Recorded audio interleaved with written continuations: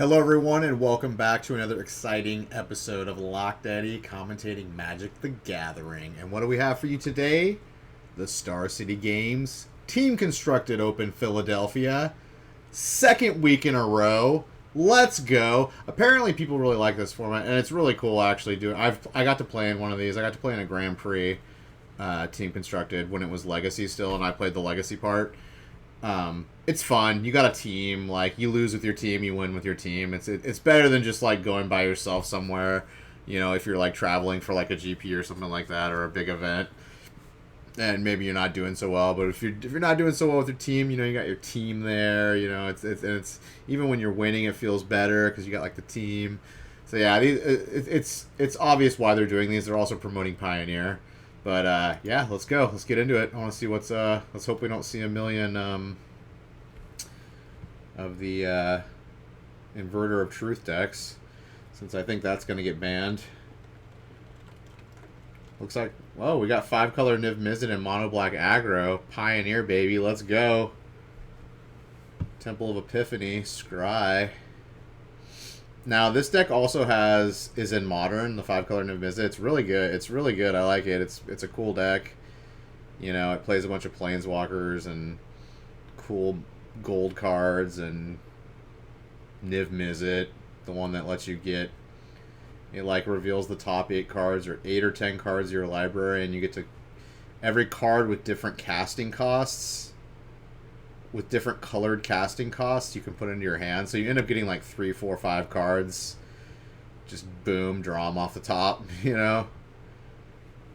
Or put them into your hand, rather. Alright, this is mono black aggro. Okay, this is the deck that I wanted to build initially, but I knew Thopter or Smuggler's Copter was going to get banned because the card's just too good. And I was wondering if this deck could run without it, so we're going to see how good it does without it. Oh, there's Uro. Uro the Wonder Scrub, making his way into Modern now. Really good late game card. If you don't have a way to exile him, he can just keep coming back as a 6/6 threat, which is really good. Alright, we got Thoughtseize. Then we got Scrapheap Scrounger, which is a great card.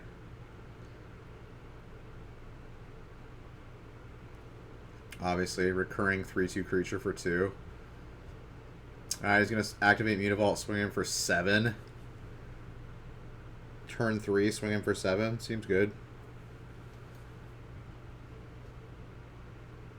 And that 1-drop guy is the 2/1 Dread Wanderer.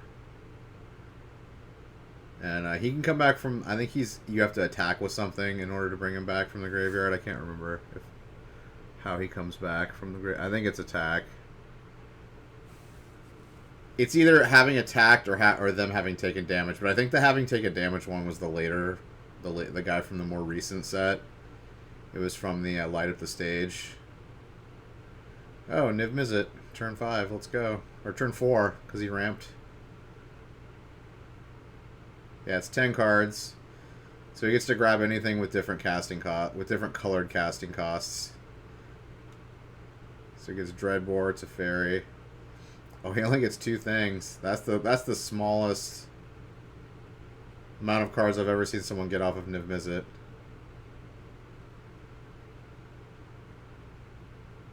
Still a 3-for-1 though. Can't argue with a 3-for-1. And it's a giant creature. It's like a 6/6 flyer. A little roadblock.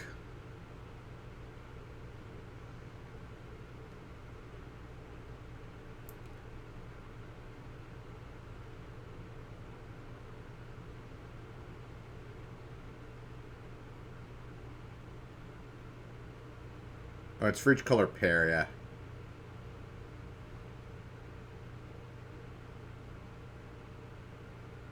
Yeah, sweet picture, too. What a sweet picture. Like, colors all bouncing off him, like energy waves. Like, what a beast. What a beast.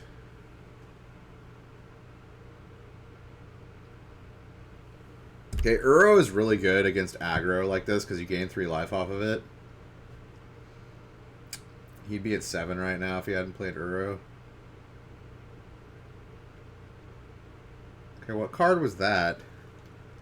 That was some removal. I don't know what card that is. Bring to the Underworld? Is that a new card? That must be out of the new set. I don't know what that card does. Unfortunately.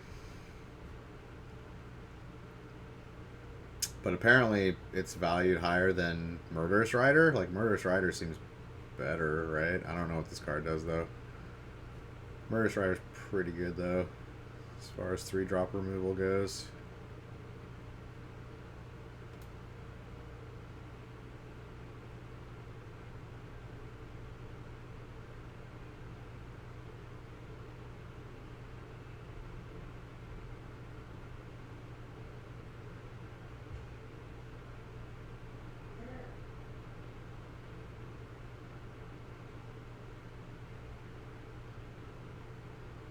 Alright, there's Bloodsoaked Champion. Scrap Heap.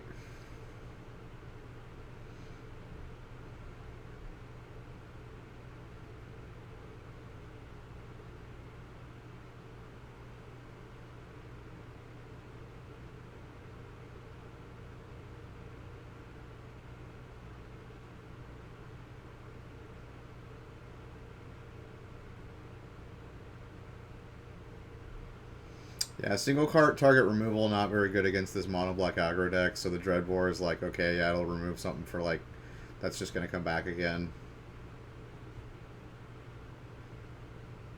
He's got Nahiri in hand, okay. So I think the play here is Nahiri and Dreadbore. Maybe.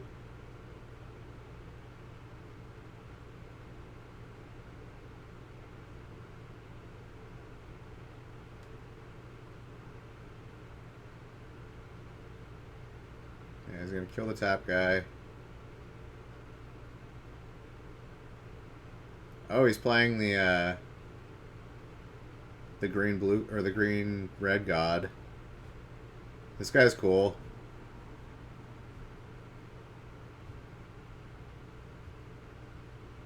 He exiles a card out of a graveyard every turn, and if it's a land, I think you produce a red or a green, and if it's a non-land, they take 3 damage, I believe, is how it works. So this card's got like some inevitability on it. Like, people have been, you know, mulling around the idea of putting this in like burn and stuff, burn type decks. Because he's kind of like a mini, what's his name? What's the old Is It God? The 5-cost one, who like lets you draw. He like you like reveal your top card, and if it's a non-land, you deal 3 damage, and if it's a land, you draw it. So it's like it's better. It's a better effect than this guy's effect, but this guy's effect still seems pretty good. Yeah, so he's gonna deal 3 to his face.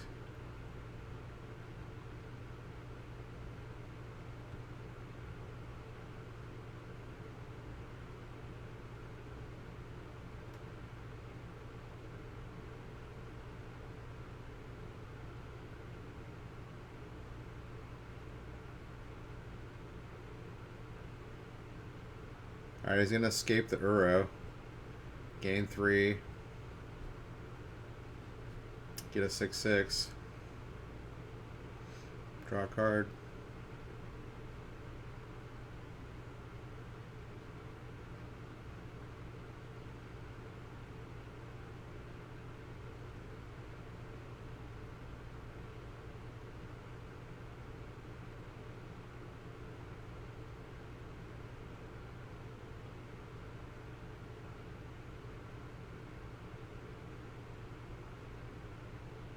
Dreadbore, one of the scrap heaps. Okay, he doesn't have a creature to exile now, so the scrap heap's not going to come back yet.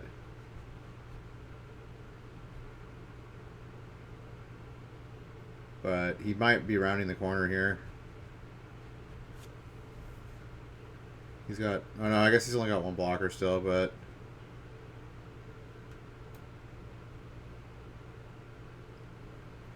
Okay, this was a heads-up play. He blocked the Mutavault, so he can't bring back the Scrap Heap Scrounger. But he's got 3 attackers again, and he just lost his Uro. Probably going to lose this game.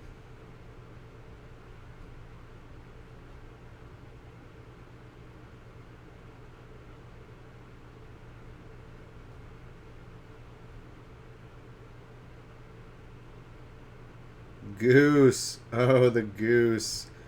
The goose. Alright, he's still in this. I mean, he can gain 3 off the food. Take 7. He's probably not going to let the goose die.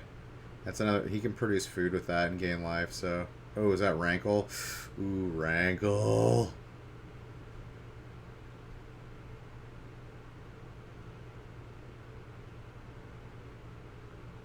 Okay, I guess he's choosing not to just block.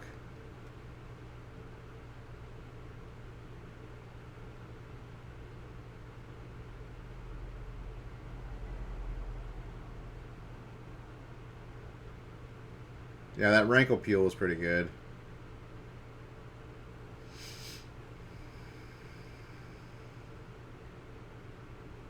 Okay, Drew Nahiri. I think he's just dead on board, isn't he, though?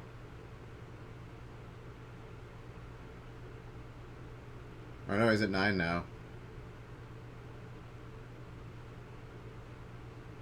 Oh, top deck's another Rankle. Ugh. Okay, he's gonna go to 1.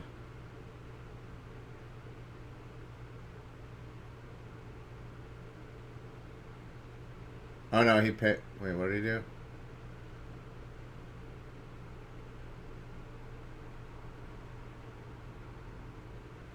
Maybe the life totals were messed up. Oh no, he did the Rankle ability. Everyone loses a life and draws a card. Okay, that was the last point of damage. For show. Rankle's awesome. I love Rankle. Rankle. Rankle the Prankle. Alright, what do we got for sideboards?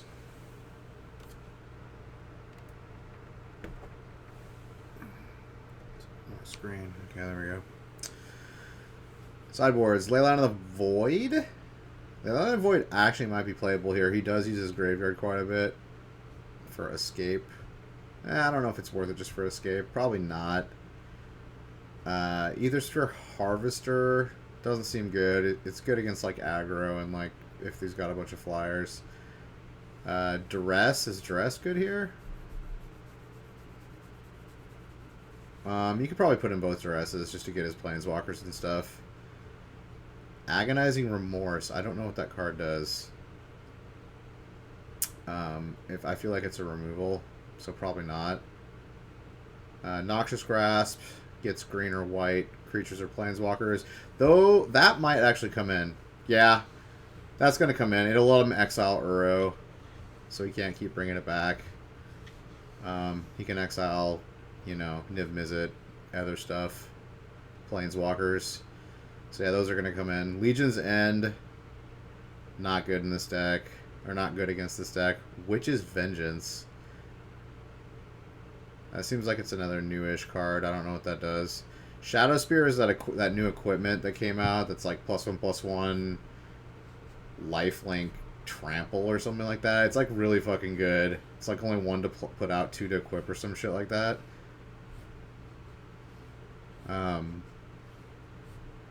Again, that's against like aggro-y, burny type decks. Not really for this matchup. So I think just the Noxious Grass and the Duresses are going to come in here. He might bring in Leylines. I'm not 100% sure. It seems like it's not good enough to me. Yeah, because he has Rest in Pieces in his, so he doesn't really care that much if his graveyard gets shit on.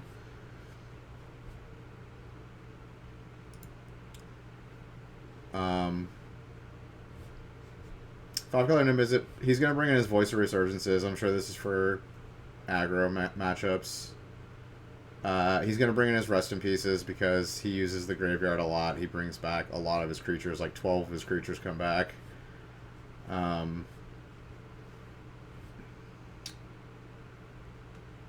Thought Season, Thought Erasure. Those probably aren't good. Campbell.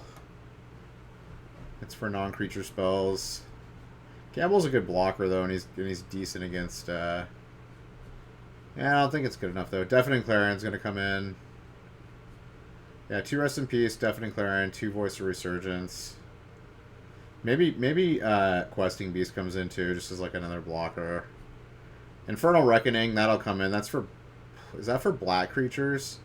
I can't remember what this is for. It's either for black creatures or colorless creatures, and you gain... And the caster gains life equal to the casting cost. So if this is for black creatures, it's coming in. If it's for colorless... Actually, if it's for colorless, it might come in, too. Yeah, this is probably coming in. Life gain plus removal. Yeah, it's good. It's like a reverse Swords to Plowshares.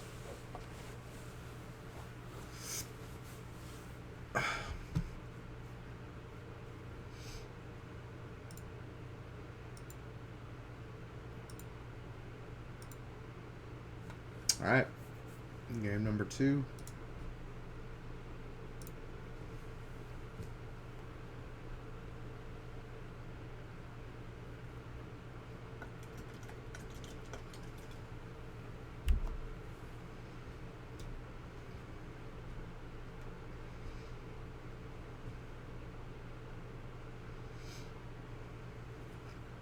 Oh, he did bring in the Thoughtseizes. Or no, those were already in the deck. What am I talking about? No, it's the Niv Mizzet deck that isn't going to bring in Thoughtseizes against an aggro deck. He doesn't want to take damage. Alright, so his choices are Nahiri,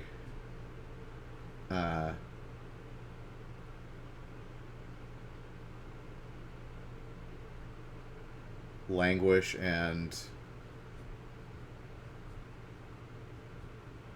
the new 3-drop god. Okay, so he's going to take Nahiri.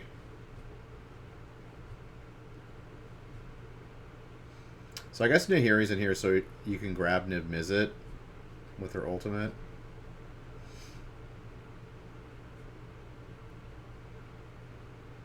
And you can, like, you know, destroy tap creatures, artifacts, and enchantments, I think she can kill.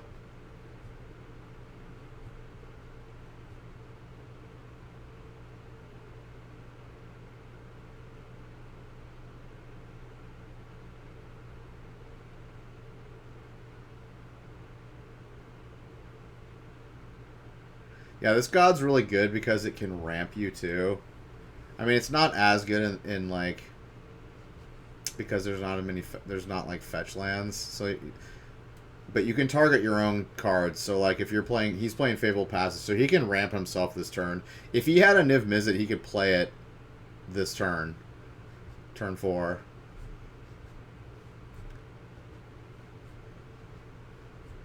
All right, Thoughtseize gets the Languish. Bloodstained Champion. Okay, Bloodstained Champion is the one with Raid. Yeah, Raid's the one where if you've attacked. And then the other guy comes back if the opponent's lost life.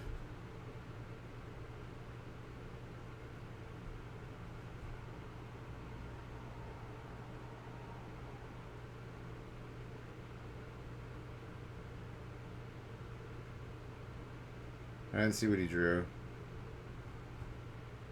He might have all lands in his hand, actually. That's Rankle.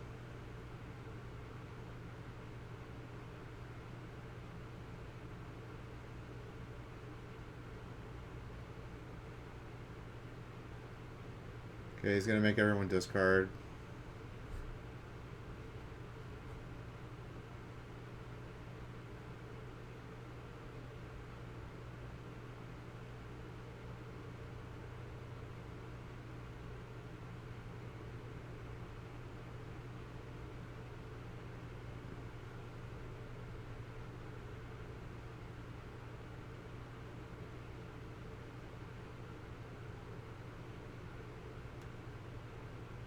Alright, he's got Niv Mizzet.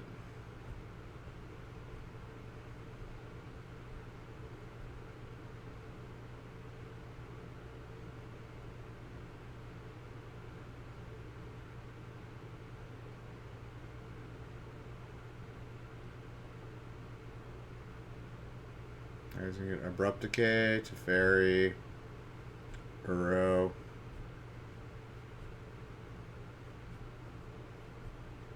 Three cards, still not bad.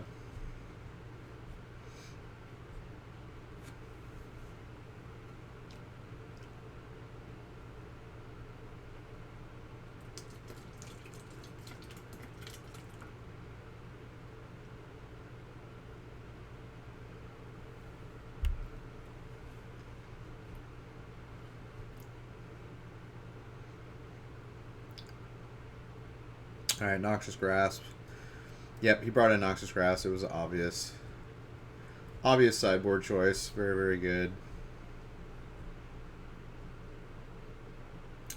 Alright, Noxious Grasp does an exile. So not as good against Uro, but still good.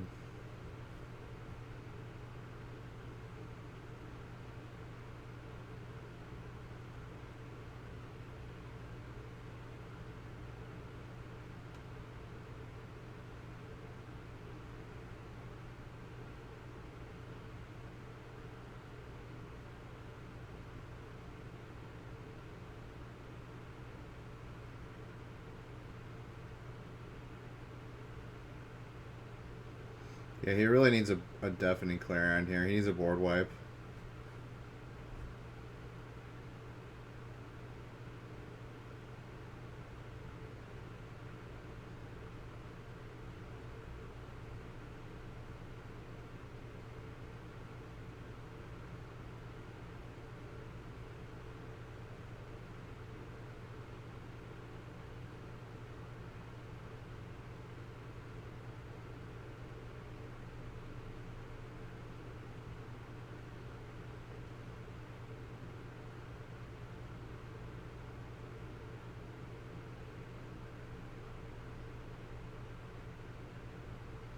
I feel like it's kind of board wipe or death here.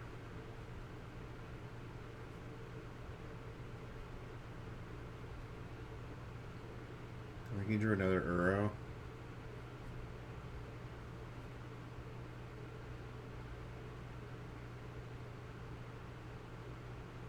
Yeah.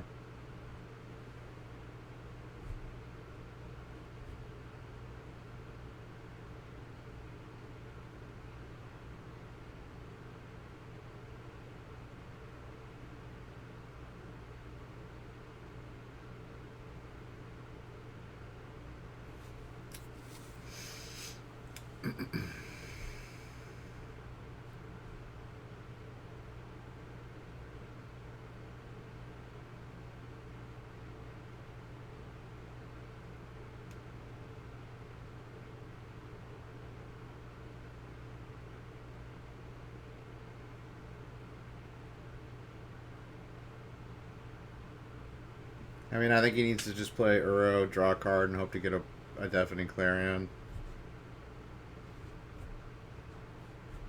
I think that's his only out here.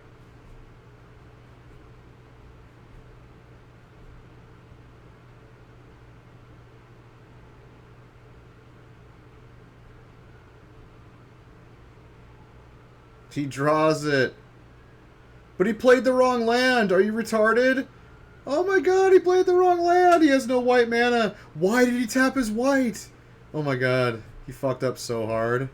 He fucked up so hard, bro. You had the fucking out. Yeah, shaking his head. Oh my god, you fucked up so hard. Why did he leave black? Like, he didn't need the black mana. Like, what? Bro.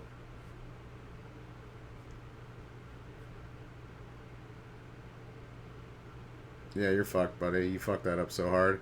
He should have tapped...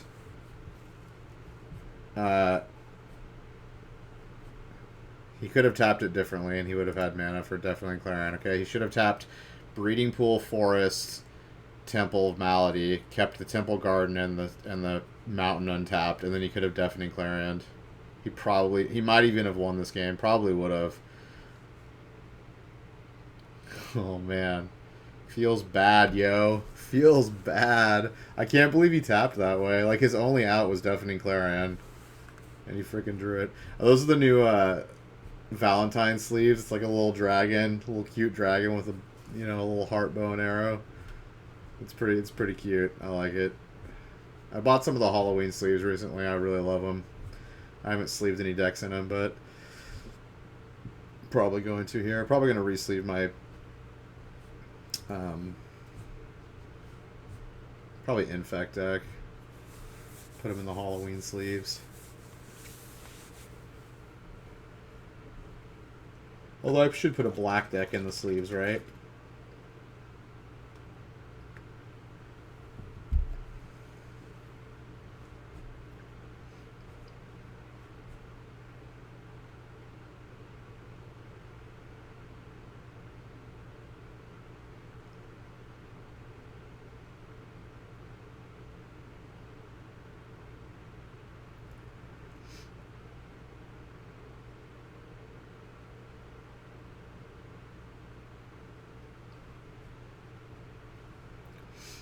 So this is Mono Red versus Teamer Reclamation in Standard.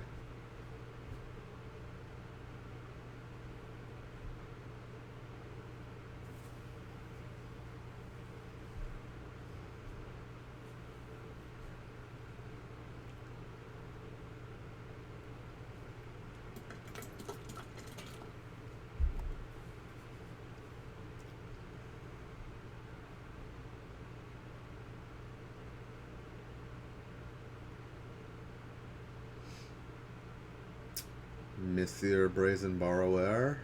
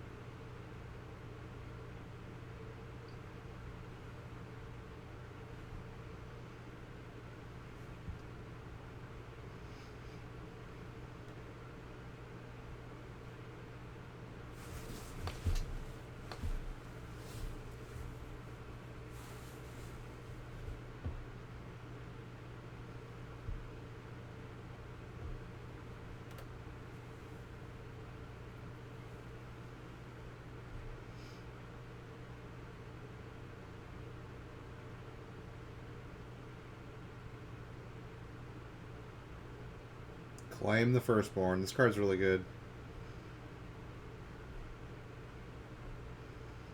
Alright, he had enough damage. Nice. 2-0-2-0. Looks like aggro's cleaning up.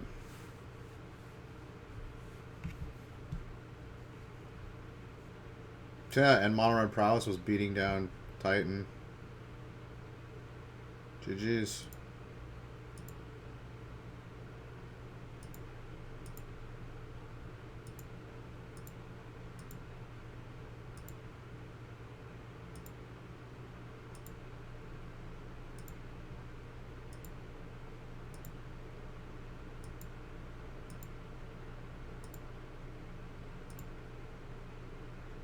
Round number 2. Uh-oh. Inverter. Oh, at least Ross Merriam's on Bant Spirits. Nice.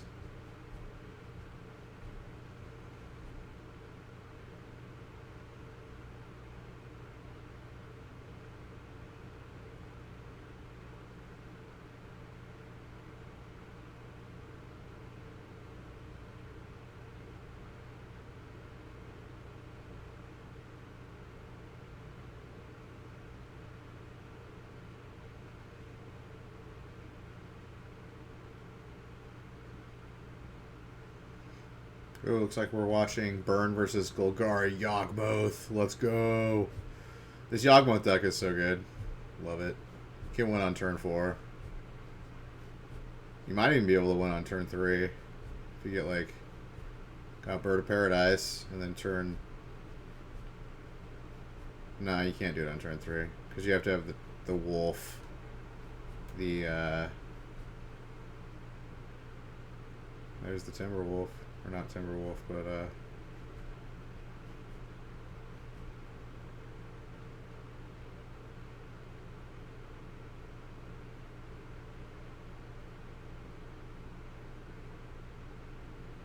yeah, and then you need the what's it called? The 3-core black dude. And then you need Yawgmoth to do not infinite, but a lot of damage.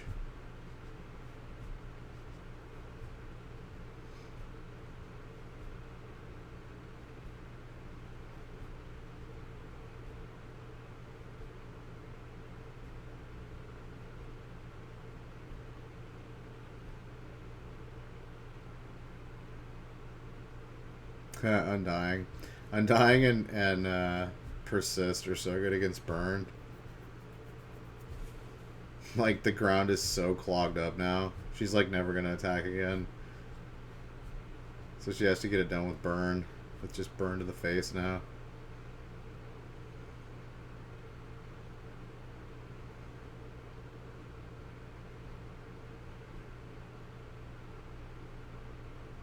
There's Boros Charm.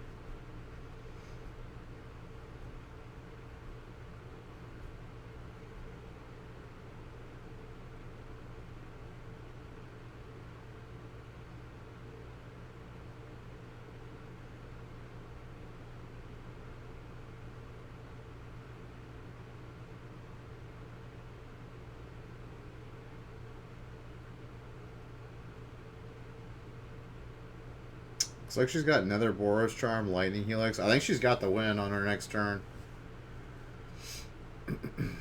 So I think Golgari has to go off right now. Which I don't think they can.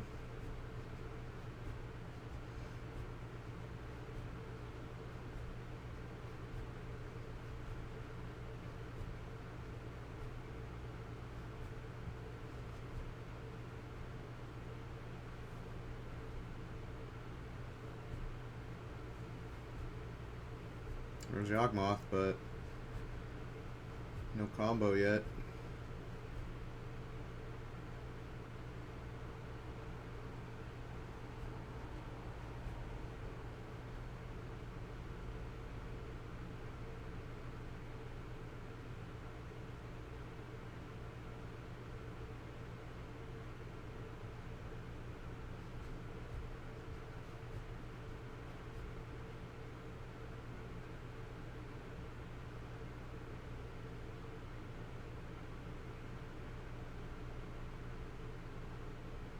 Yep, Boros Charm, burn, burn.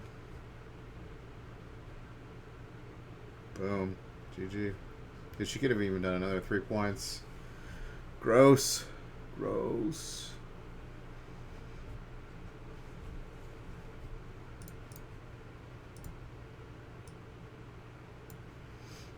Alright, let's look at this spicy sideboard. Alright, burn is going to bring in... what? Path to Exile ×2. Definitely good against Undying. Searing Bloods? I mean, Searing Bloods kill Mana Dorks pretty good.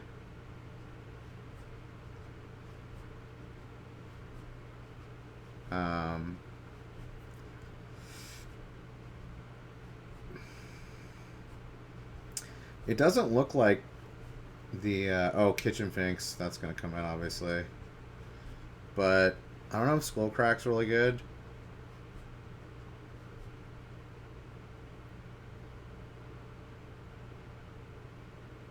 I mean, there might be, this might come, I don't think Skullcrack's good enough to come in. You got the infinite combo with Kitchen Finks, but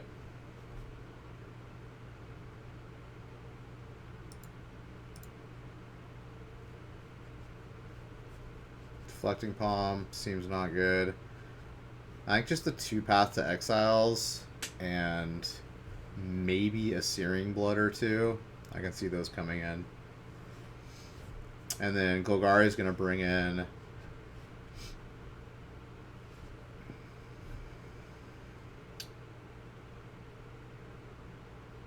Thrashing Bronodon's really good against burn.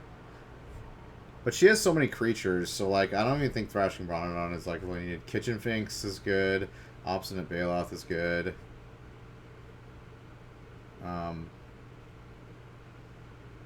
Abrupt Decay, maybe, to deal with a creature. But again, she's got so many like recursion creatures that like she can block with and just like come up the board with. Maybe just these 3 cards. Kitchen Finks and Obstinate Baloth definitely come in. Abrupt Decay might come in also. Veil of Summer is no good. I mean, Veil of Summer you can give yourself Hexproof. So it's basically like gain 3 life for like 1 mana, but I don't think that card's good enough to go in against it without drawing a card. Without being able to draw.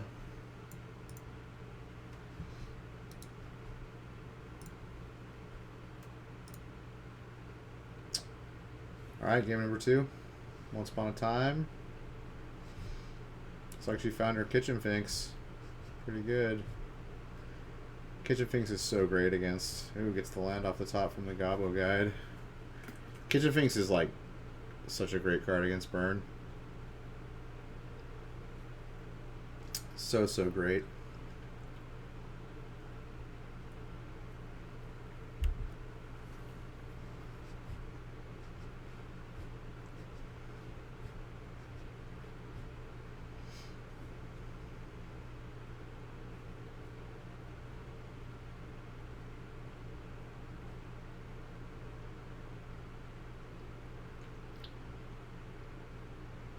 Wall of Roots.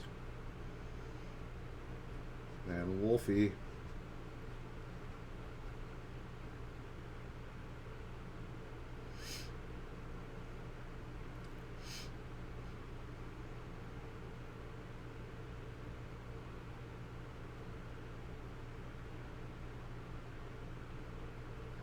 Blood Artist. Oh, Blood Artist is a drainer too. Yeah, this is not looking good for burn so far. For sure. Okay, so rich. Oh no, that's Searing Blaze. That's Searing Blood.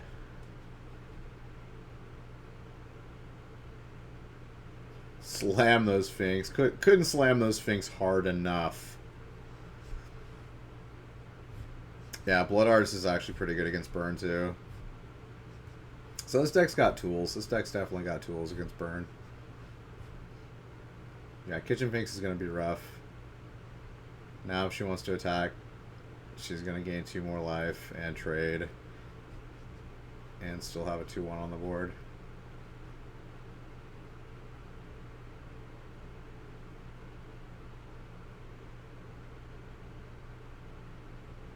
Well, she's got a handful of burn.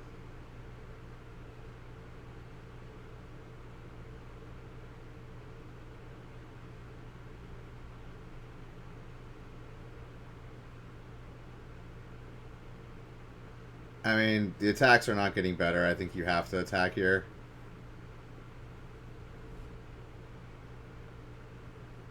If you want your creatures to do anything, you have to get that Finks off the board. Okay, why are you even playing Goblin Guide if you're not going to attack? That was just a bad play.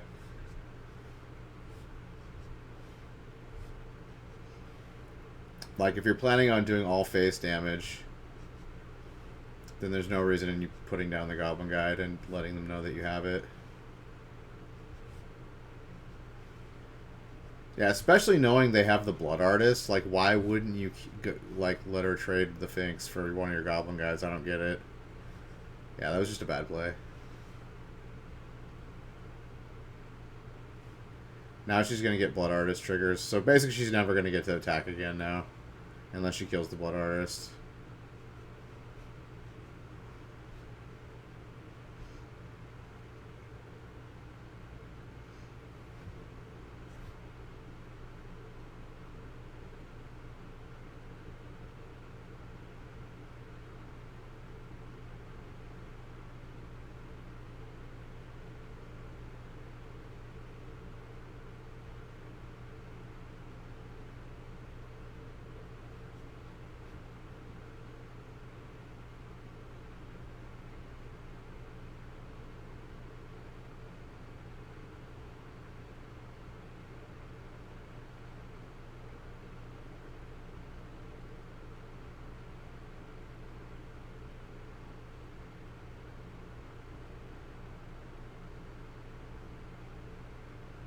Cavalier of Night.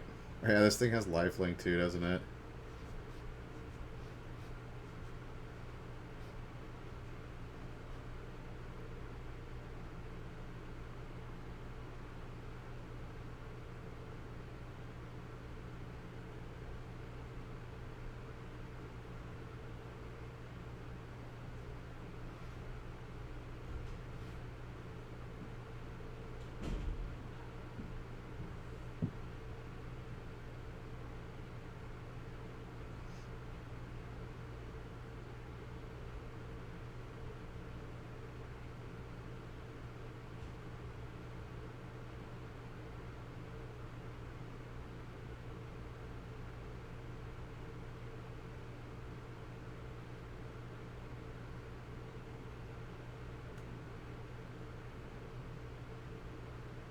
Yeah, she's just like all kinds of dead. There's like no way she wins now.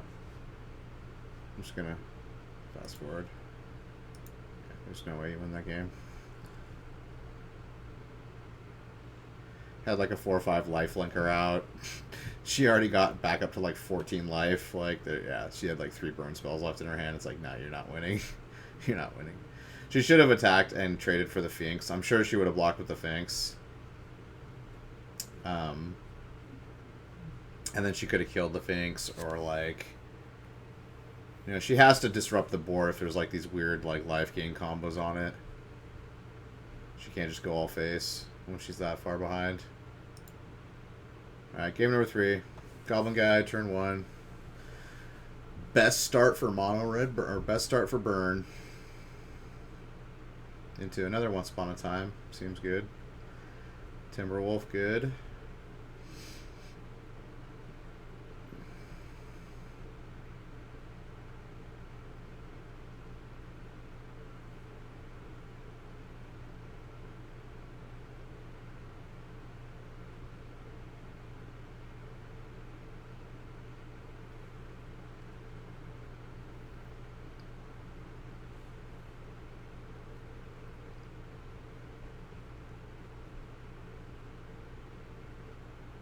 Eidolon, also good. And then she's not attacking. Why wouldn't you attack?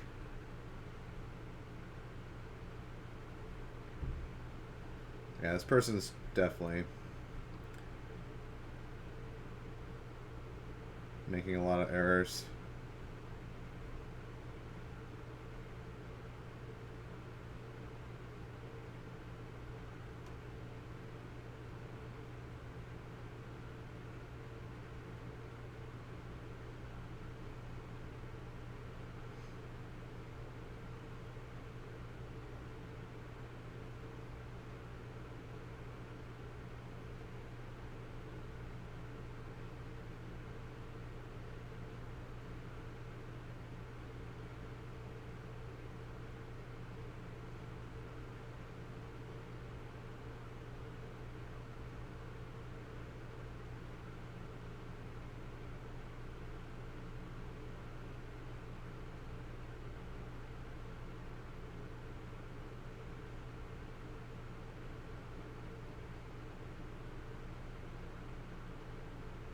Alright, Aaron's hand doesn't look very good. What's that? Wall of Roots. Another Timberwolf.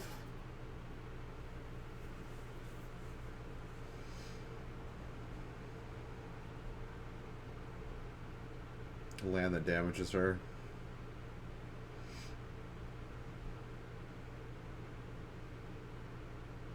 Yeah, Bird of Paradise and Wall of Roots seems bad.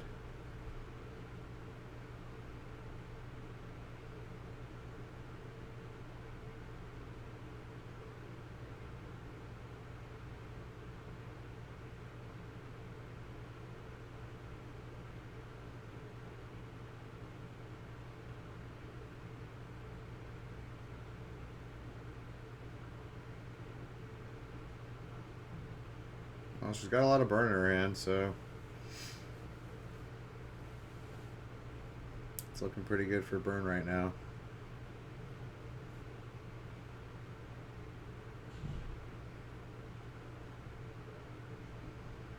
Yeah, fetch land's not good.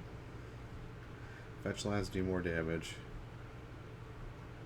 Yeah, she's gonna have to start attacking. Doing something. Yeah, anything she casts here that's not 4 or higher is just gonna make her lose, so Aaron knows. She's in a bad spot. She needs like Yawgmoth. Or Kitchen Finks.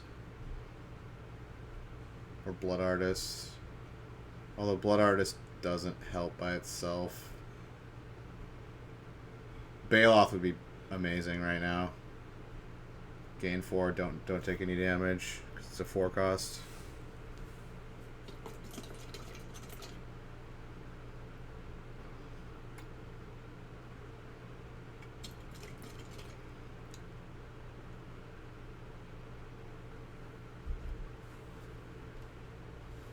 Other hand is stacked. I don't even know if it's gonna matter.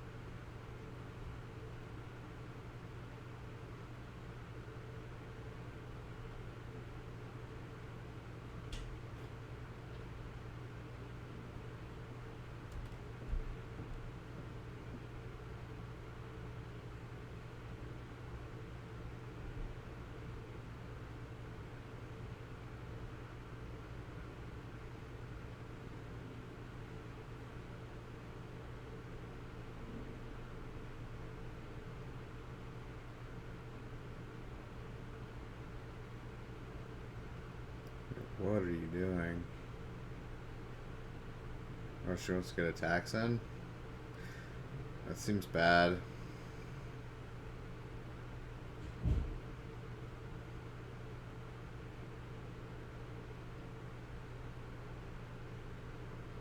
Oh wait, maybe she just has the win right now.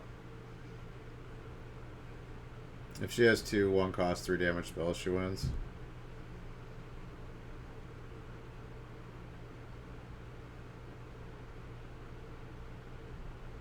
Ooh, Dryad Arbor.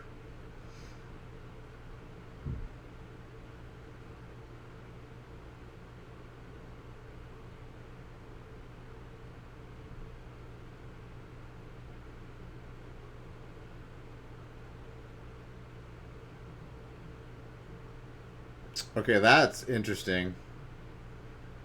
Like, obviously she did this attack because she's got 2-3 damage spells in her hand. That's actually surprising that Aaron blocked that way. I mean, I guess she realizes that, like, she has to get Island off the board.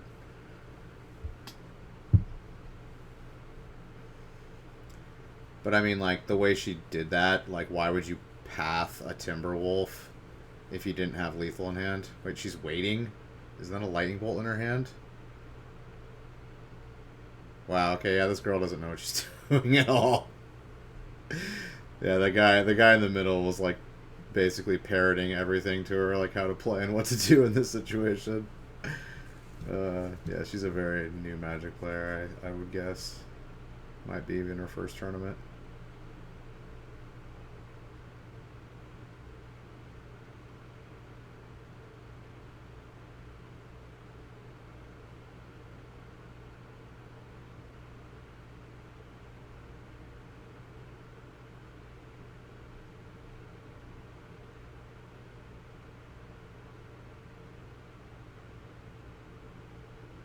Alright, we got the final match.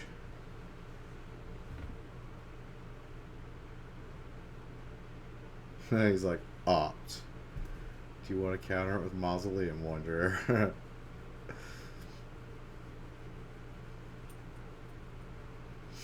So maybe Advanced Spirits is like a natural enemy of this Dimir Inverter deck.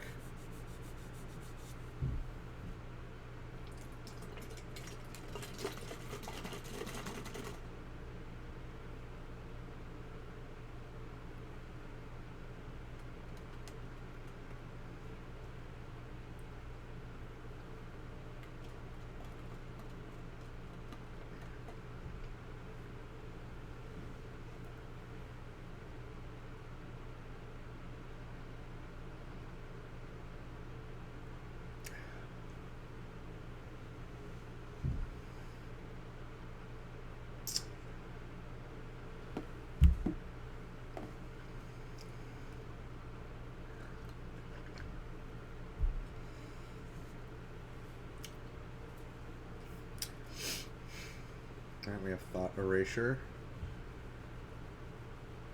Rest in peace.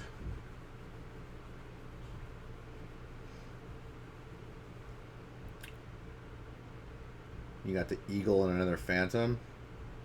I think you take the Eagle here, right?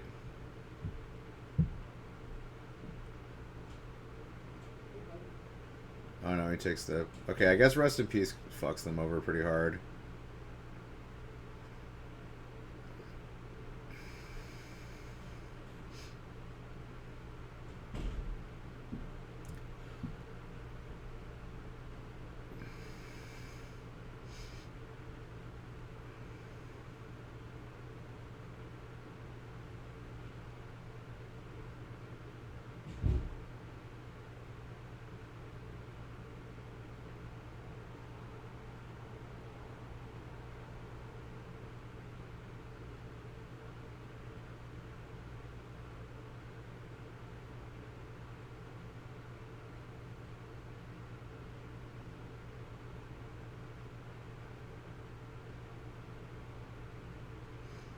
Alright, he chooses to play the Phantom instead of the Empyrean Eagle.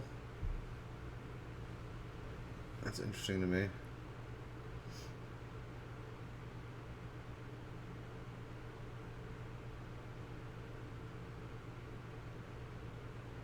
Oh, because it's Spectral Sailor, okay.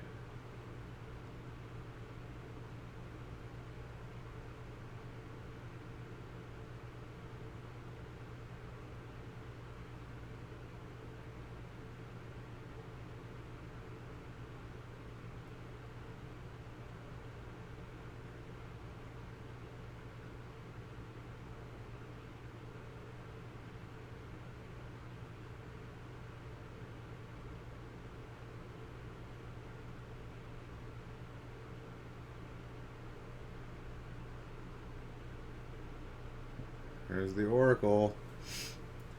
Alright, game 3.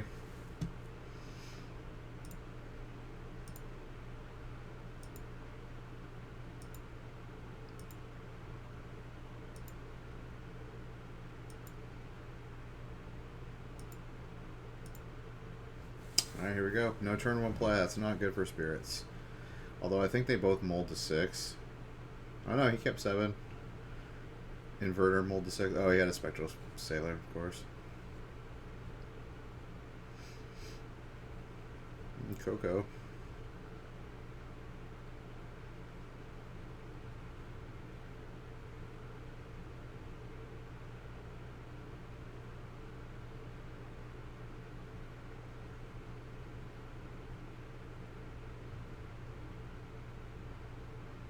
Mr. Rattle Chains.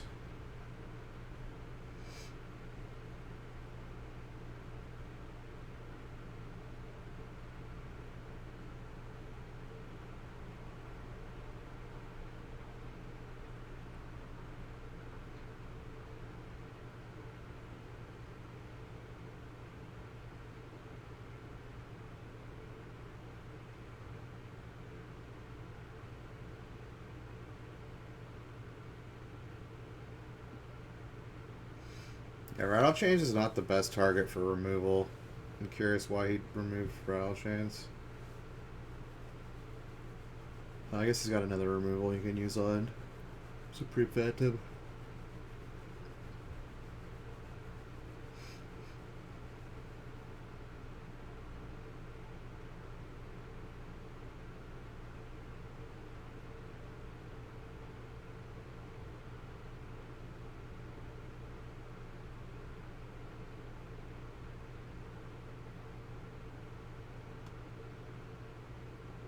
If Ross draws a land here, he's sitting pretty... Oh, baby. Let's go.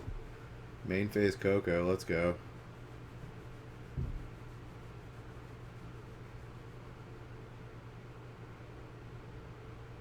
He's not main phase Cocoing? Okay, that's... I guess he can do it in response to hand destruction. I still think he main phase Coco though, because you can. Oh, maybe he's gonna. Maybe he's trying to use it reactively to get a spell queller. He can spell queller the inverter. Is inverter a cast trigger or is it an ETB? I kind of want to look that up.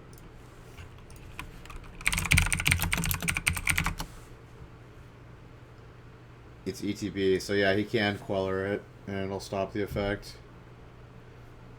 That's probably what he's thinking.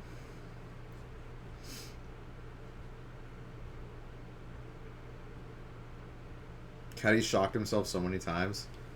He's taking 8 damage from shock. And he's got the inverter, so yeah, he's going to go for it.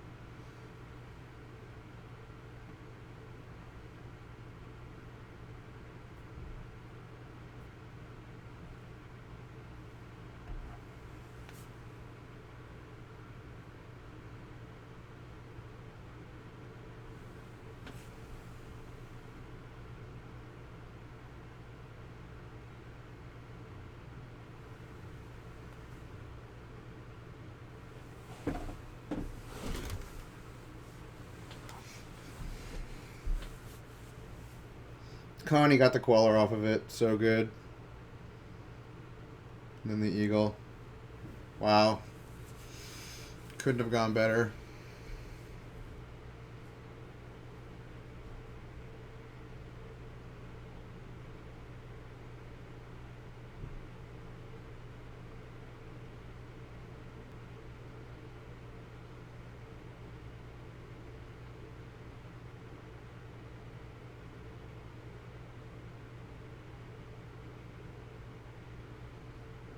Yeah, there's nothing you can do at that point. GG's.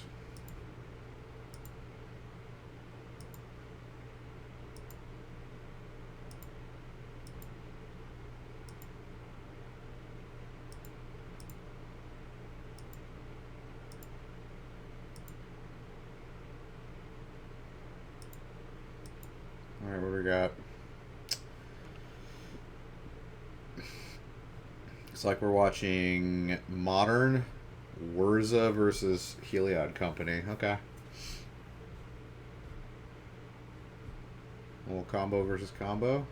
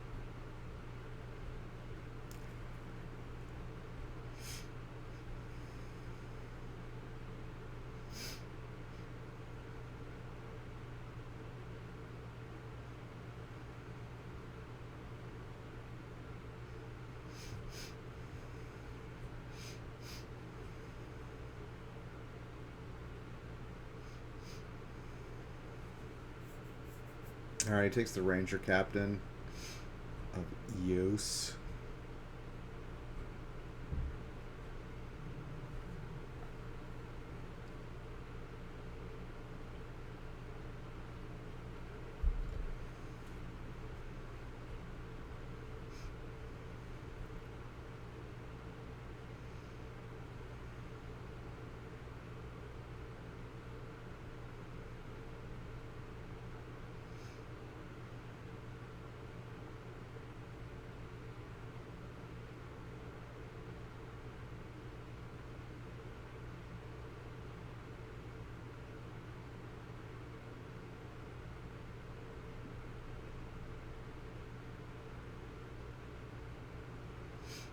Alright, finds Devoted Druid off Once Upon a Time.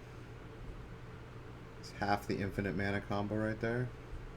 Throws out Hierarch.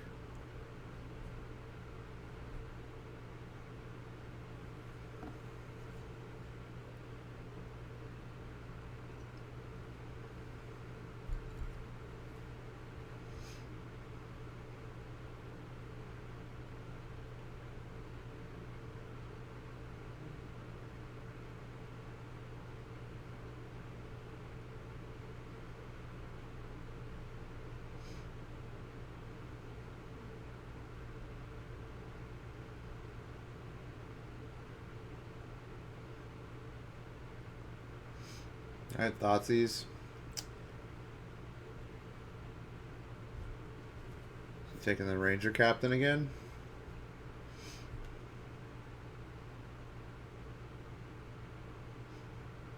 He is.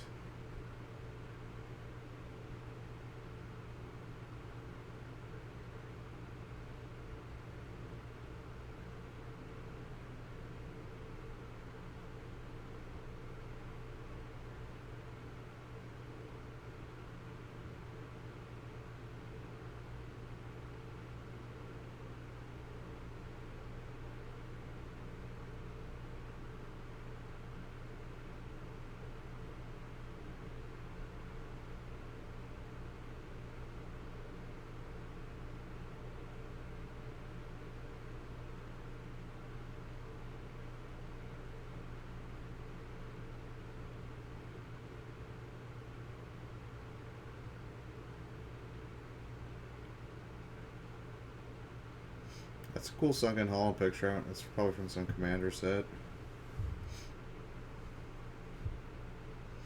Pretty dope.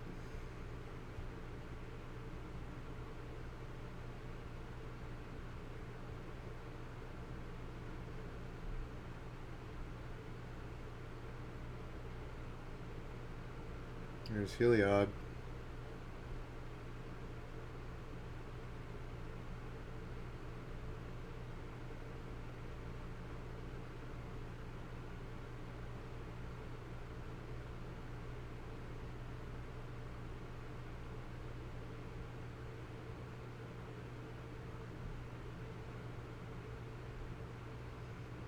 Alright, it counters the Spike Feeder. What set did Spike Feeder come out? I must have gotten reprinted. I feel like the original printing was before 8th edition. Must have got reprinted in 8th or 9th.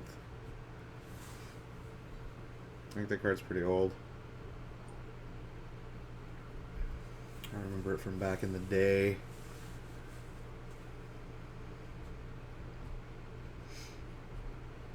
Yeah, it was in the Recurring Nightmare deck. It was one of the toolbox creatures in the Recurring Nightmare deck. Still a little life gainer.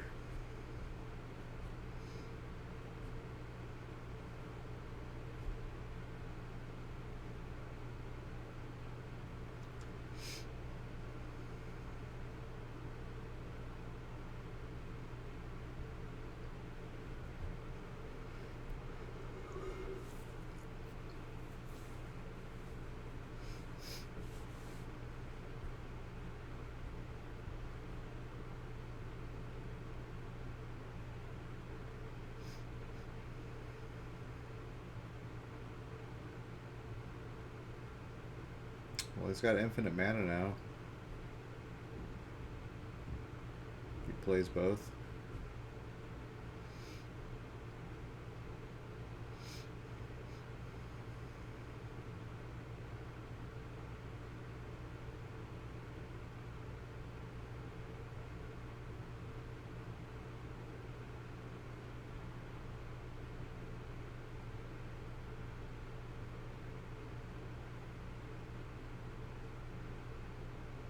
This is pretty crazy. I haven't seen, there's been one artifact scene in this Wurza deck. They're like all artifacts.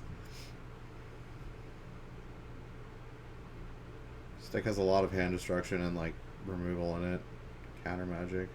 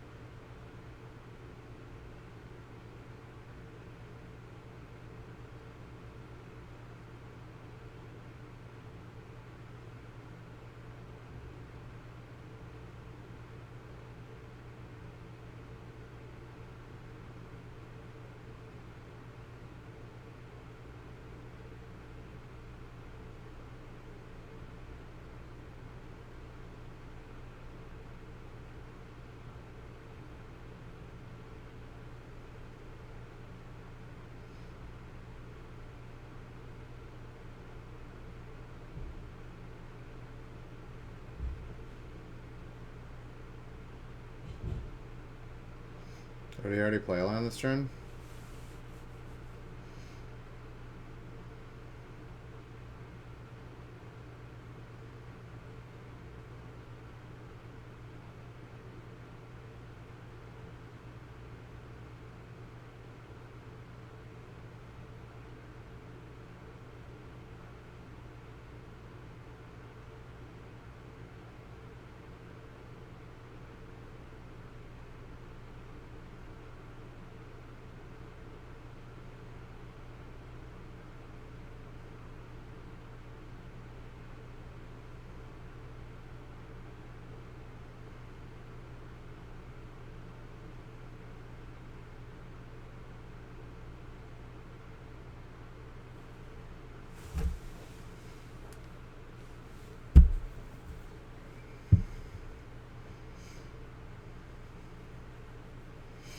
Alright, that Noble Hierarch's getting pretty beefy. Swinging in for 3 now. With the trigger.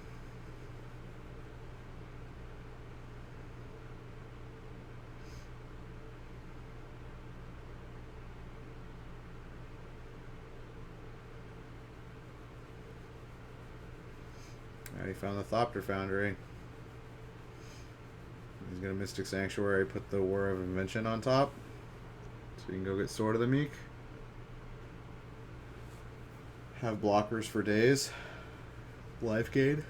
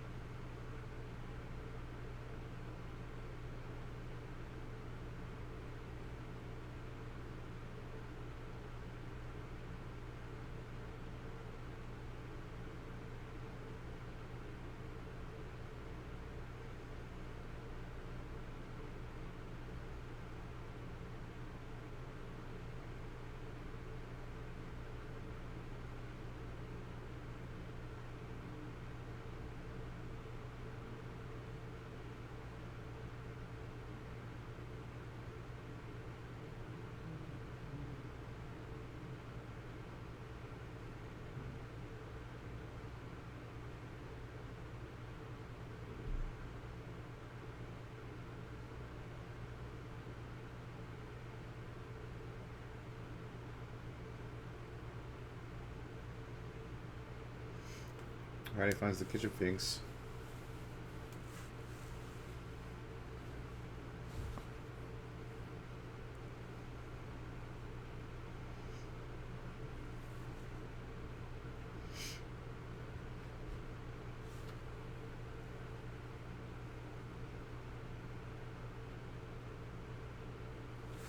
He can't get infinite life yet. He needs to have a sack outlet.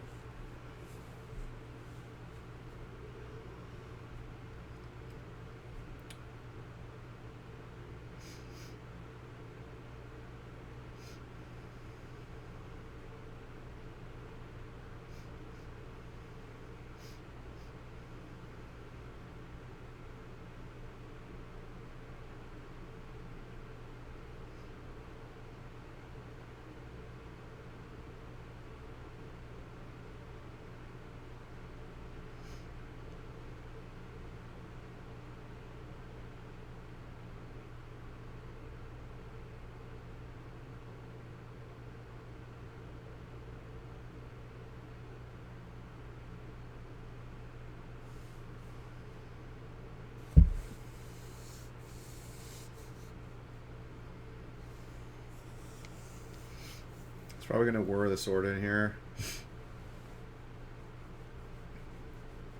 Make a Thopter.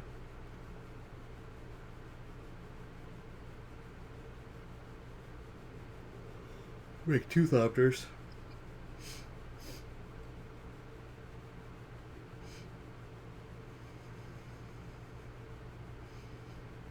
Team block the Vizier of Remedies.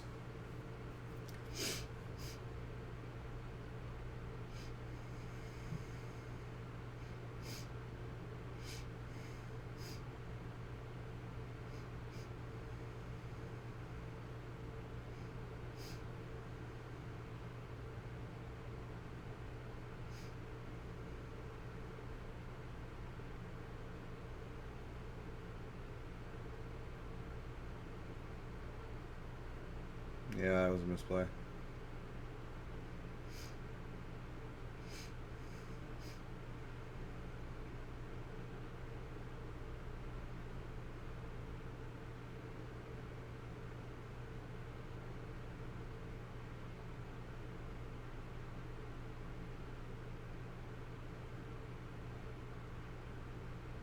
Should have attacked just with the Anointer.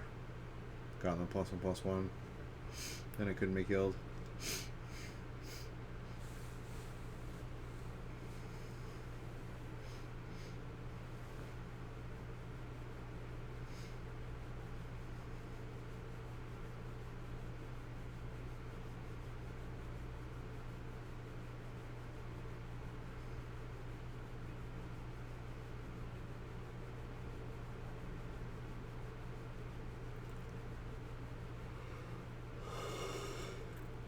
Ah.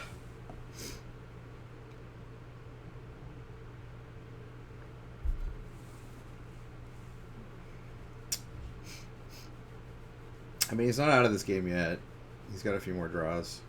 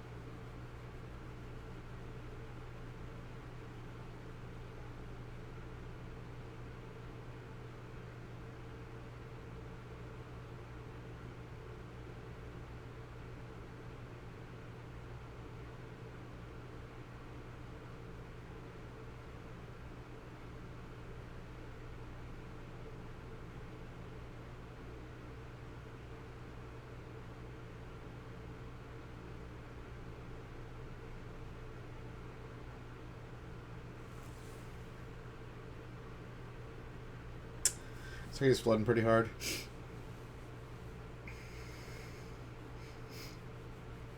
Yeah, he needs to draw.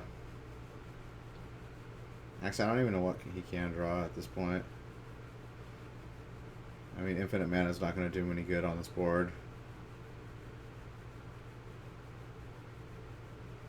I mean, he can make his creatures infinitely big with Heliod, but like... Actually, you can't even use Heliod because you need white mana. Don't you? Put a counter on something. Yeah, he needs like 2 top decks. I think he's going to be dead faster than that.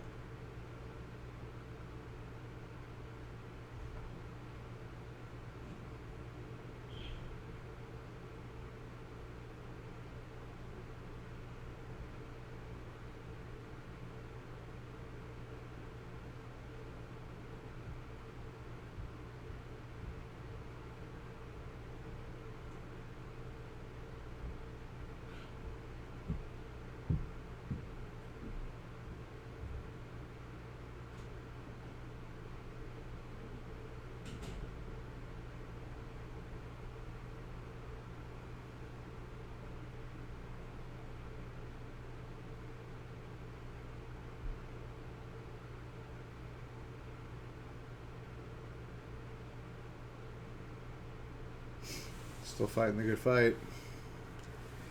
Fighting the good fight, yo. Ugh.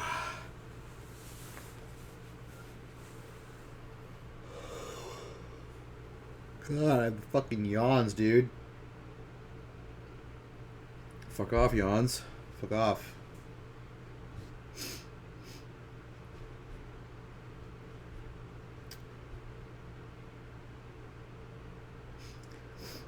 I think he's got 1 draw step, but I don't think he can do anything with it.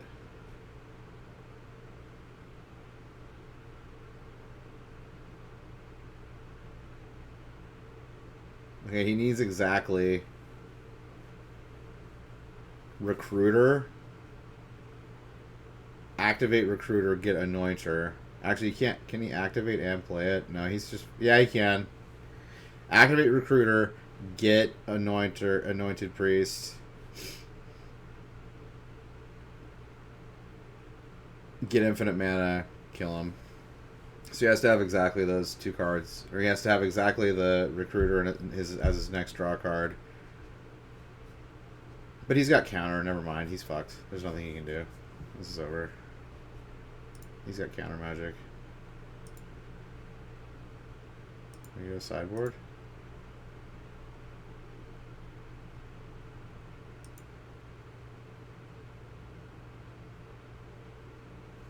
I guess we're going over to the standard.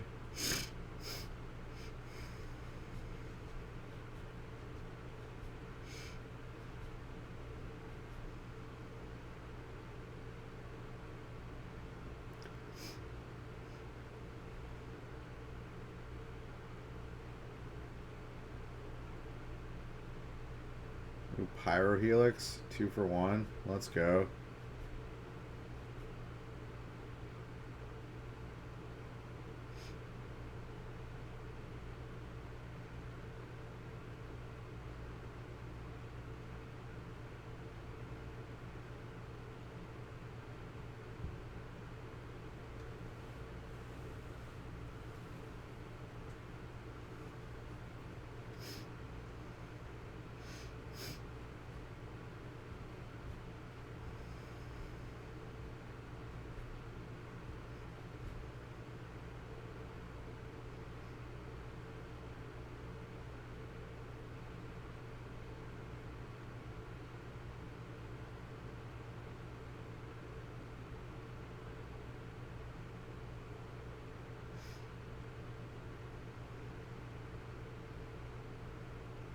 Oh, he's got a land. He's got one other land at a.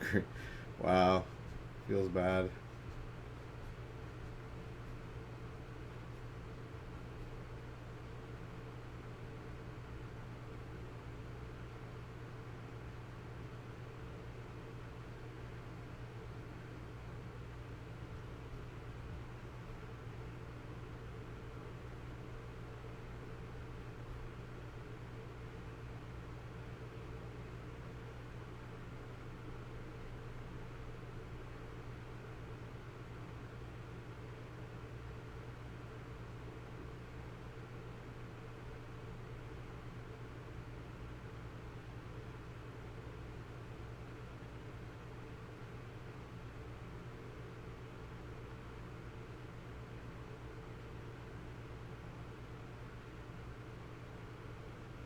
Wow, he draws another land.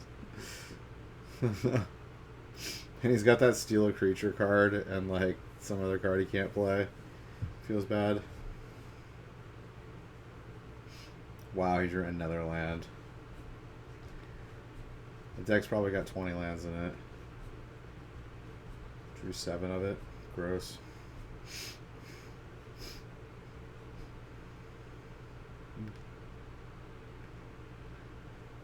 Gadrick. Or Gadwick. Gadwick. Gadwick.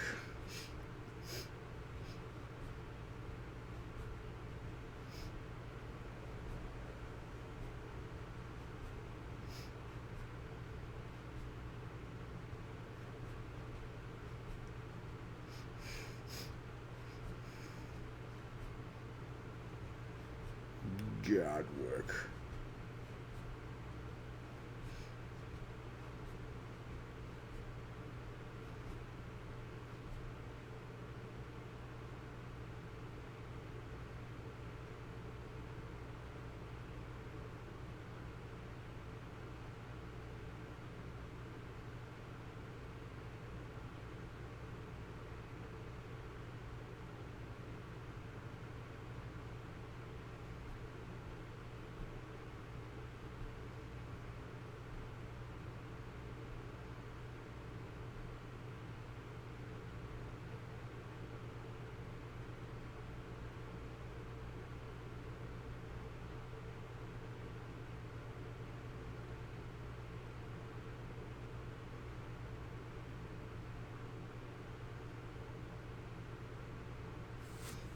I already found Bone Crusher and Steamkin.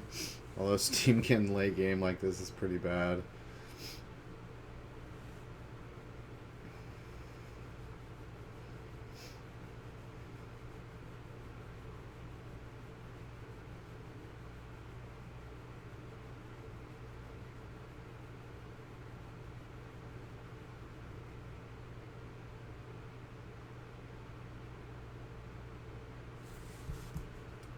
I don't know what just happened there. They like misplayed or something. Alright, going back to the other game. I don't know why they went to the standard game there anyways.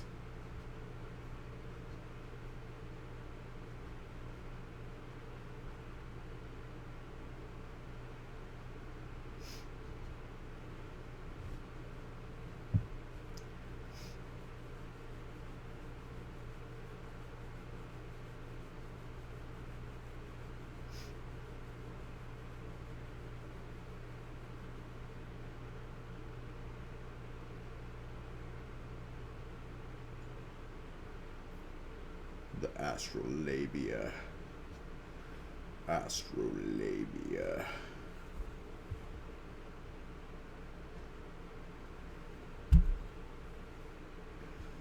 He has no turn 2 play or turn 1 play. Seems bad.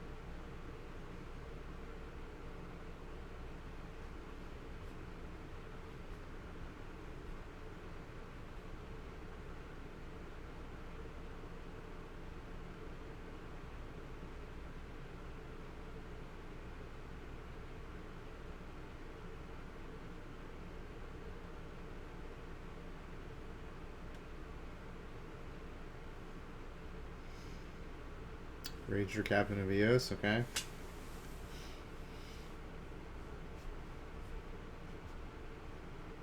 Caustic Caterpillar. Let's go.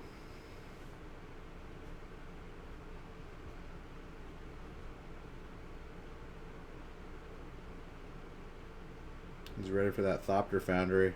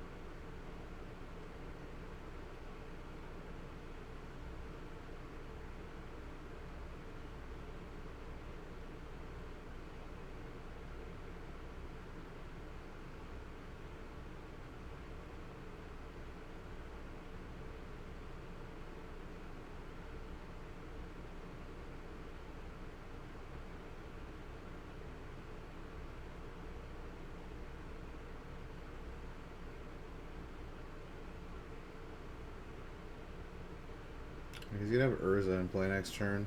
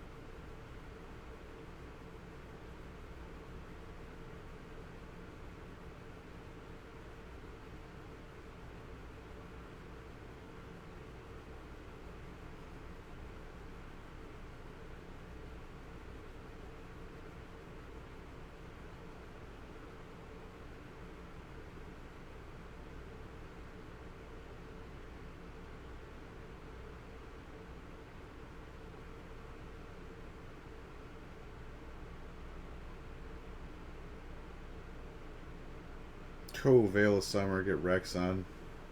So good. Dude, Veil of Summer is such an awesome card. Anytime you cast Veil of Summer, 2 for 1 your opponent for 1 mana, feels fucking grand.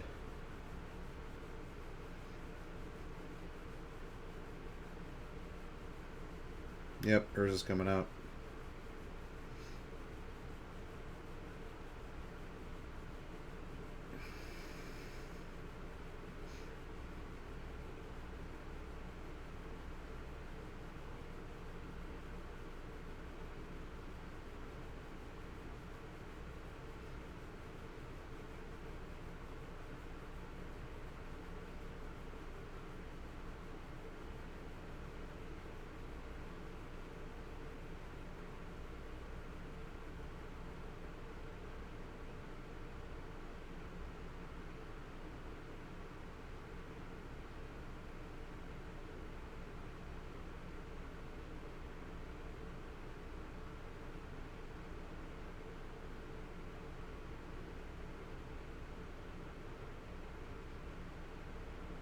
Alright, just takes the 4 from the Ranger Captain.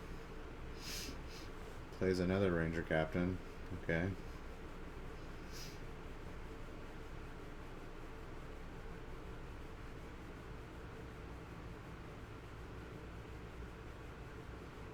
Finds Viscera here. There's a sack outlet.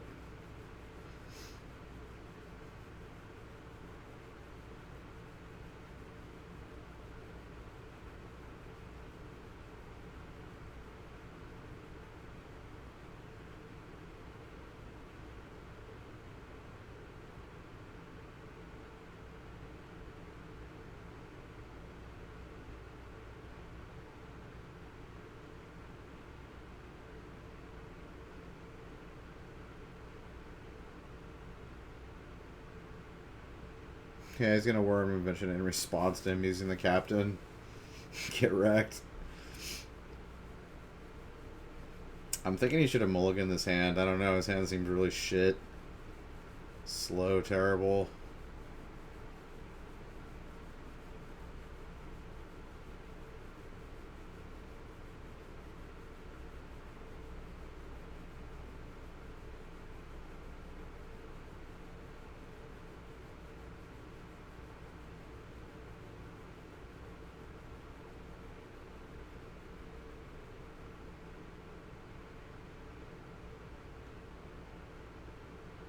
So yeah, he makes infinite.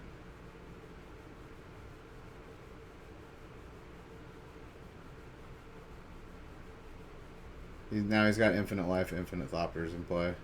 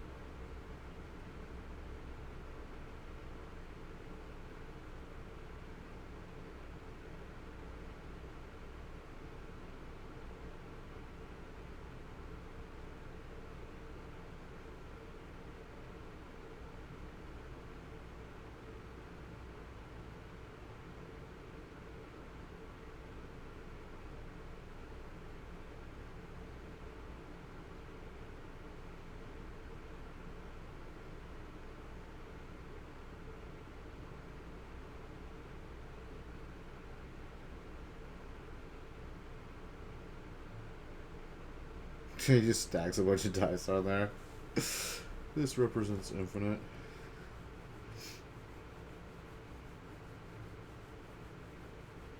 Yeah. You did. You kept a really crappy hand, dude. It's like double Ranger Captain. Like, he had like a bunch of like 3-cost stuff in his hand. No mana dorks. No parts of the combo.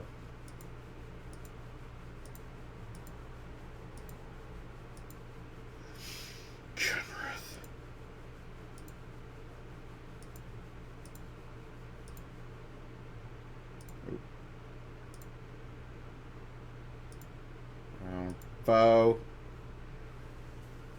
We got Amulet Titan versus Dimir Warza. God, they need to just kill this stupid Urza deck. Fucking ban Urza. Card is shit. Tired of seeing this fucking deck, dude. This deck is retarded. Don't like it. Don't fucking like it. Ban Titan and Urza. Get them the fuck out of here. We can go back to playing like good decks again.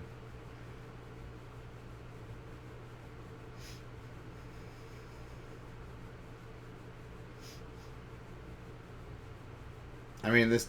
I don't see how this deck is that much different than Splinter Twin, except being more annoying and dirtily than Splinter Twin and doing like a million things on your turn.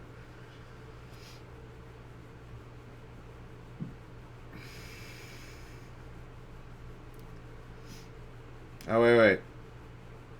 It switched it. We're watching standard. Shkamazed. Bamboozled. It's Azorius Control versus Team of Reclamation.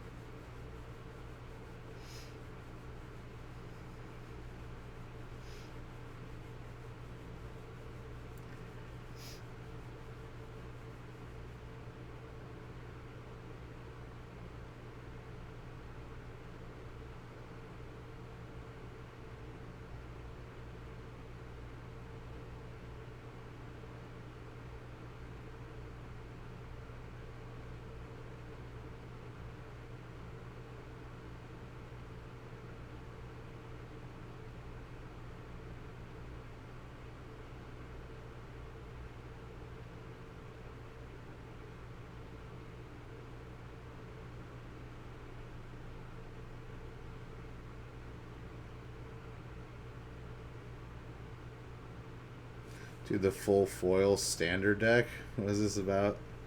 Why would you foil out a standard deck? I guess it makes more sense now. Because you have, like, Pioneer, which a lot more cards are usable in Pioneer, but...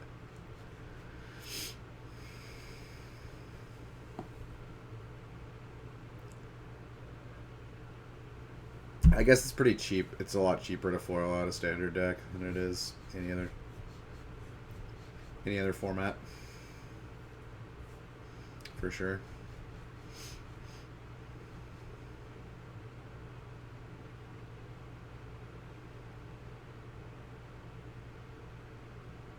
Teamer's got a whole lot of lands out.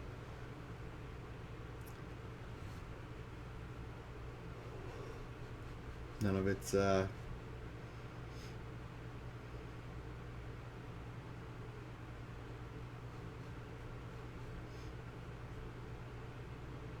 combo pieces, but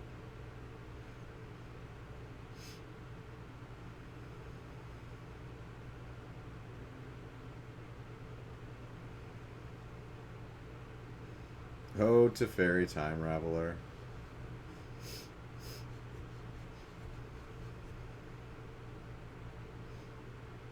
Going for the counter magics. We're gonna absorb that. Yeah, Teferi puts a little bit of a damper on things. But historically, this Team of Reclamation deck beats control decks.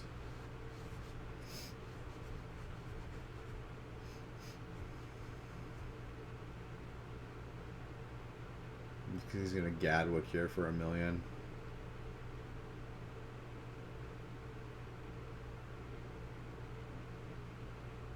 Draw 5.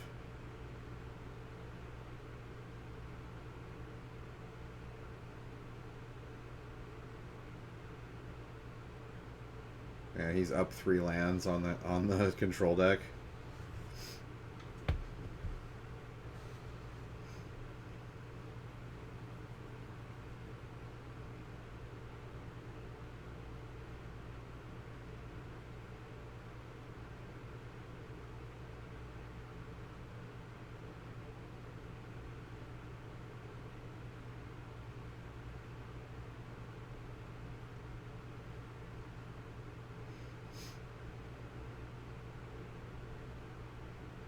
Elspeth conquers death.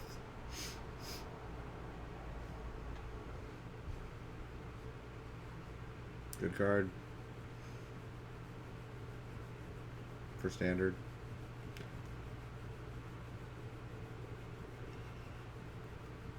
Oh, that Brazen Borrower. So good. How much is Brazen Borrower worth now? Just check that. Just check the pricing on that. Just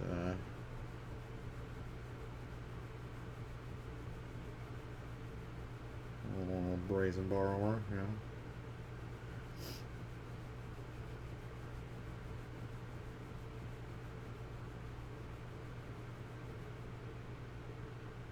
Oh, there's actually a lot of brazen cards. Brazen borrower is 25 Bonerinos. Let's see how much Oko is now.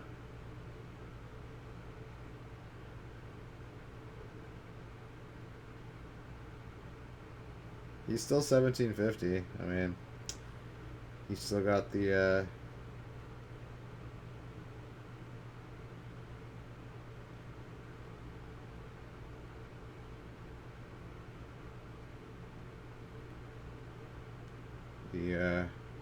legacy and EDH value. Alright, he's got Reclamation out now. This is when the Reclamation deck pulls ahead.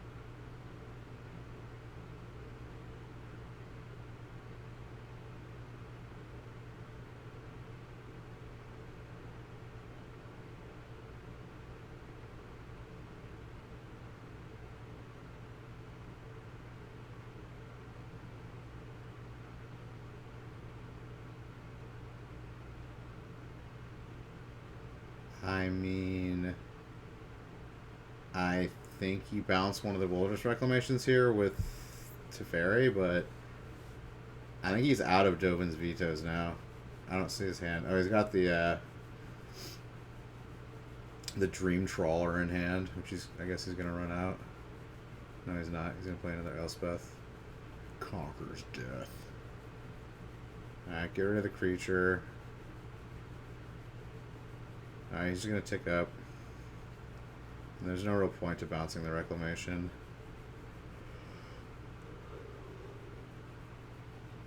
And there's two of them in play.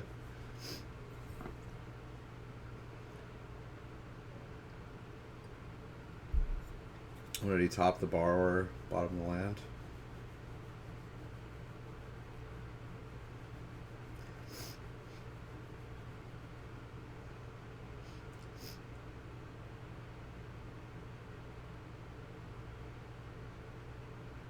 So good.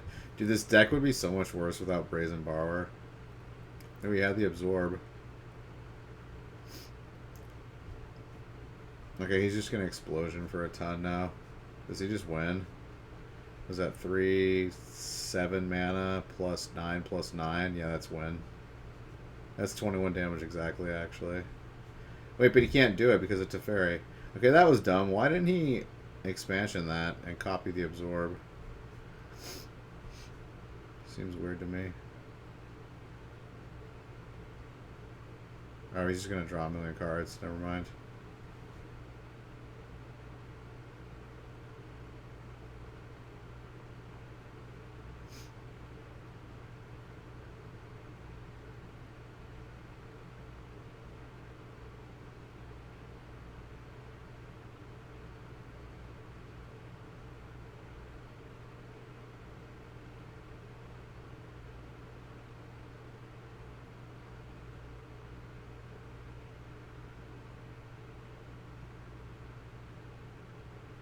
Yeah, he's just got Inevitability on his side. He's going to scry a bunch. Find exactly what he needs. Find another Brazen Borrower.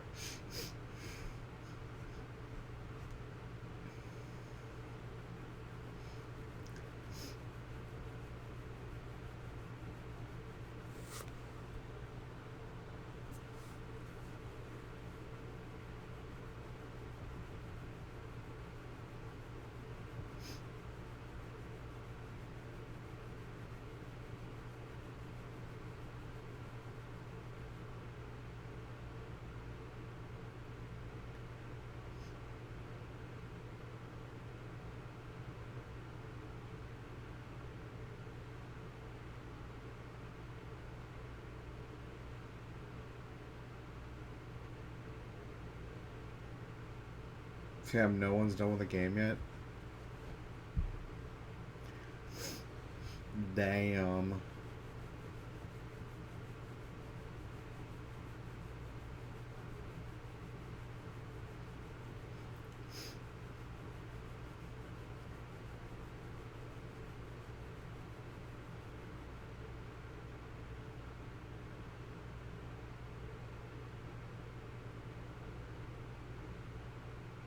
Nif Mizzet. That's a good one.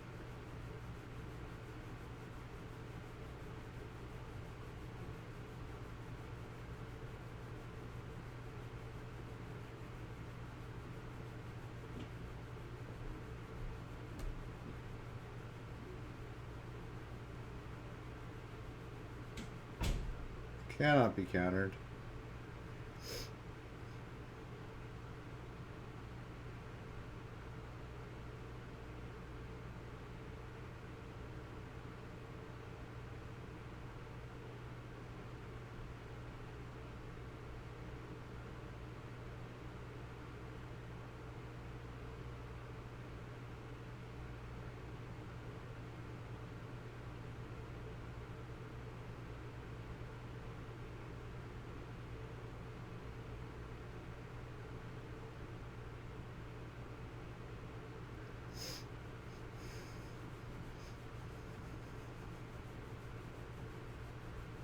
I mean, you gotta throw out Trawler now, right? No, it's not going to.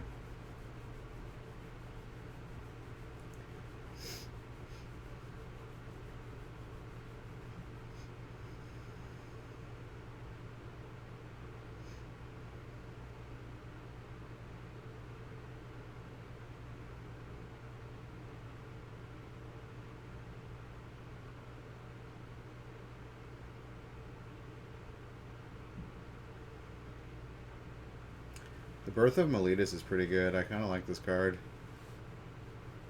Get a land, make a 0/4 wall, and then gain 3 life. I can see this card in Modern, actually, as like a sideboard card. Maybe even main deck in like a really fast, like, aggro format. It's really good at 2 cost. Get you a basic land for free.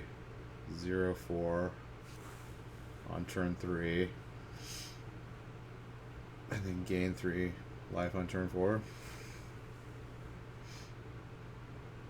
Seems good.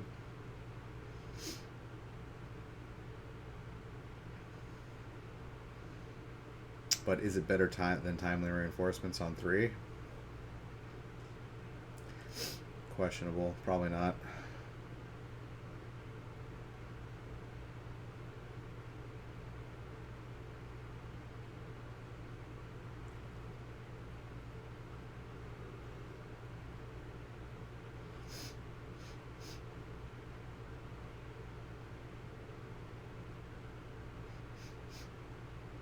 Oh yeah, and there's Uro too.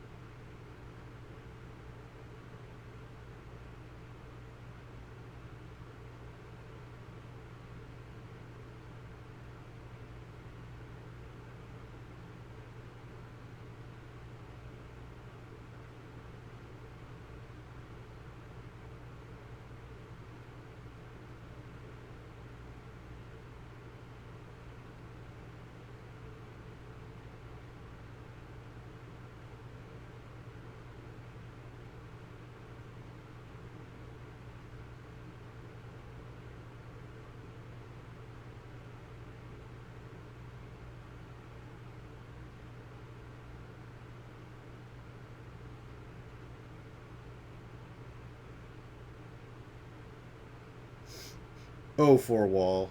Get there. Get it. Suck on that, Uro. Boom.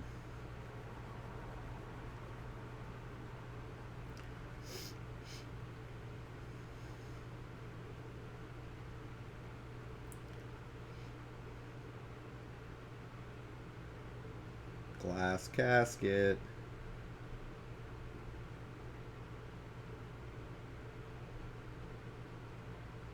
Alright, Dream Trawler's coming out.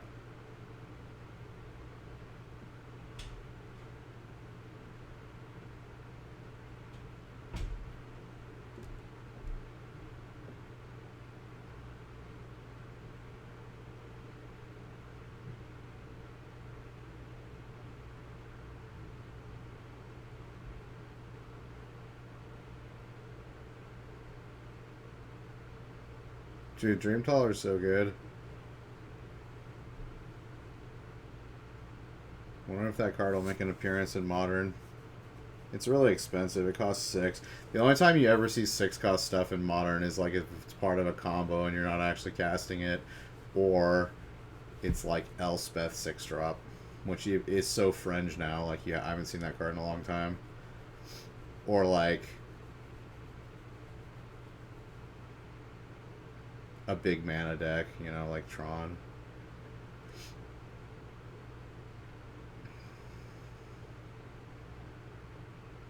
Maybe I should build the Azorius control with like 1 Dream Trawler in it for like super late game. Yeah, I don't think so though. I think it's just too expensive to be played in Modern, probably. Probably just too expensive.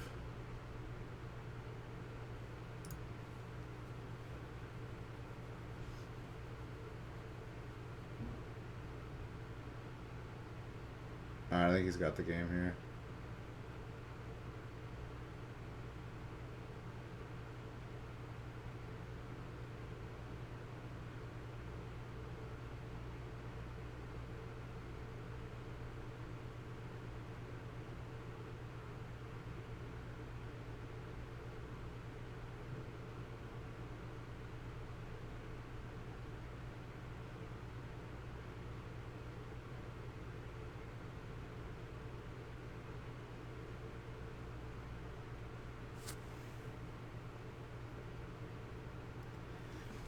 Yeah, these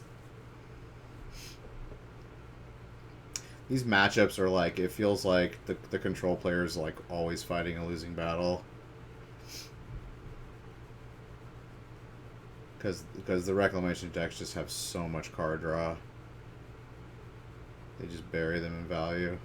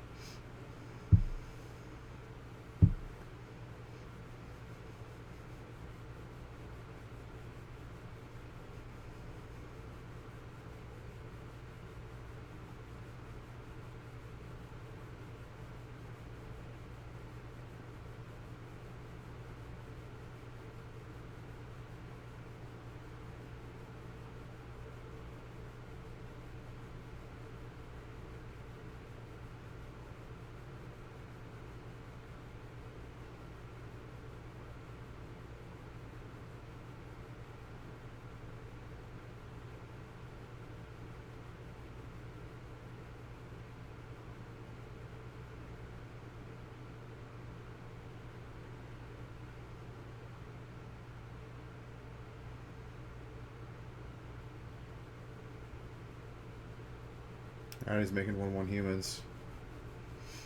Nah, this game's been going on for 22 minutes. Dude, where's a 2-0 Titan shift? Damn.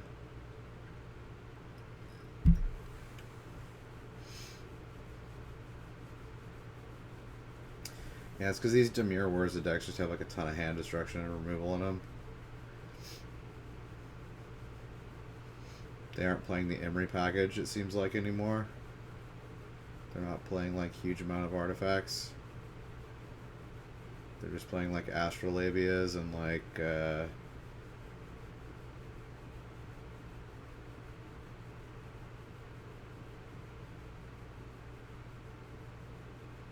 some spell bombs and like, yeah, they're pretty much like focused on beating you with a combo, these Dimir versions, and just disrupting you and taking care of your board.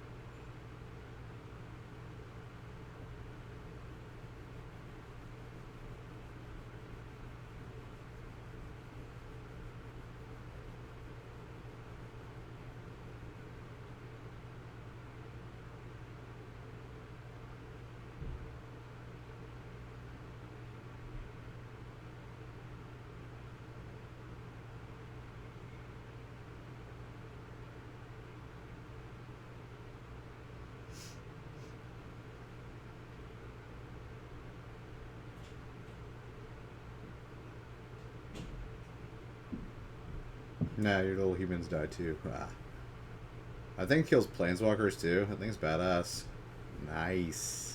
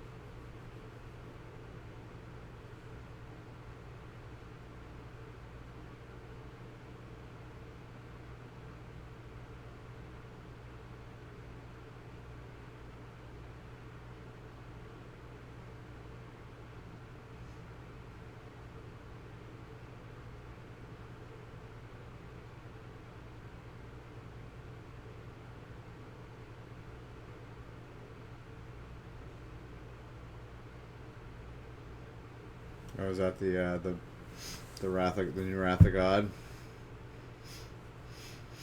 Got him. Sorcerer speed at instant speed, baby. Let's go.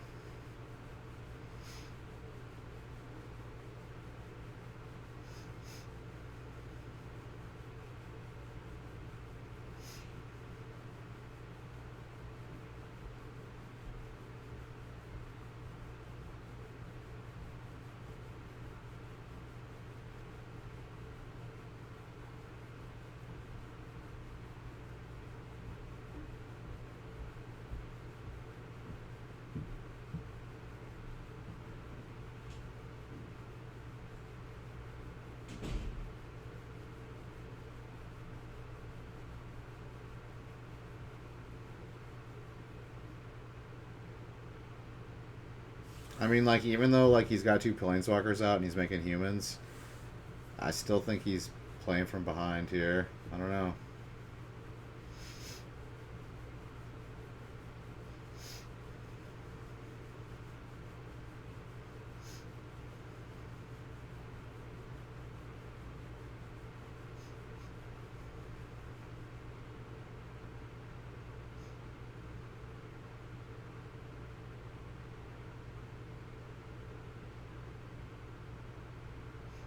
Oh yeah, he just opted with a Narset out. Yeah, you don't get to draw cards, dude.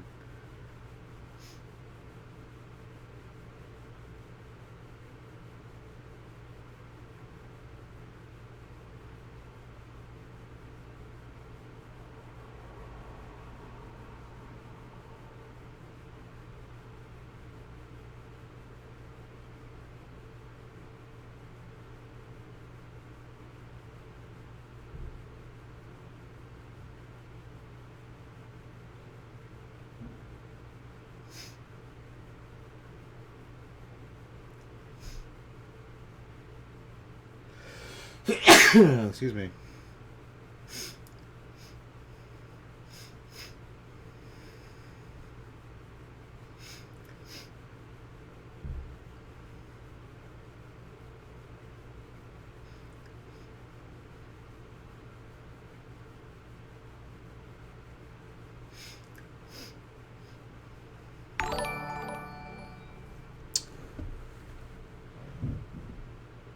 Gilgs11, thank you for the follow. I appreciate it. Welcome, welcome. I hope I pronounced your name right.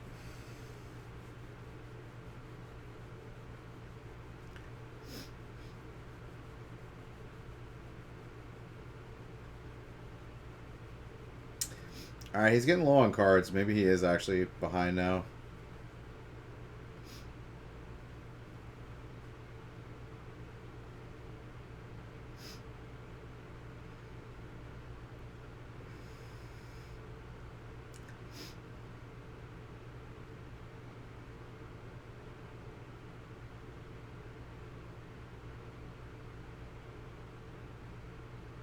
Okay. Azorius gets it after a 29-minute game. Alright. Just grinded him out. Alright, Sultai Delirium versus Mono Black Aggro. Okay, this is a Pioneer game. Looks like Sultai took the first one. Guess they're going to go to this game because if Sultai wins, it's over.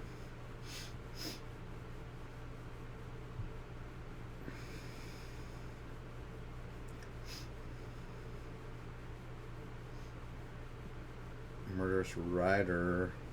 Just gonna play the creature part of it.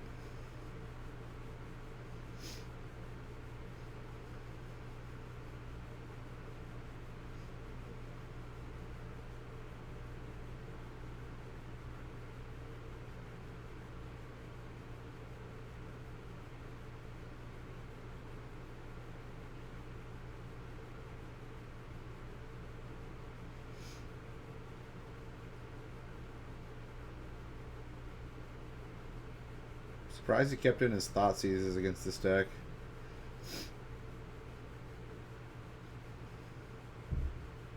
Maybe he didn't have enough to board in for it.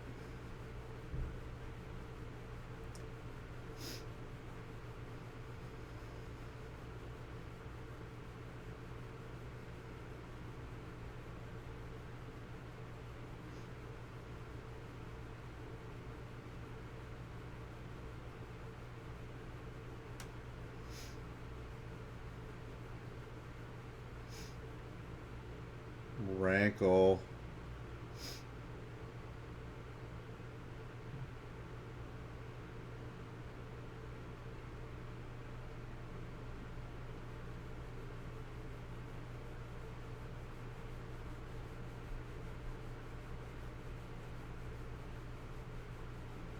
Not looking good for Sultai. He needs a board wipe.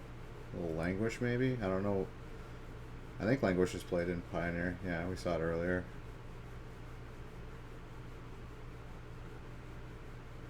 There's the minus... Cry of the Carnarium. That's minus... Is that -2 or -3 to everything?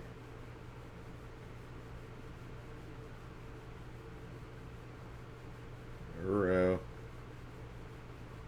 Okay, buys you a turn. If he doesn't have another Rankle.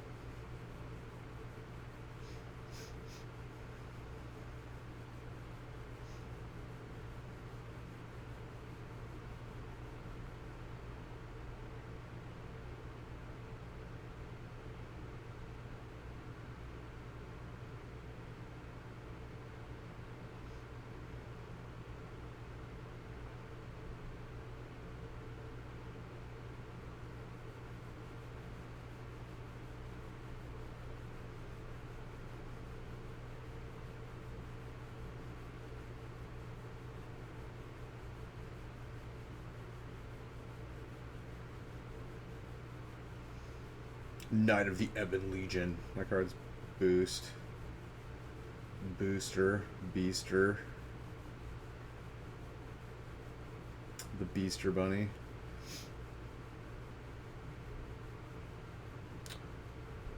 Oh, it's -2. Nerd Rage Dad.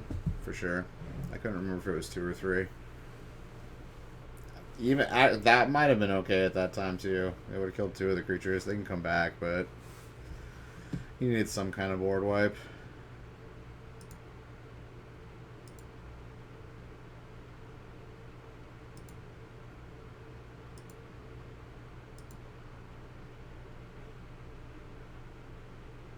Wait, wow, I fast forwarded a lot.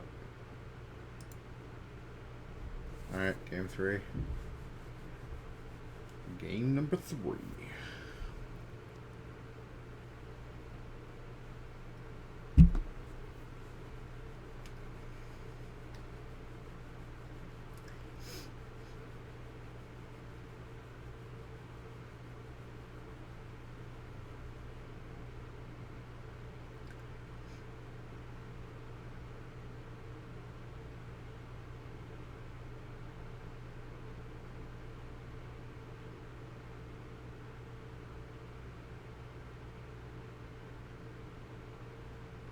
Senor Scrap Heap Scrounger. Little Uro now.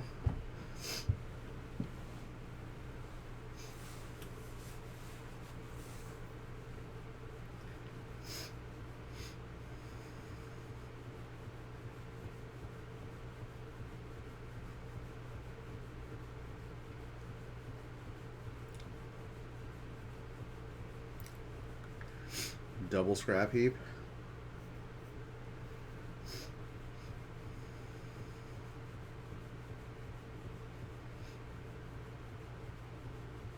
Courser of Crewfix. Let's go. Card's great.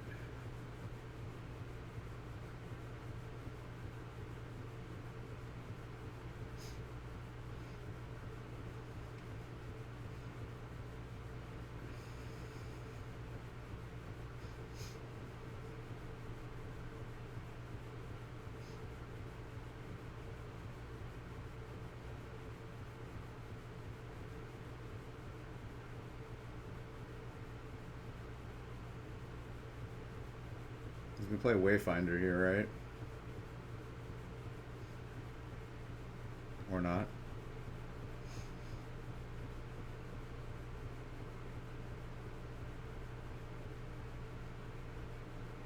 Guess he wants to bust down Rankle if he has one.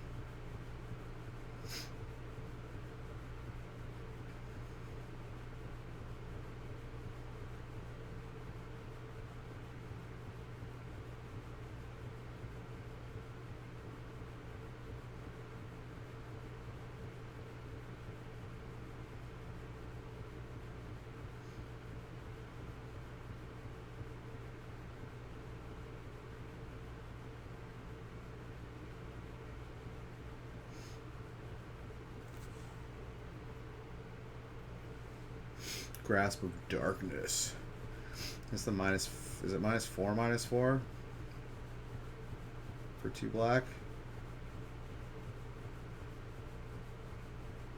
Either -4 or -5. Decent removal. Hits anything for 2 mana. Kills almost everything in the format.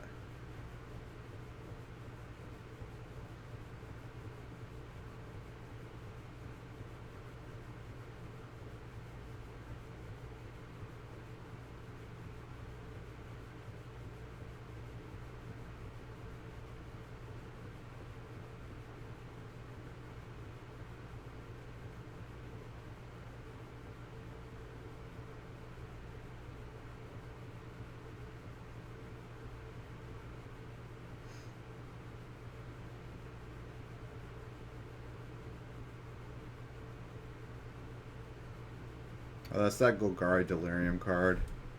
Grizzly Salvage, yeah. Creature or land in your hand rests in the graveyard. I remember when this card got...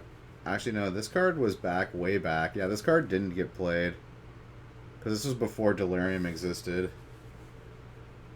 So that's cool. This card's getting played now.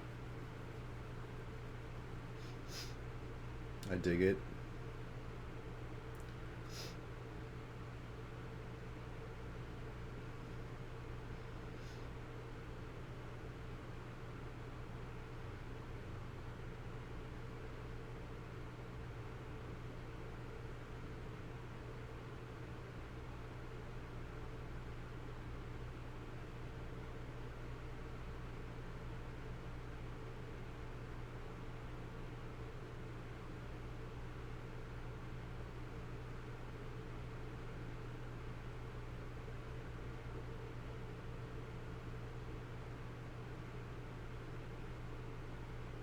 Okay, he's trying to keep an enchantment creature land. That's why he chose those two to be in there. For Delirium, you need 4 types to activate it. Although he has Fabled Passage, so I guess he shouldn't have left the land in there. Maybe a little misplay on his part.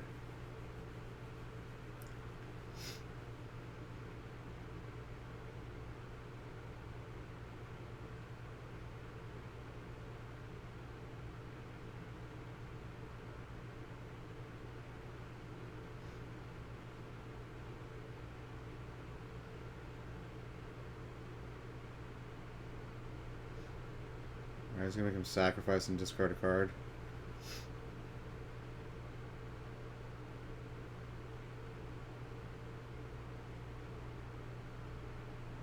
Wow, did Azorius Control beat him?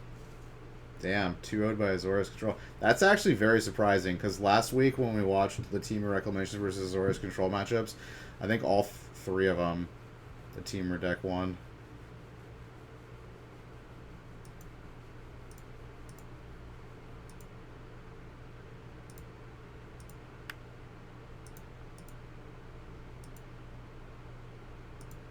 Alright, I need to go pee real quick. I'll be right back for round 5.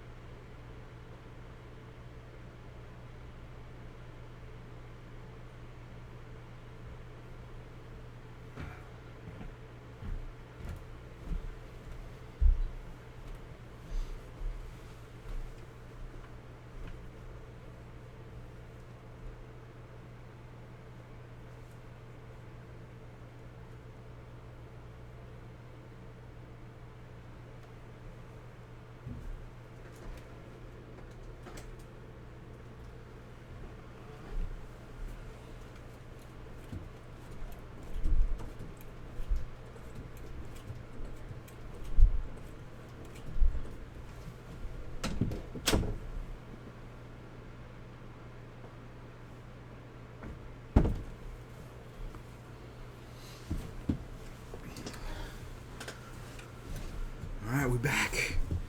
We back.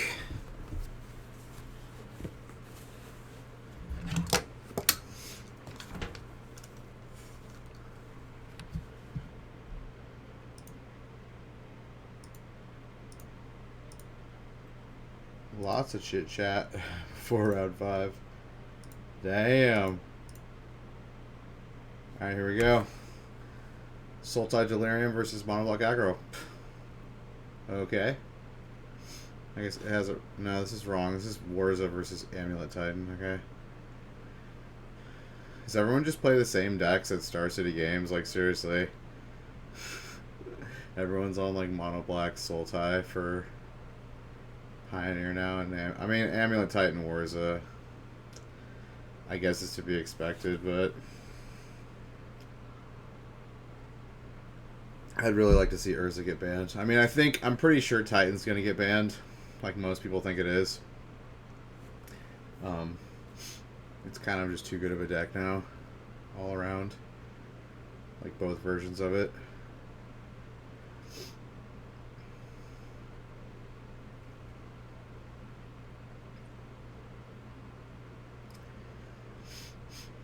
I mean, this deck's already had a card target banned from it.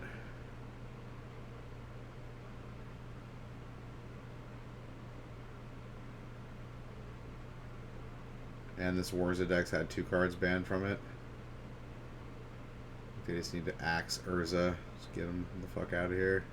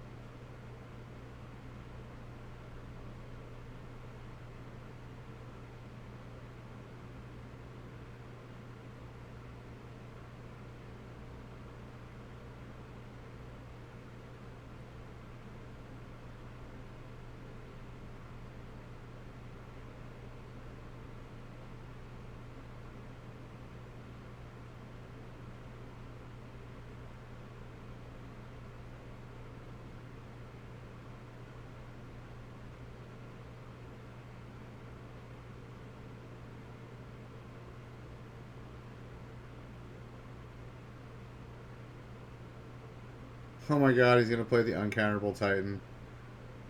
Gross. Turn 2, baby. Yeah, scoop him up. Or that was turn 3.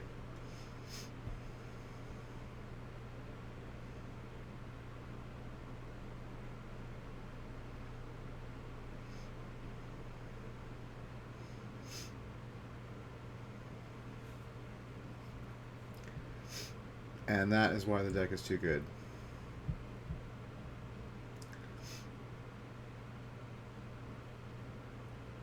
Sideboard? We're going to get a sideboard? Okay.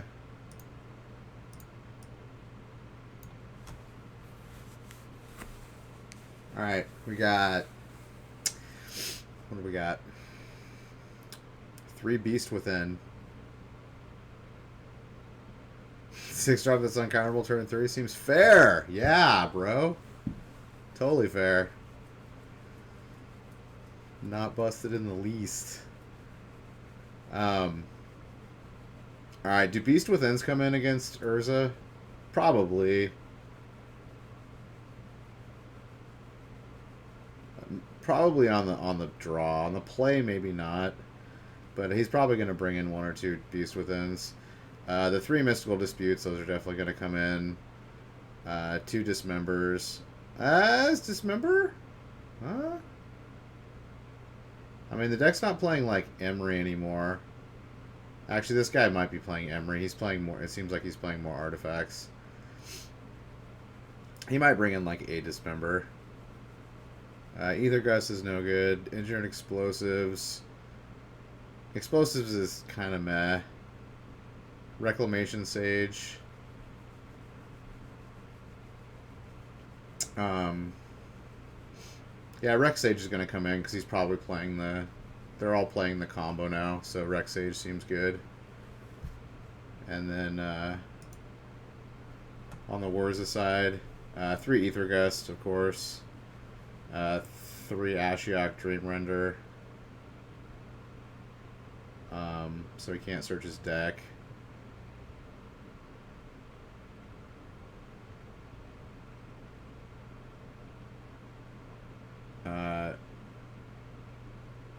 I don't know if he's gonna bring in the Dismember. He might bring in the Dismember because there's the Dryad and there's the Azusa. But Azusa's like, once you kill her, like, she's already done the damage. You can't like interact when they're dropping lands. Like, you can't respond to dropping lands. So like, killing Azusa is like, there's little effect in killing Azusa. You can kill Sakura Tribe Scout and the Dryad.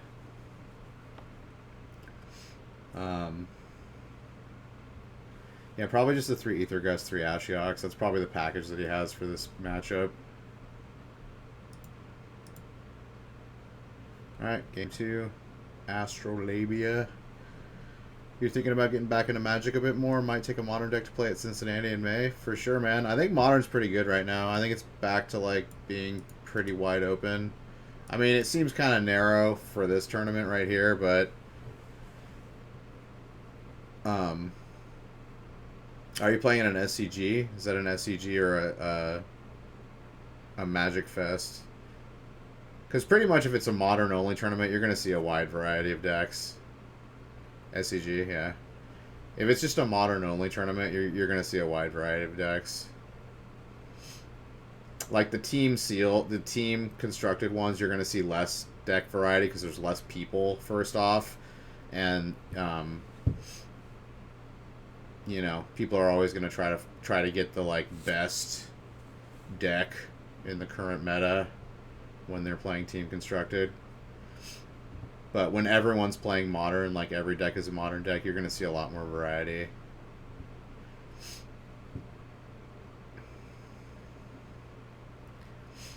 But even with, like, Amulet Titan being really good right now and, like, the Wurza deck still being good, there's other good decks. Like, I mean, there's plenty of other good decks.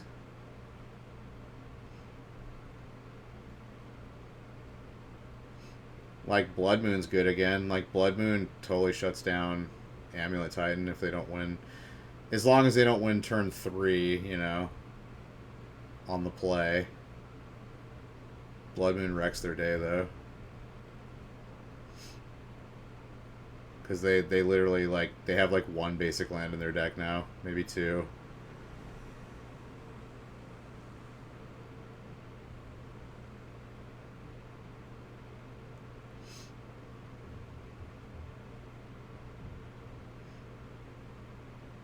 So I've been playing Breach Moon for the last 3 weeks, and I've gone 401. I went 401 last night. I went 401 week before Friday before last, and then the week before that I went 311, and then the week before that I went 401. So I've gone undefeated with it 3 out of 4 weeks now. You're playing Mages of the Moon as a tech card, and your green-black elves for Amulet Titan can bring it into play off Cavernous Souls. Nice, yeah. That's pretty tech. That's pretty tricky. I'd be pissed if I were playing against you and I were playing, like, some deck that was weak to fucking Blood Moon effect. And you pull that shit. That's pretty fucked up. Alright, he's got the Dirty Dryad in play.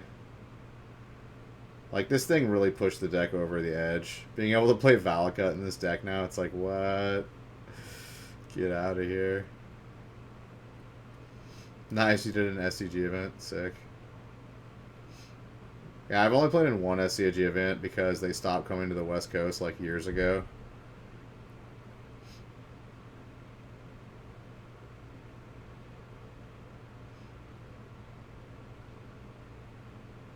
Which is unfortunate. So I only get to play in, like, naming wizard your opponent's like, what? Nice.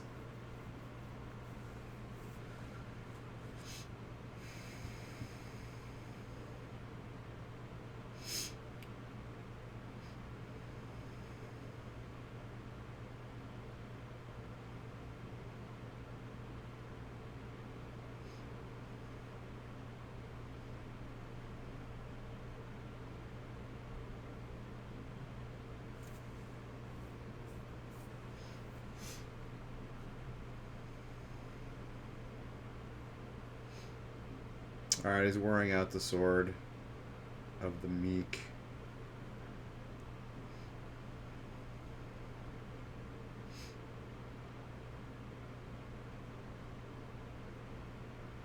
Yeah, the funny thing is this version of the deck got better because Mystic Sanctuary, they can whir and then fetch Mystic Sanctuary fetch a Mystic Sanctuary, put the whir back on the top of their deck, and have the combo on their turn. But like, people haven't seen that until now because everyone was playing the Oko version when that card came out. So like, Elves is one of those decks that isn't super good, but it's sort of cheap and fun tech you can play. You can use Horizon Canopies for it, yeah. What deck is this? It's the Wurza deck, the War of Invention with the Sword of the Meek Thopter Foundry combo and Urza. So you get the infinite combo when Urza's out. You can just tap each Thopter and just like sack Sword of the Meek, and you make infinite Thopters and gain infinite life. You would play this? I hope they ban Urza, actually. I hope they ban Urza and Titan. I'm kind of sick of both of these decks, but Sword Thopter combo, yeah. So yeah, see, you can fetch Mystic Sanctuary now, and you can just like have the combo so easily now. And all you have to do is play 2 colors. Like, you don't even... They were playing like 3 colors before with like the red goblin that would like put the sword in your graveyard, and then you could like whir out the Thopter Foundry. But this is even better because you only have to play 2 colors, and you can play a bunch of hand destruction and like removal main deck, and then just have like the combo. You can just get the combo out with Mystic Sanctuary.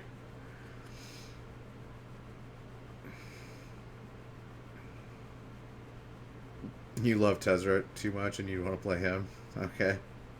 Agent of Bolas, yeah. Yeah, that was like the old school version. That was like the fringe, like, Lantern control win condition with like, yeah. Back when Lantern control was a thing. Which I'm glad it's not anymore. Because that deck was dumb.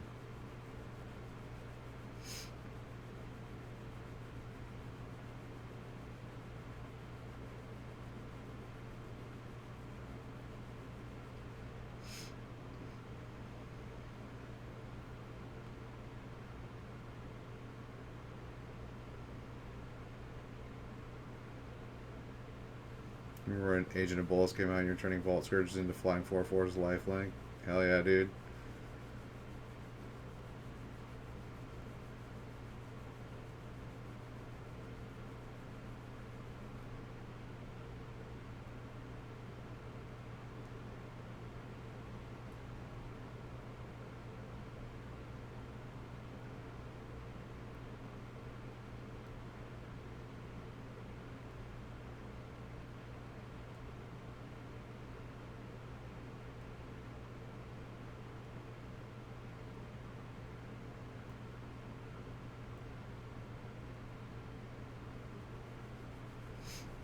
Favorite time was Mirrored Image Siege.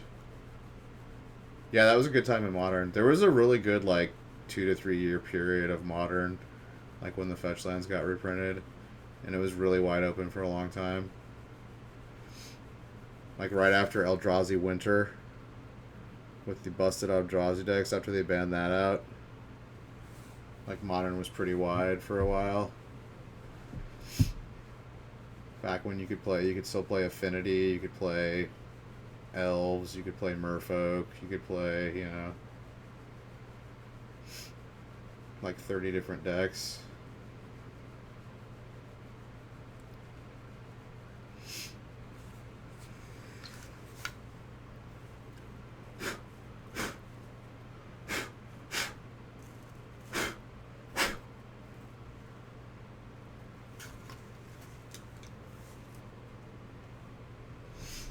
You want to play Allies, Kappa?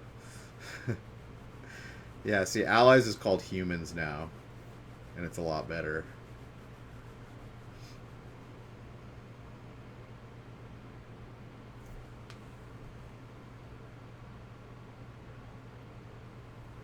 Alright, he's got the Thopter combo. Bring allies to the modern event. Or hey, how about slivers?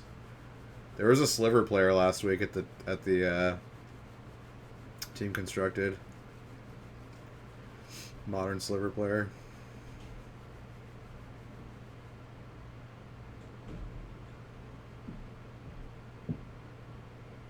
You hate slivers? Allies is where it's at, yo. I like slivers. There's that one player that like did really well with slivers a couple of times. He went like 11-4 at like 2 different like Grand Prix.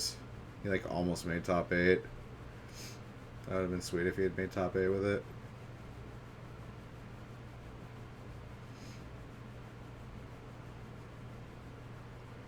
I think he almost made top 8 at an SCG with it too.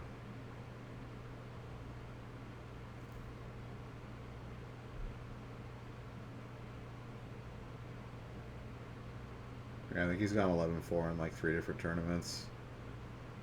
Like just barely missed the top 8.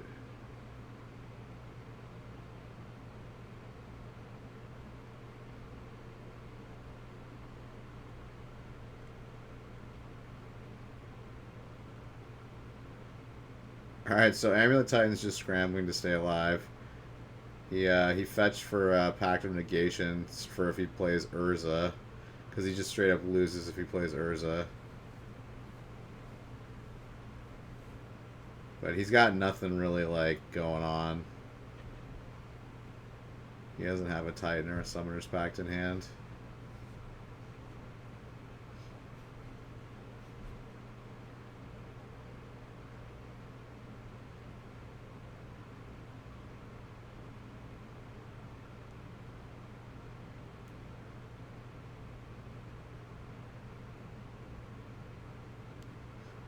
He played Blue-Black Control in Modern for a while, but that was pre-Baby Teferi.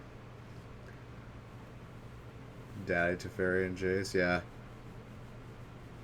Yeah, Big Teferi kind of like disappeared. He like kind of was like sweet for a little while, and then he just disappeared. I think you can still play one of him in like Azorius or Jeskai. Yeah, Jeskai's a deck I haven't seen in a long time. That deck used to be super popular.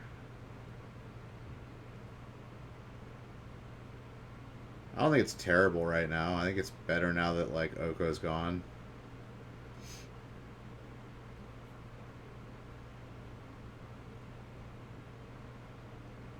Yeah, Lightning Helixes, Lightning Bolt paths, some counter magic, snaps.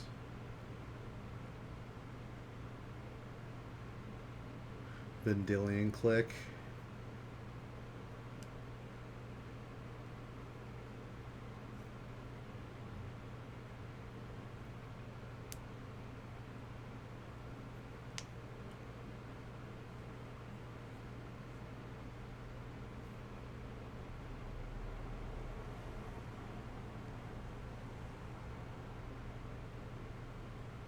You're playing just Side Control and Standard right now? Really? What's the red splash for?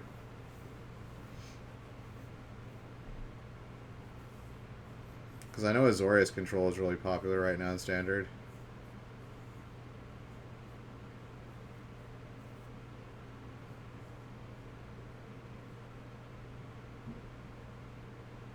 He's got 3 Dryads out and an Azusa. Dude, he can play 5 extra lands a turn. Let's go.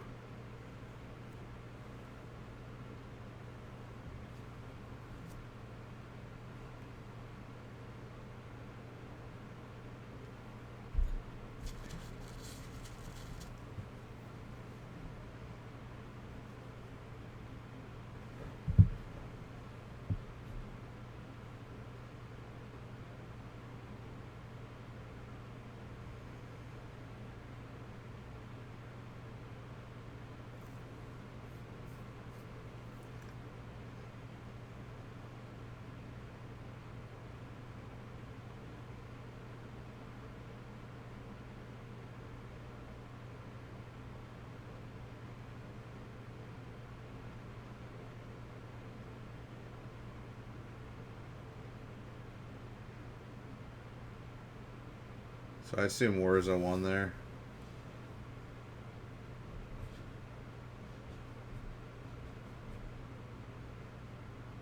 Oh, it's Just Guy Fires.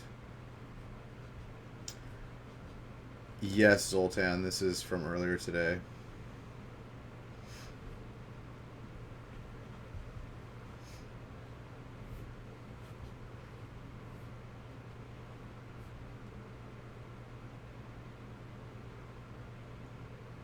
Just Guy Fires is not dead.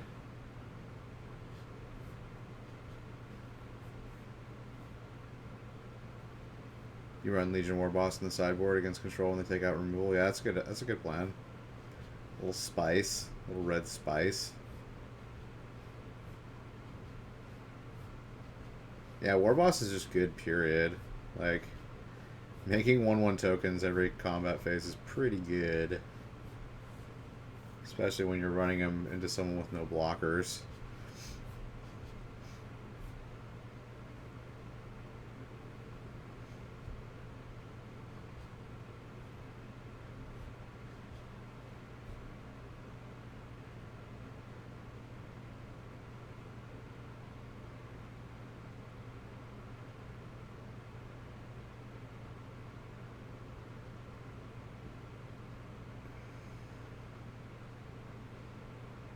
You know, like Baby Teferi, yeah. Baby Teferi is really, really powerful. Like, if you look, really any 3-drop Planeswalker that's come out is pretty good. There's only a few that, like, were just not good. Like, the blue Asian chick who came out, Yen Wu or something like that. Like, she wasn't good enough to be played, really, in anything. But most of them have, like, some kind of, like, playability. You play him in standard, but you don't like the card design. Yeah, it really screws over. It's funny because it actually screws over control decks the most. So, like, if you're playing him, it's usually in a control deck, so it screws over, like, your mirror match.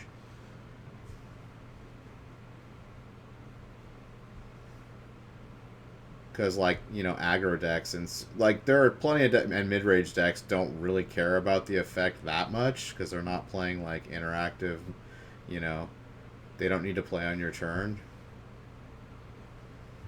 It really hoses over the control decks that are playing counter magic and stuff.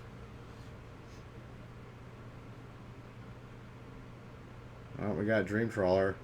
Dude, this card's absolutely busted in Limited. This is one of those, like, cards for Limited that is just like, ugh. You see this card being played against you in Limited and you're just like, ugh. It's just one of those unbeatable cards. Like, you have to get seriously lucky to be able to beat this card if it gets played against you.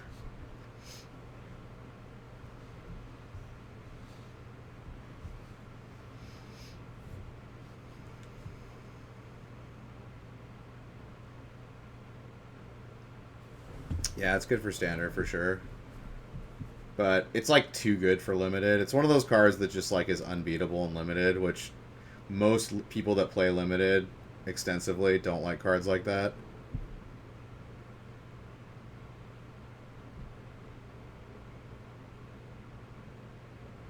Yeah, for constructed it's fine. I think it's totally fine, obviously. I mean, it costs 6. I mean, if it costed, like, 4, if it was just, like, 2 white, 2 blue, that would be just, like, incredibly busted. And it would be played in, like, every format. Even 5 mana, it might get played in, like, Modern.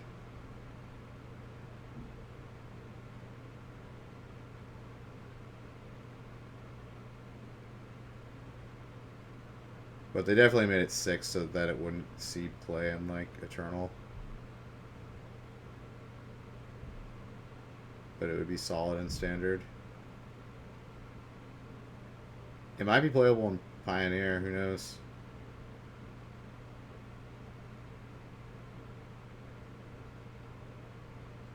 Used Explosion with 2 trawlers out. Haha. Explosion you for 5. They gain +5 power each. Swing for 16. Get wrecked.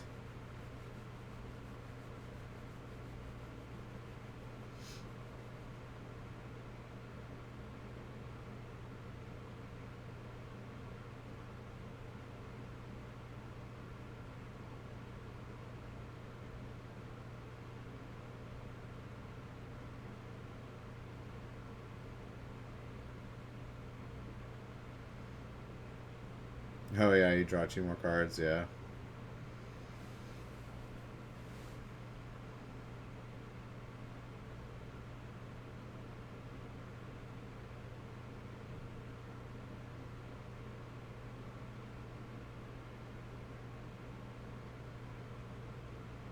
Alright, what do you got? Just Guy fires.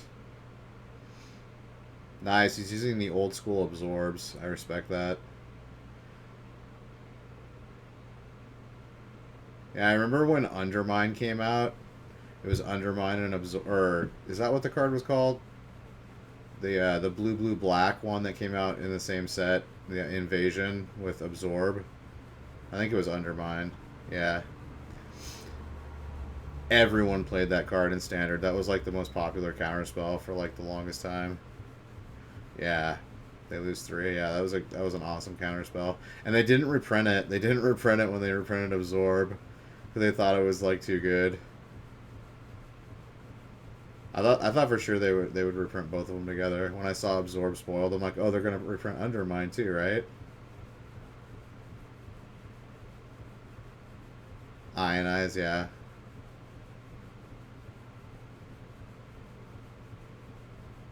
But Ionize is like, is it colors, which is like not traditional like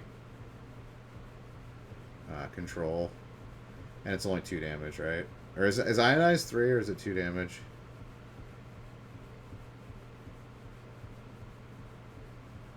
It's 2. Okay.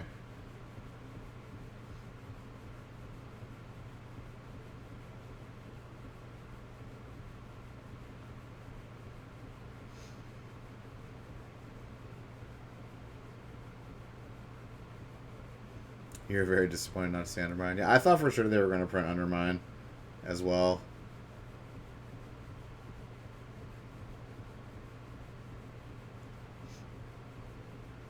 But yeah, that would have been gross though because people were playing Esper decks. Like Esper deck is still like kind of around, but like you could play Esper and play both of them.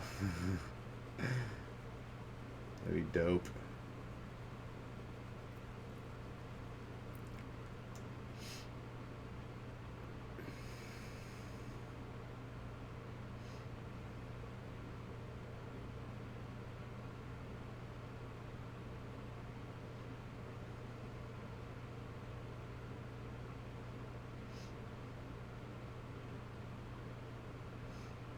Yeah, Doom Foretold's pretty bomb.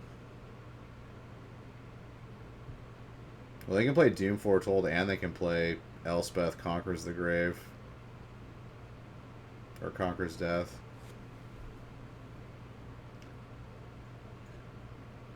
They probably play like a split of both. I haven't seen Esper in a while, but I know it's still played. Because Hero of Precinct 1 is still good.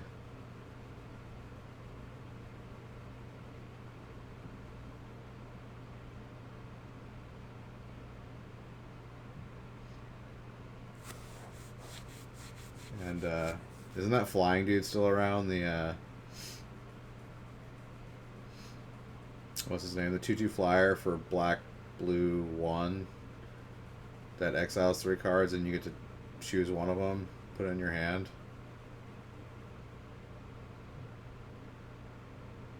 And like pay for it as if you had any Thief of Sanity. Yeah, that card's still bonkers good.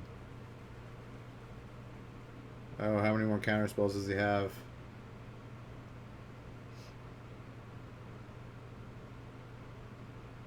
Yeah, I don't think he can win with Dream Trawler out. Dream Trawler is too good.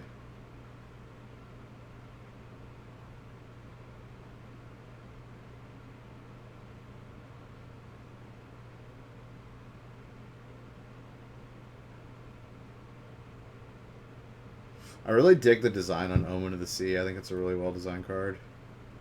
It's like preordained, but costs 2, but it has like an extra like caveat that you can use later. I think it's pretty dope. Yeah, Resolve Dream Trawler gets on tap. Yeah, it's just like Ophidian. Do you remember the Forbidian deck back in like '98? It was like the world champion. It was like one. It was John Finkel's like world championship deck. Or he got into the finals with. I don't think he won. I think he got second place or something. I remember that being on videotape. It was on video. Maybe it was like 97 even. It might have been like 97 or 98. I can't remember. But they like, you could buy videotapes of like the World Championships. They weren't like televised at all, or like, and like Twitch didn't exist, and like, yeah. And he was playing Forbidian, which is like Ophidian's like that zero. It's like a 0-3 or a 1-3 or something like that, and you can choose to deal no damage with it when it attacks, and you draw a card instead. And it played like Forbid, which was like a buyback counter spell. So it basically just like countered like everything you did, and just kept card advantage, and like squeezed you out of the game like really slowly.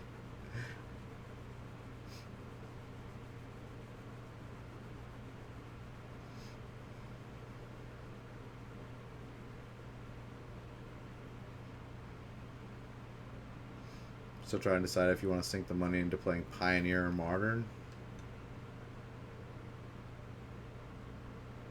I'm waiting on Pioneer. I'm not going to make a Pioneer. I'm not going to get cards for Pioneer until it like kind of settles down, until they finally, they stop banning shit. Because I think they're probably going to ban the Inverter of Truths.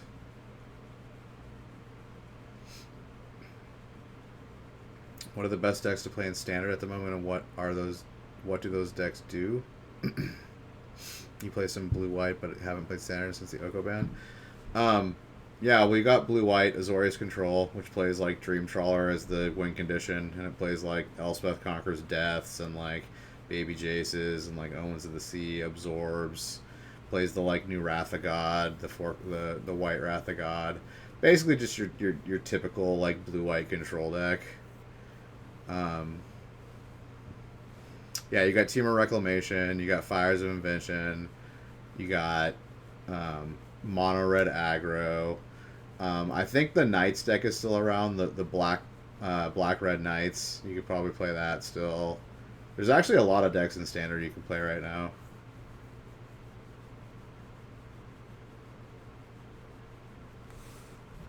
Esper controls a deck still. Alright, that was GG's. Azorius Control is doing pretty good in this tournament so far. Every Azorius matchup we've seen, Azorius has won. Oh yeah, there's the Jund, like, Cauldron Cat deck. The Jund Sacrifice deck.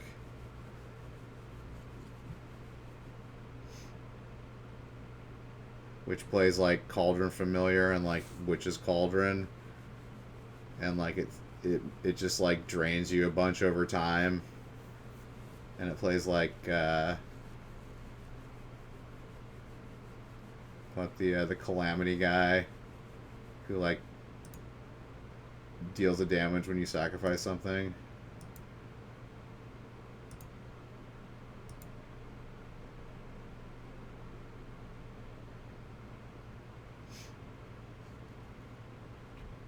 Alright, what the hell is this? Grixis Breach? This is not Grixis Breach.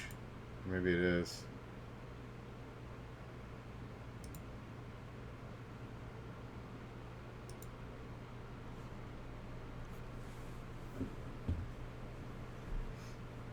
Mayhem Devil, yeah.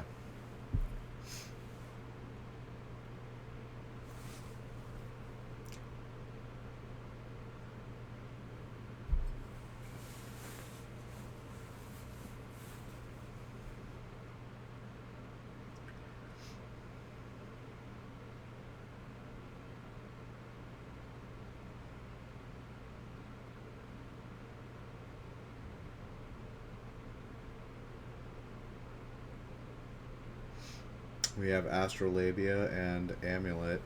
Okay, Grixis Breach.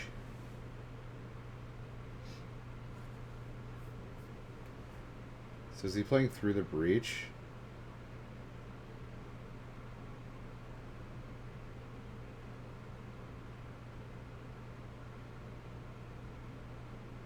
Okay, this looks like Wurza. Or like Urza.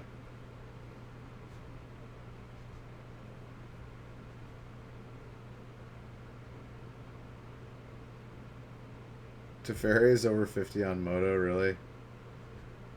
Crazy. Okay, he's got grinding station.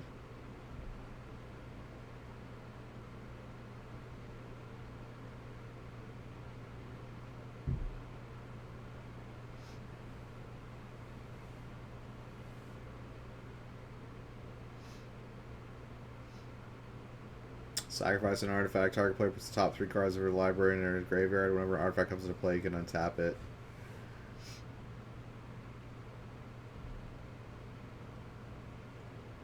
So what's the breach part of this deck?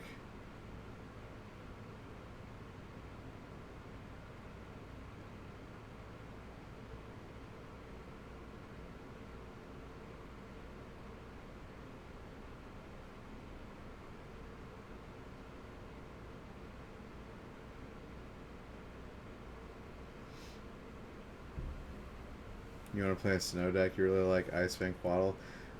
I don't think Ice Quaddle is very good, actually. I think it's only good in, like, the Urza decks.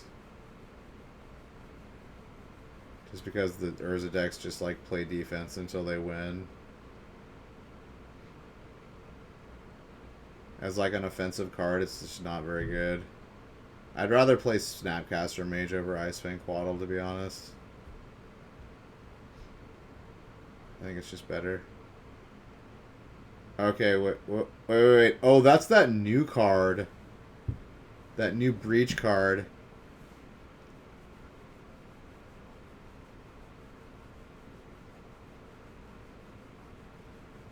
So this is the one that gives all of his cards escape, right? All the cards in the graveyard get escape. Is that how it works?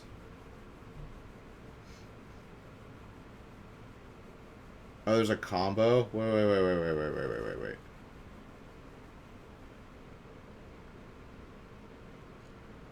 Oh, and then he plays that thing? Oh my god, really?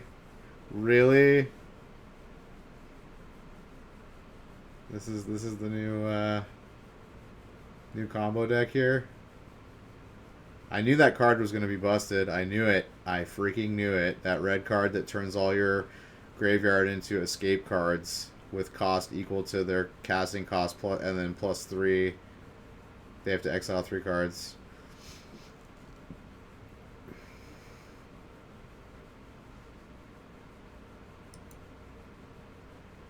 Yeah, it's new. I haven't seen it either until now.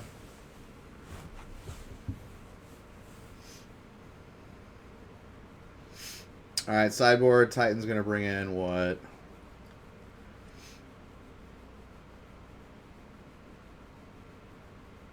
Probably 3 Mystical Disputes. Probably a Beast Within or 2. Maybe, actually, Force of Vigor seems good.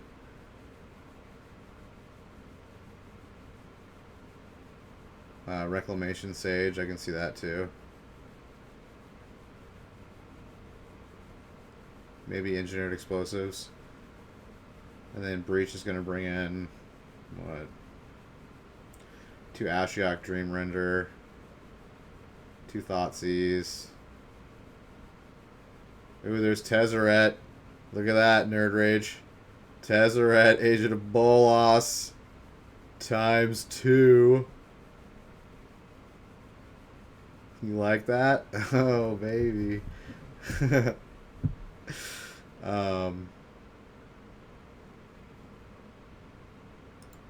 He'll bring in a Braid, too, because you can get his small creatures. You can get his... although you can't kill Dryad with that, but you can kill Amulet and you can kill Scout. If they... Actually, I don't even know if these decks play Scout anymore. They might play, like, 1 Scout.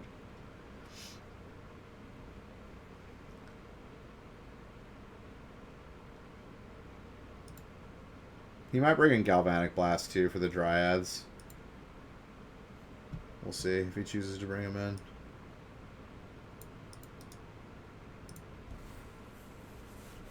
This is the deck. This is the one. This is the one you're going to get. It seems pretty inexpensive. Pick up that new card before it spikes. I don't know the name of the card. It's something Breach.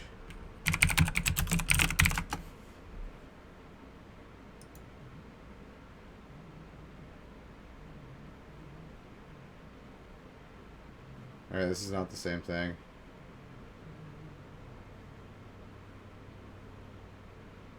Yeah, that's through the breach.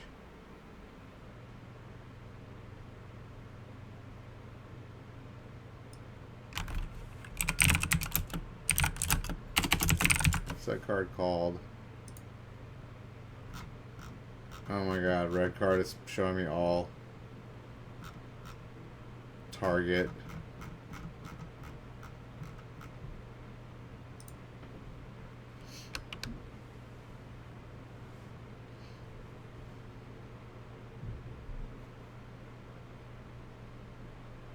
Is it continuous breach? Is that the card?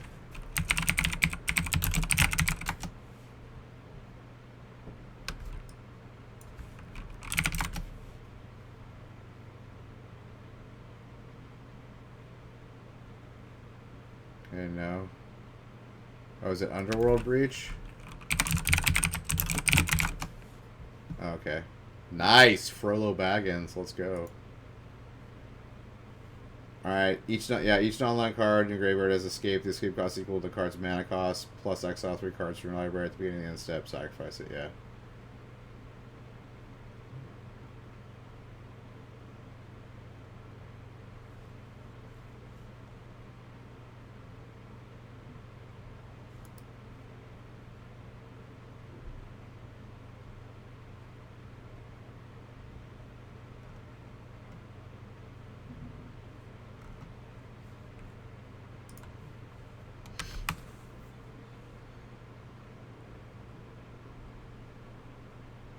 Yeah, I'm not so surprised either, Zoltan.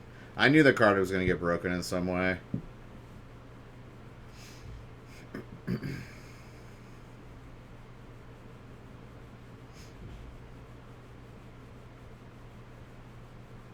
There's some janky, like, Pyromancer Ascension deck that uses it too. That deck's not very good, but that was the first thing I saw it in.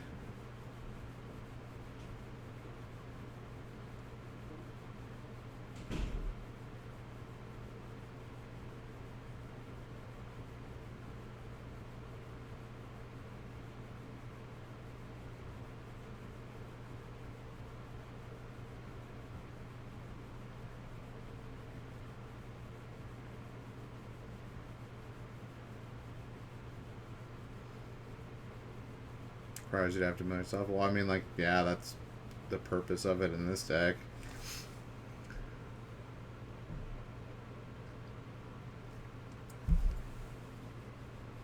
Yeah, Emery's are pretty cheap still, too. They're probably only like $4 or $5.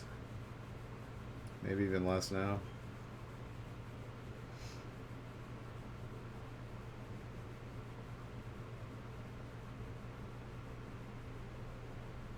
Alright, looks like Sakura Tribe Scout is still played at some number. Looks like Daryl doesn't have the fastest hand, though. You need a list for this? Well, you can look at Star City Games. They'll have it after tomorrow.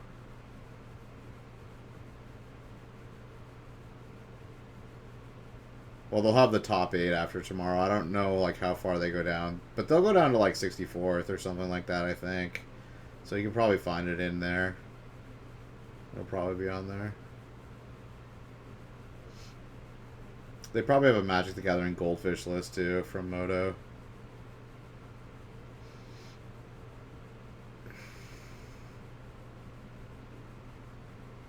Oh, yeah, it automatically deletes links just because of bots. Oh, you found a list? Nice. Yeah, I figured there would be online already. That's the way of Magic these days.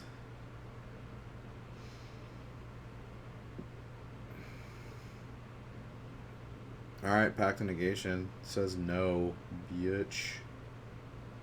Oh, he has another one? Are you kidding me? Oh no, that's Goblin Engineer, okay.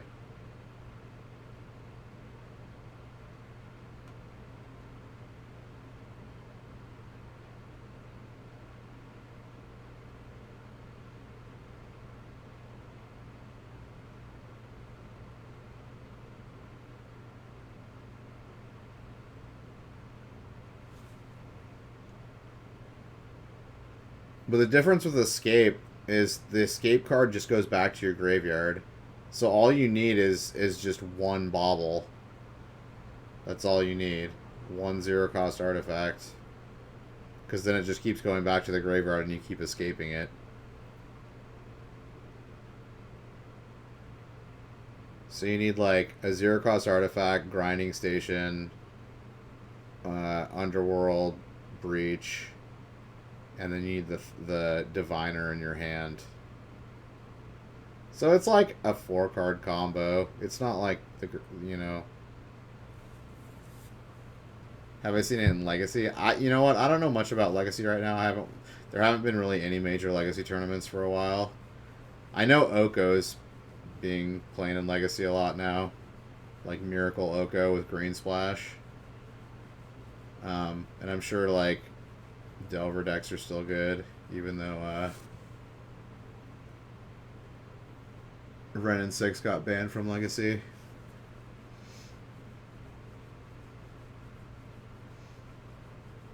But I mean, like, there are faster combo decks than this deck. I mean, you need 4 cards for this deck, for this combo to happen. I mean, Splinter Twins, 2-card combo. Which, admittedly, it's not playable now, but...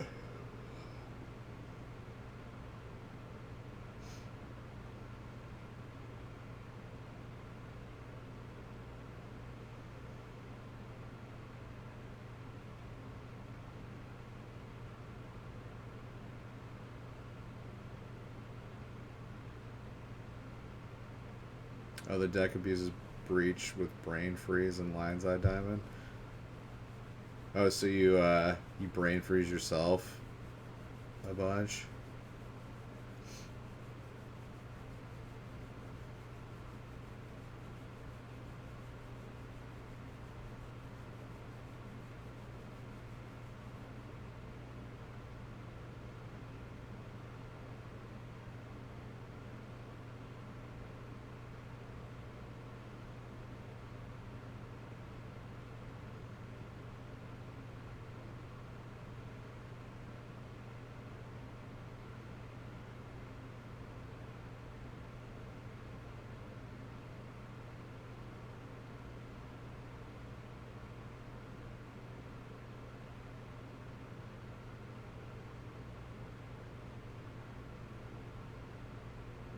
Oh, so it's like a Storm deck that uses Brain Freeze.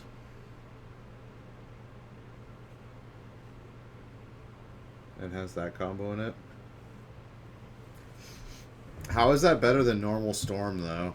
I guess it's a cheaper version. Normal Storm is like one of the most expensive fucking decks in Legacy.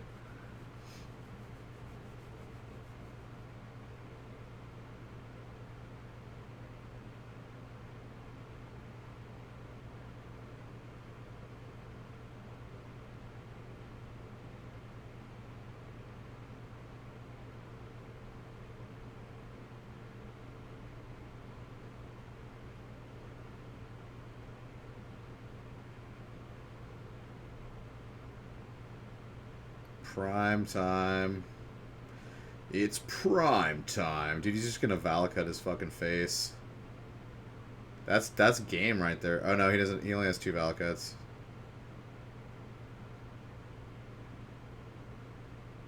Alright, that was enough actually.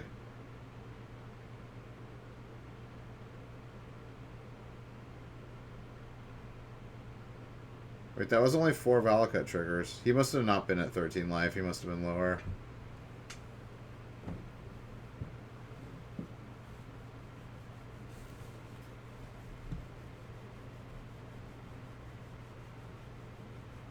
Oh no, he grabbed a bounce land, which would bounce another land. He can play another land and do 15 damage. Okay, I get it.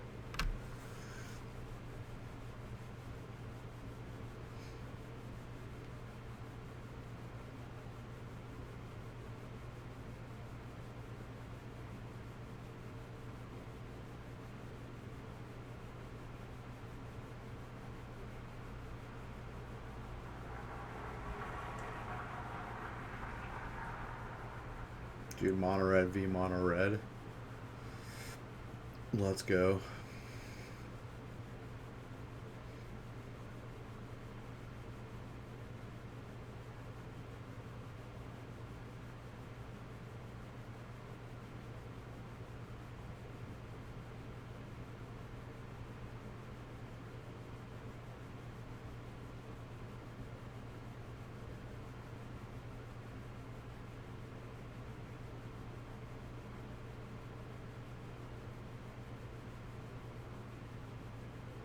Wait, so how did this red player go first if he won the last game? Wait, what the hell is going on here? Ambient Titan best deck in Modern right now? I think a lot of people would say that. But I mean, it certainly loses to certain matchups.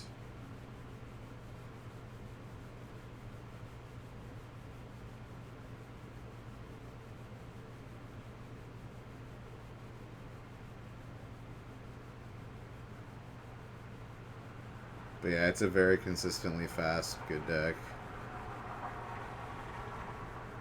Slivers is only 181 ticks. I want to know how this red player is one land up on the other red player that lost the last game. Like, how is this possible? Did he choose to be on the draw here? Like, that would be insane, right?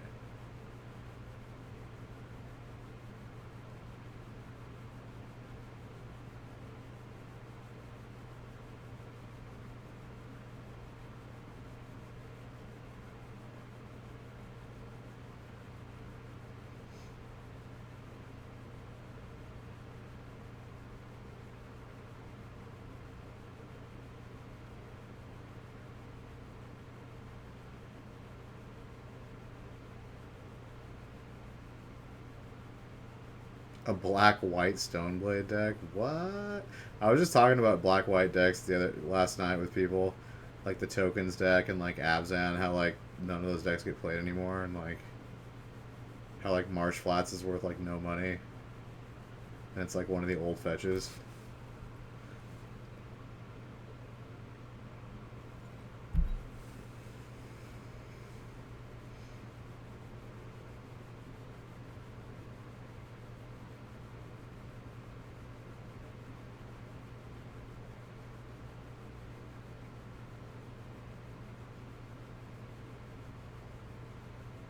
Discard removal, Lingering Soul, Stoneforge, Dark Confidant, yeah.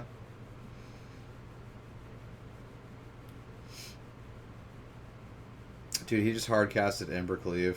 Let's go. Lily, yeah.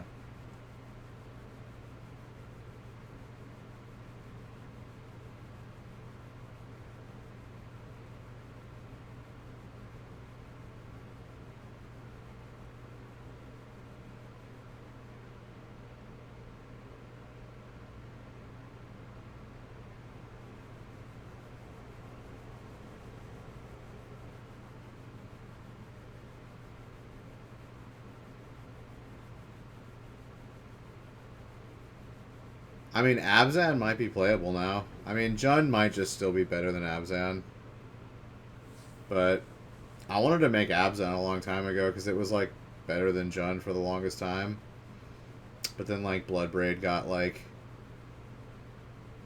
unbanned. And then, like, Ren and 6 came out. And, like, Jund is just, like, better than Abzan now, probably, still.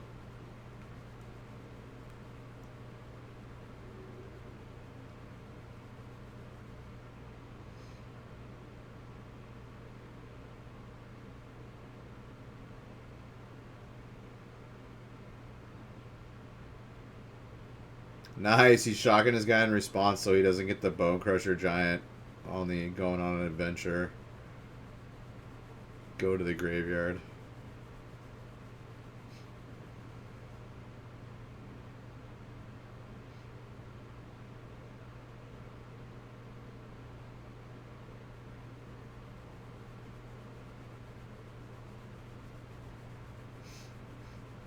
You don't play Jund because White has good sideboard tech? I still think Jund as a deck is just better than Abzan. And by Abzan, I mean like the mid-range. Like, it's basically Abzan like Jund. It's just Abzan colors. It just swaps red for white, and it's basically the same deck except for a few differences, like Lingering Souls and Path of Exile, and then some white sideboard. Yeah, it doesn't play a whole lot of white. It's mostly like black green.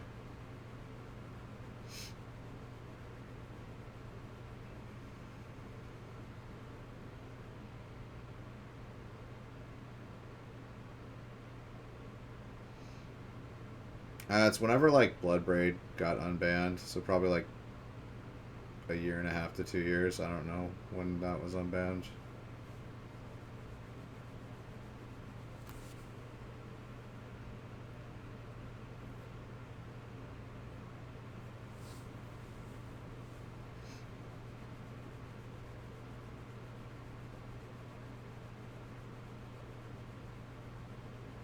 But yeah, beyond like sideboard, the color white has not gotten a lot in Modern in the last like couple years. I mean, they've gotten multicolored cards, like they've gotten Teferi and stuff, but like solid white cards, there aren't very many of them that have come into Modern in the last like couple years. I can't think of any very impactful ones.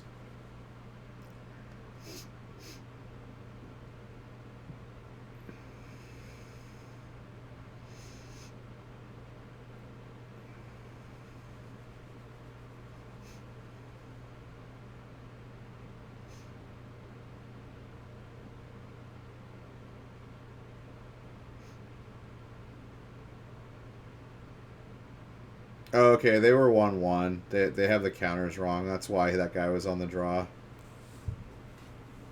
So it's 2-1. He beat the. He won the.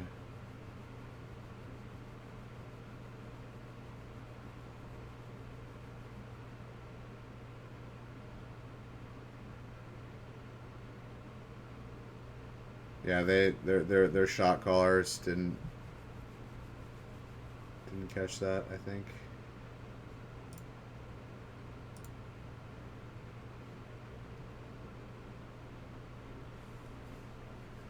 All right, game 3, Titan versus Breach.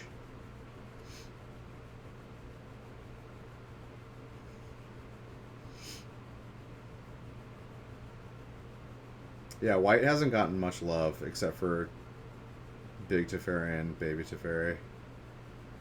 And that's white-blue.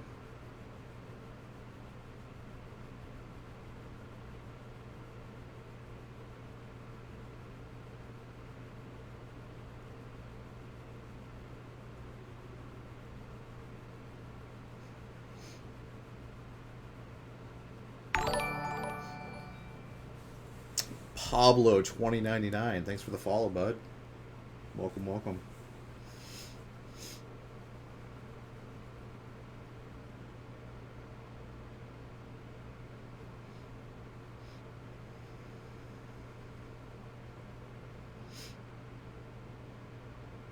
Yeah, even like the white hate card that just came out is not good because like there's the old version that's better. The Celestial Purge is better than like the one that came out in the set that Noxious Grasp came out of, and the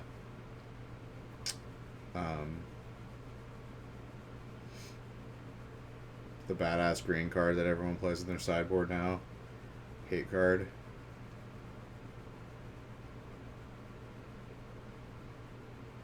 Oh yeah, they got Stoneforge. That's probably why they unbanned Stoneforge, because white hasn't been getting much love. But yeah, Stoneforge is not that impactful in Modern.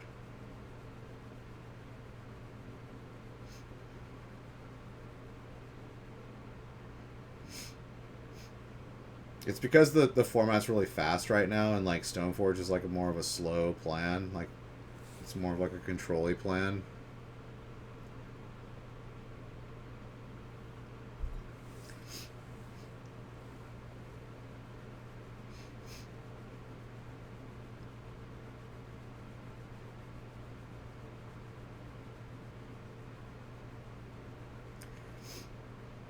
I was thinking that people were going to try to play like Death and Taxes again. but with the Stoneforge combo.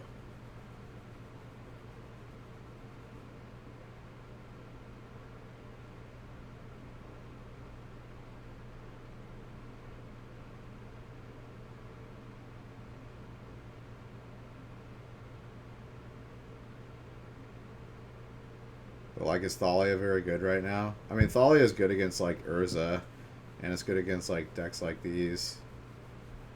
But it's not really good against like Amulet Titan. Amulet Titan's like, okay, I crush you with Primeval Titan. Ah.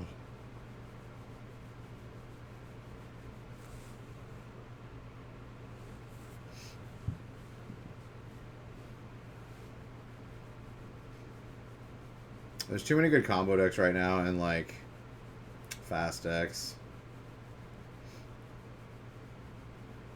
Like Control's suffering a little bit.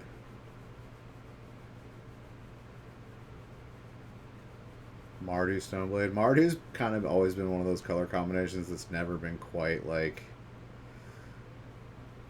good enough.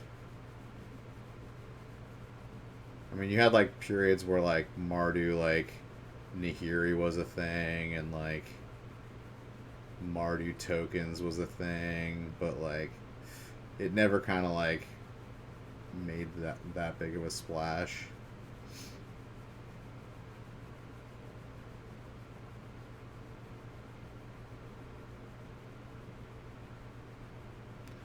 Hogak, Ren 6, but not Counterspell. Yeah, I personally don't think Counterspell would be busted, honestly.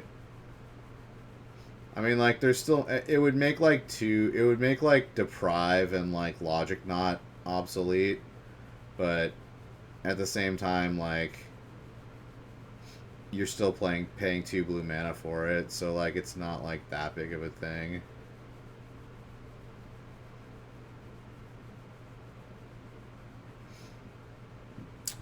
Well, that's not completely true. I mean, Fatal Push is, like, the most fucking... like the greatest removal spell ever, which got printed not too long ago. And I mean, Lightning Bolt's still good, and like Path of Exile is still good.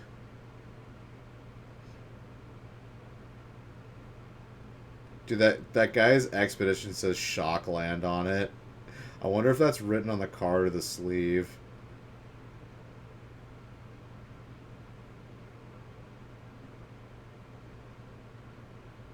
Wait, he just played the Oracle just so he could scry? What? I think he knows he's dead. Yeah, he's just dead.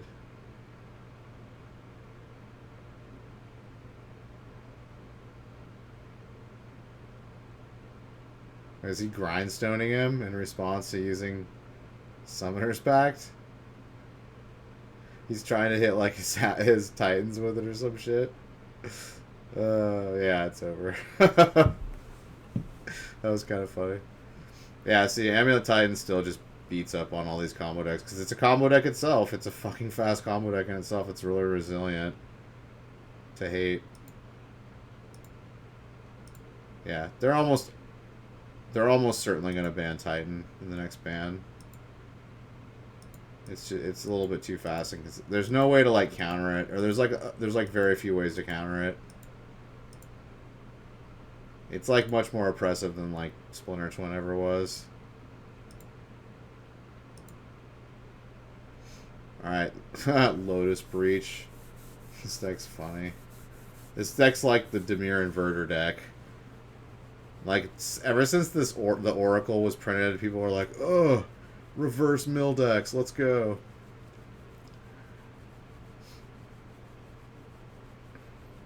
Mardu control us with lingering Stoneforge. I don't know, man. Try it out. I haven't seen very much success with like the Stoneforge decks in general. I think they're too slow right now. They just can't get set up fast enough.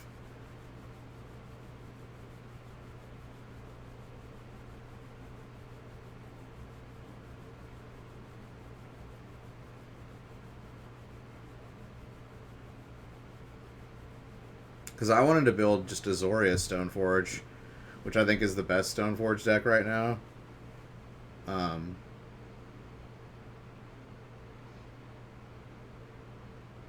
Well, Kolaghan's Command is a pretty slow card by itself. Alright, he's got the Lotus Field out.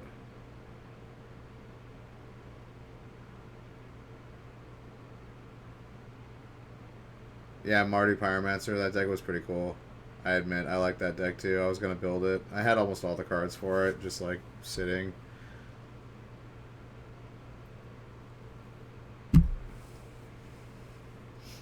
It's just you're spending too much time. Like, you cast Stoneforge on turn 2, right? And you got a 1-2 in play. And you go get either a sword or Batterskull, and then the opponent's most likely going to kill the Stoneforge before you even get to use it most of the time. And then you're like, cool, I've got like some like an extra equipment in my hand that I can't use for a long time. I don't know, it just, and then you have to play the equipment for 3 and then equip it for 2. Like, it's just not that impactful.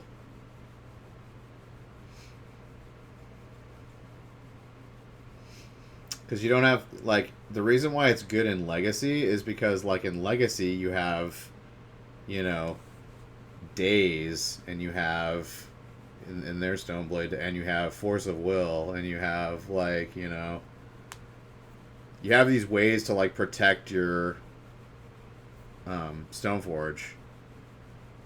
You just don't have that in Modern.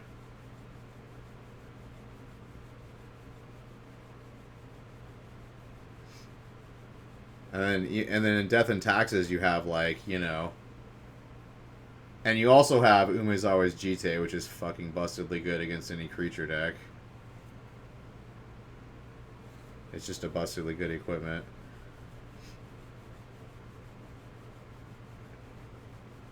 But you've got, like, you know,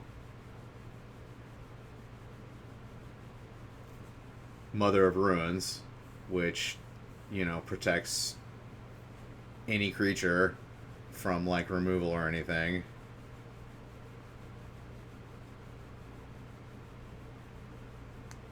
Well, I mean, you get Path with Azorius also. Path is, like, one of the best removals in Magic the Gathering. It's, like, probably, like, the 3rd best. It's like Swords to Plowshare is the best. 2nd best is probably Fatal Push, then Path to Exile.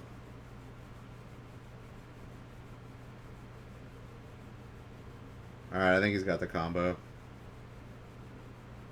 Yeah, and then he Fae of Wishes for the Oracle.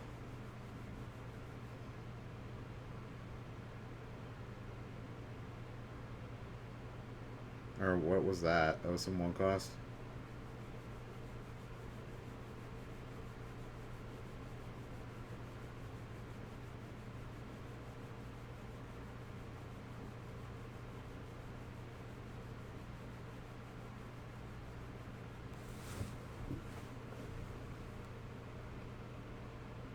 Alright, sideboard.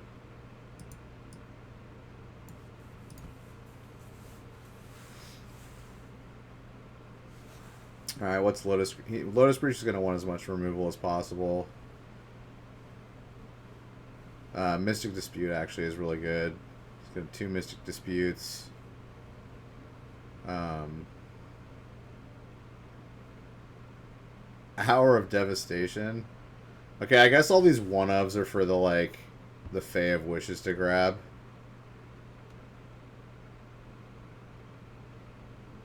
So he's probably just going to bring in 2 Mystical Disputes.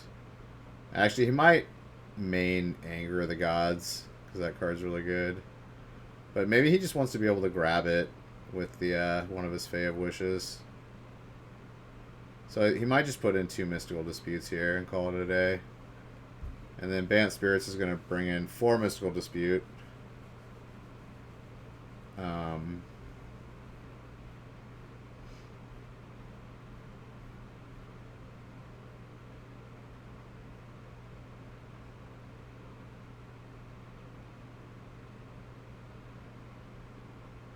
Disdainful Stroke? Is Disdainful Stroke good against them?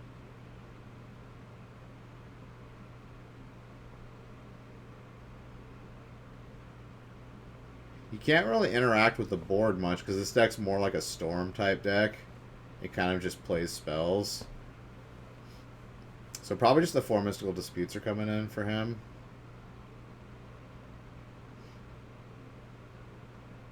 Oh, and Damping Sphere. Damping Sphere makes it so the Lotus field is useless. So he'll bring those 5 in.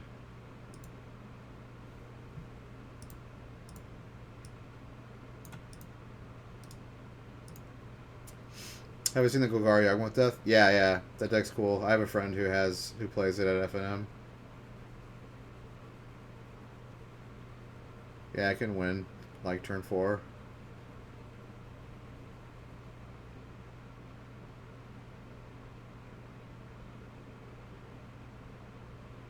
Dreadbore seems good. I don't know. Dreadbore's not very good right now.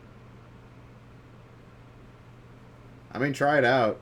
I mean, but you're probably gonna see that like unless you draw perfectly with the deck, like you're gonna stumble against these combo decks. Like you have to like have like, you know, hand disruption every time, you know, turn 1 to like compete with these decks.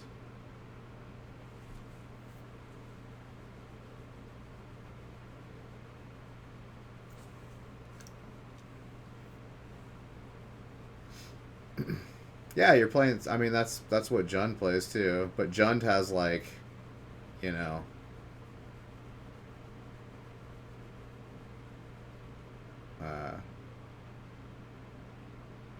like a fast clock first of all, which like you won't have because your like deck is trying to get a sword out and like win that way.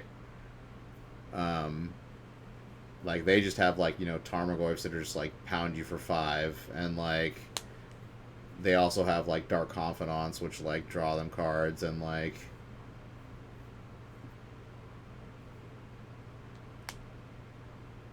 they're actually playing that new guy too, the black red guy that makes you discard, and if you don't discard a non-land you take 3 damage. People are playing like 1 or 2 of him in Jund now too.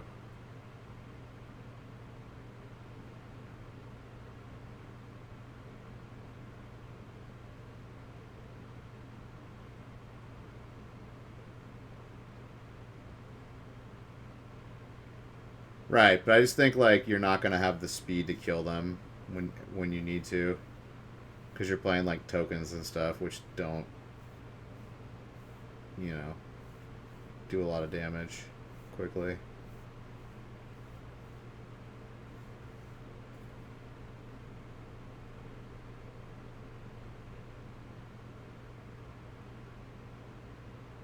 The 5 wishes.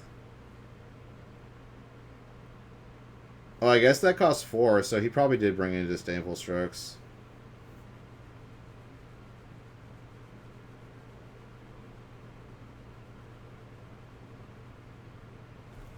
Because you can Disdainful Stroke that.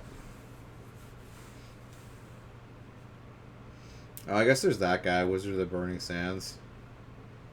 Or Wizard of the Forbidden Sands. Or Foreboding Sands. That Amonkhet. Jack off. Oh, countered. Mystical Dispute is really fucking good. Really good. I'm sure that card's a mainstay in Legacy now too. Just a 1-cast counterspell. Most of the time.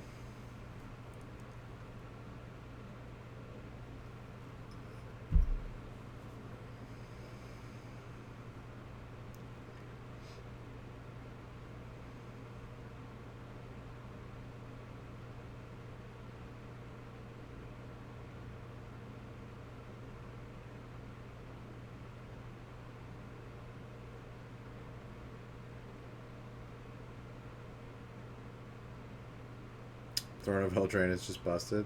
It's not busted. I mean, like,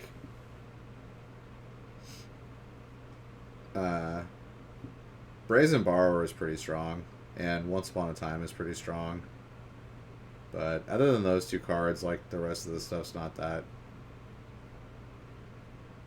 And of course, yeah, the Mystical Dispute's pretty good.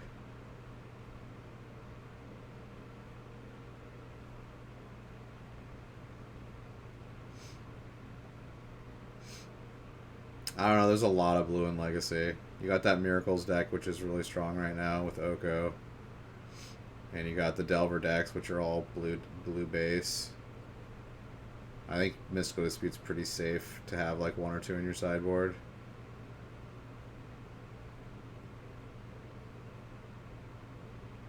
Yeah, but Oko got banned, so like it's no longer like a threat. Yeah, Mystic Sanctuary is pretty good, but it's not bustedly good.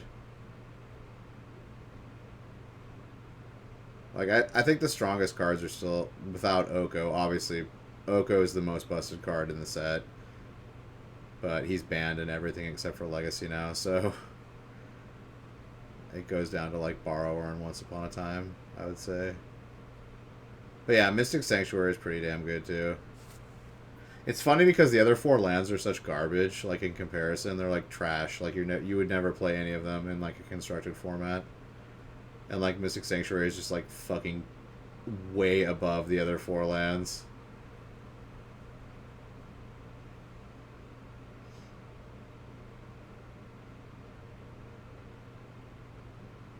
Spell Quella.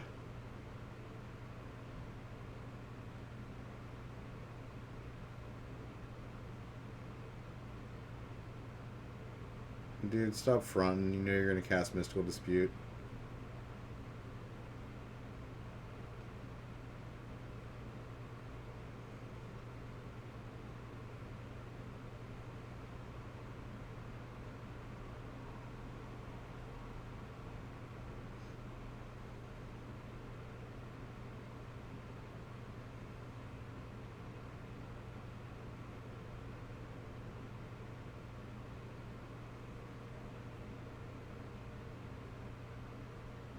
Mono white taxes deck and mono that splashes red for mages the moon. Yeah, Blood Moon's pretty good right now. Yeah, Blood Moon's pretty good right now. I've been playing a Blood Moon deck for the last 4 weeks, and I've been doing really well with it. Oh yeah, Mystic. I mean, that's what makes it good, Zoltan. Like, if it weren't fetchable, it wouldn't get played. Because you don't see it played in Pioneer because there's no fetch lands. Except for, like, that one fetch land that, like, no one plays except for, like, a couple decks.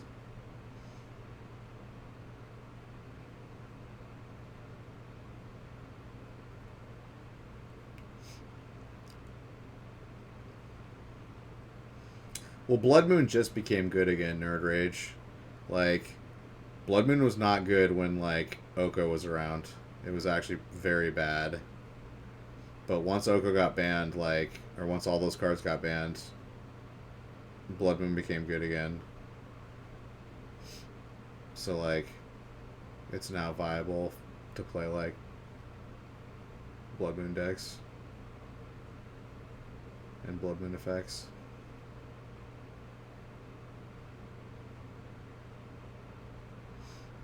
Oh, there it is. Underworld Breach.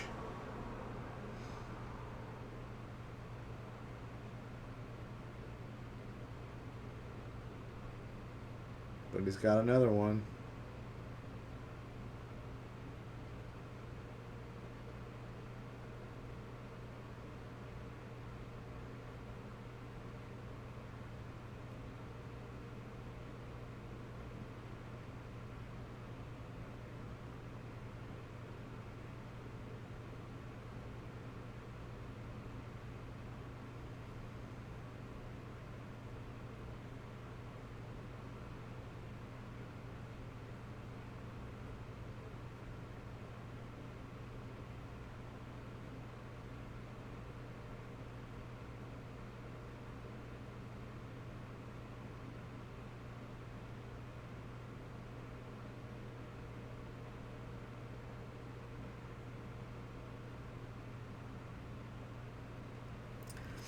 In Europe, you don't have SCG, but we have Card Market Series.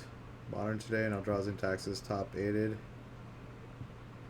Great matchup against Ambit Titan, Aven Mindsister, Arbiter, etc.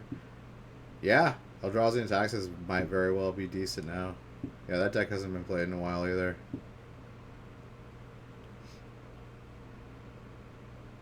Yeah, Aven Mindsister seems good against Urza too, because if you War of Invention, you can only look at the top 4 cards. Yeah, for sure. Ashiok's like all-time good right now too. Can't search with it in play. Shit, even Leonin Arbiter. Like, even like the old version of like Hate Bearers, Death and Taxes, right? Like, Leonin Arbiter. Like, all these decks are searching their libraries. Like, that shuts it down.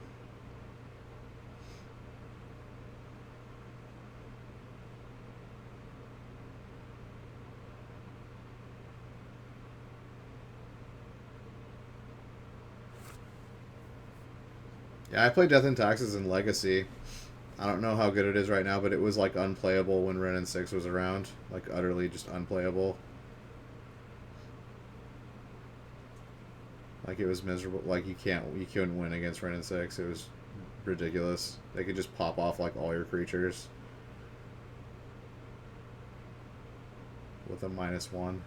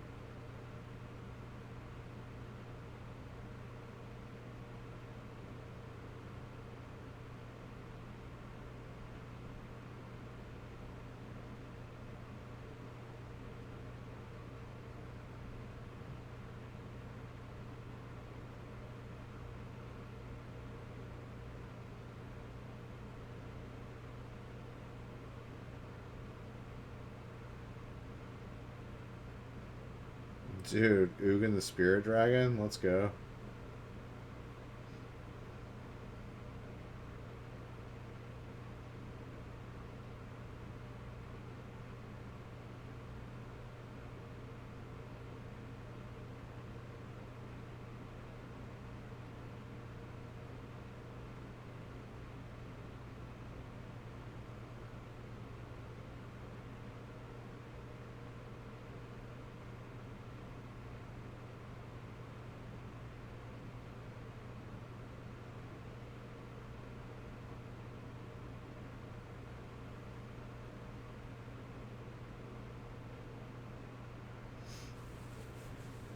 Yeah, Abzan Stoneblade might be okay. I don't know.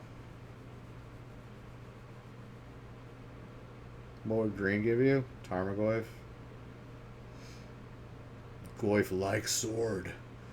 Goyf-like big sword.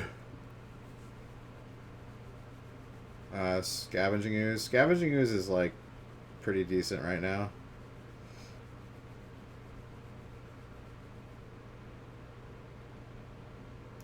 Assassin's Trophy, Abrupt Decay. I think Trophy's pretty good right now. You can kill lands with it too.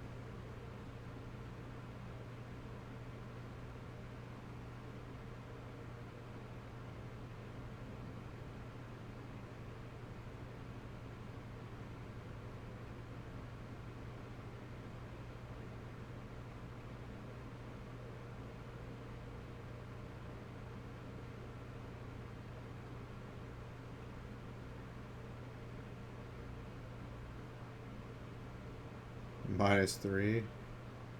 Exile the board. Dude, Ugin the Spirit Dragon's so dope. He's a fucking beast. Boost.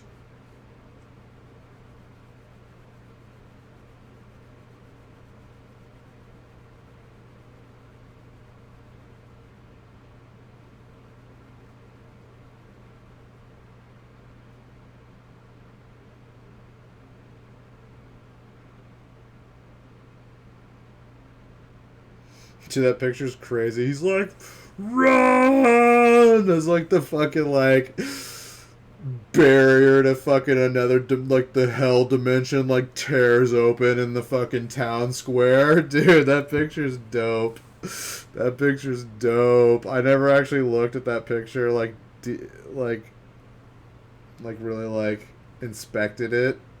That was pretty dope. I like it. That's some major ass shit right there. Just think if that shit happened. You're chilling downtown in your city.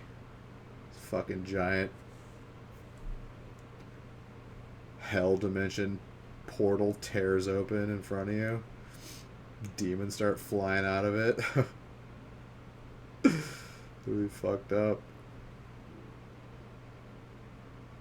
Ugin's what? Well, of course, he's only in like Tron. Like, what other decks is he in? He's not even in Eldrazi Tron. And I guess it's one of in this Pioneer deck now.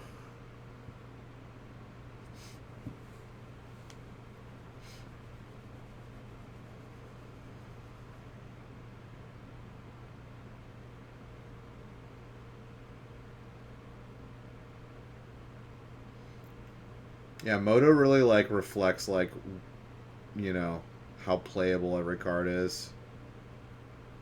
Cause like it's easier to get cards on it, so like the market fluctuates like a lot more than it does in like paper Magic.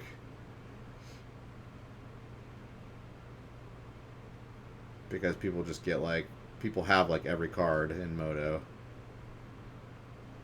Ross Miriam's a good player. Yeah, he's a good player. He's kind of a slow player though.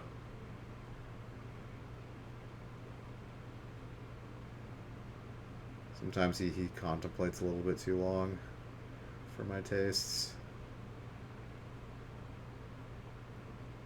It's like one of my biggest beefs with like competitive Magic is like they don't like regulate it at all. And people are allowed to play slower even though they shouldn't.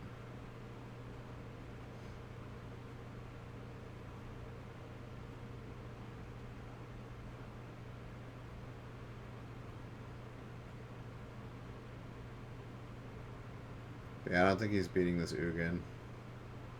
Like, what does this deck have to deal with an Ugin that's on the board already when you have 0 creatures?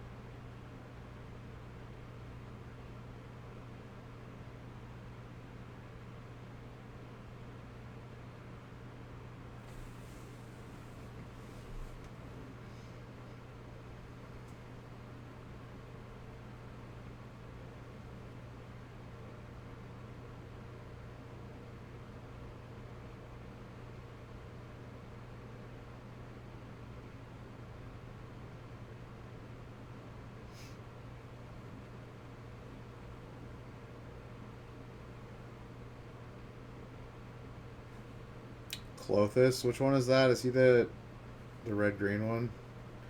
Death Wish. Just great words out the game, put your head. Use half your life, round it up. Yes. I totally remember that. Alright. I don't want to see that.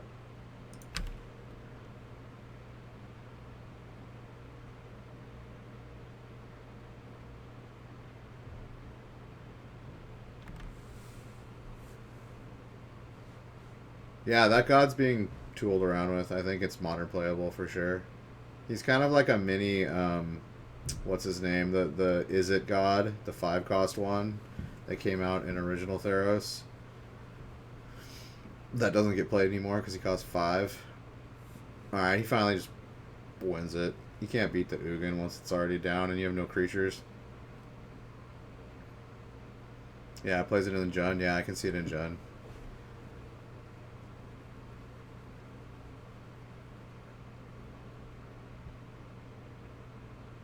Giraffe's Messenger. Yeah, what's that guy's name? I forgot that is a guy's name. The old one. That is like draw a card, and if it's a land, you draw it, and if it's like a, or during your upkeep, draw a card. If it's a land, you put it into your hand. If it's a non-land, you deal 3 damage to them. It's very similar to that guy, Karanos. Yeah, it's very similar to him, but cheaper, and you can like ramp with it. So like, yeah, it seems pretty good.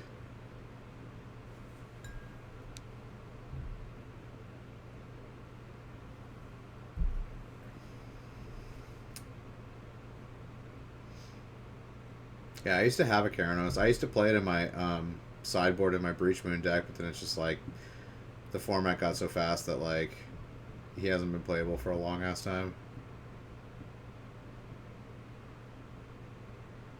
But he was just like inevitability. Like those cards are like inevitability cards. Karanos more so because you always get the trigger. The other one you have to exile a card for it to work.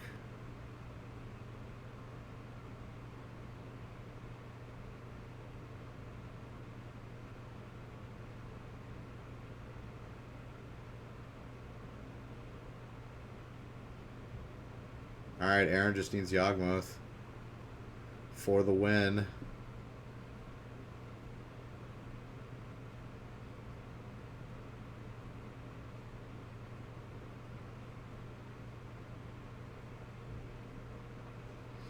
You think that would be a much different version of Jund? I could see it sideboard in Jund against like control matchups for sure. Like I think it shines the most against like control. Because they have, like, no way to get rid of it. I mean, they can bounce it with Baby Teferi. So I guess they have a way to get rid of it. I guess they can path it, too. Never mind. But still, I think it's most useful against, like, control-type decks. Because you're never going to really see, like, its potential against combo. Because combo will just... It doesn't disrupt combo. It's just doing damage over time, which is not what you want against combo.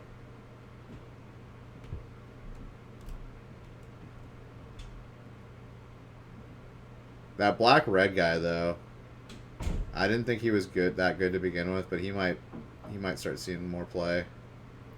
The guy who's like Uro, he's the black-red Uro.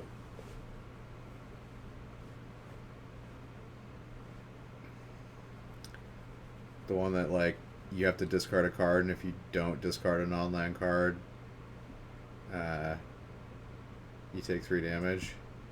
And then he comes back as a 6/6 escape.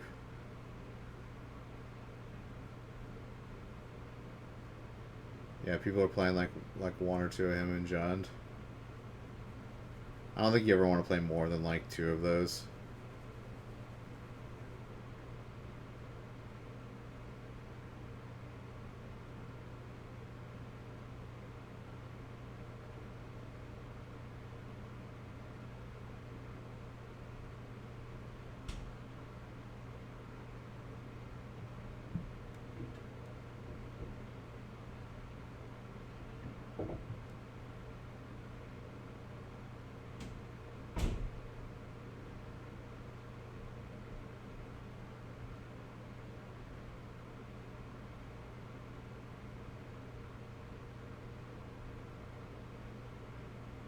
Is that the new Devoted Druid from, yeah, I think it is.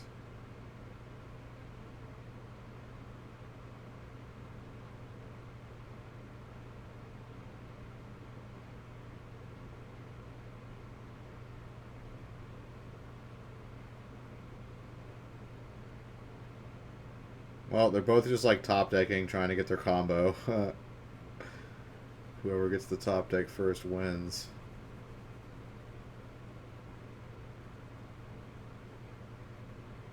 Oh, he's got Walking Ballista. He can actually start popping off these creatures.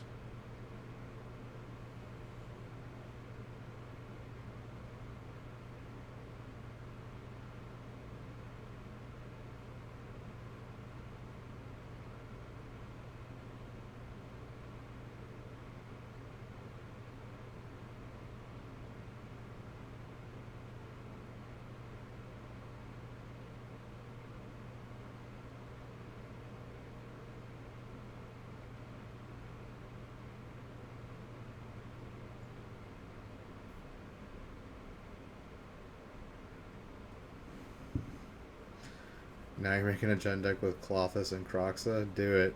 In standard? Okay. I don't know how well that'll go over.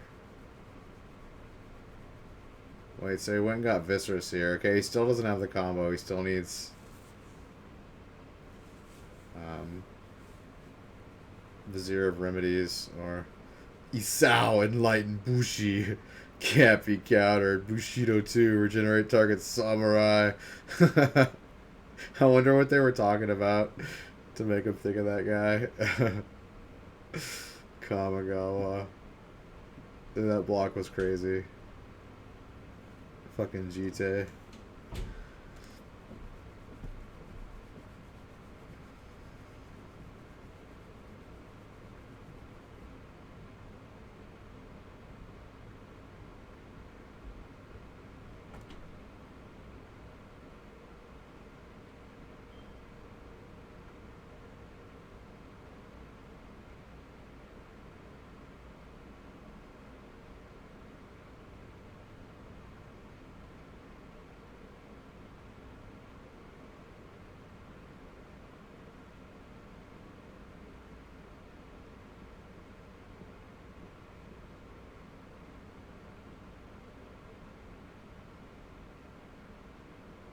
I think you found the combo.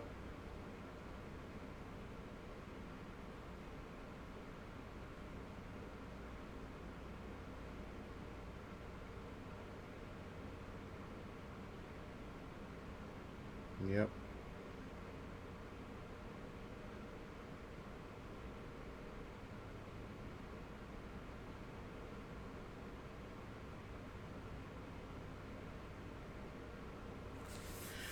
Got it. GG's.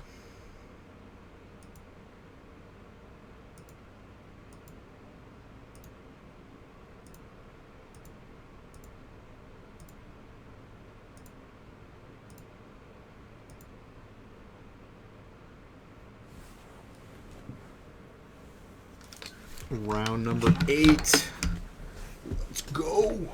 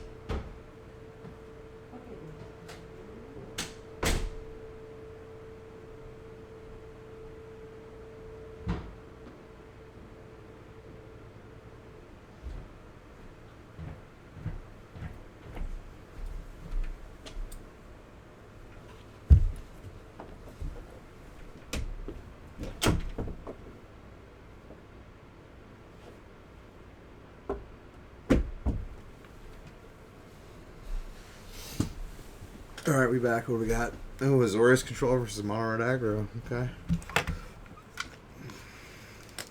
The age-old control versus aggro matchup. With the age-old colors, too. Mono Red and Blue White. So for Modern, do you guys really change decks as the meta shifts?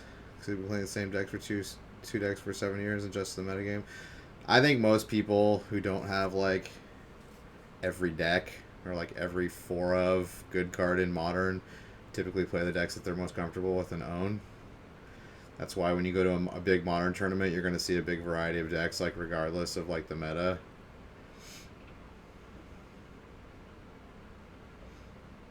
So no, I mean I have like enough modern I have a pretty big modern collection. I have enough for like, you know, I have like 7 to 10 decks, seven, 8, maybe 9 decks. That I could play, but I typically just play what I want to play. I mean, I gravitate towards the decks that are better in the current meta, yeah. But like, I don't like go out of my way to like build like the meta deck. Like, I didn't pick up Okos. I could have picked up Okos and put them in, you know, Infect, which I play Infect. But I was like, fuck that. Oko's not going to be around very long. And so yeah, I won't go out there and spend a bunch of money to like get the like current meta deck.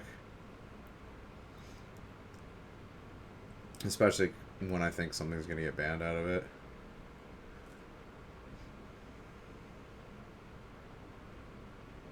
And then like I could build like probably like 5 or 6 more decks if I just picked up a few cards.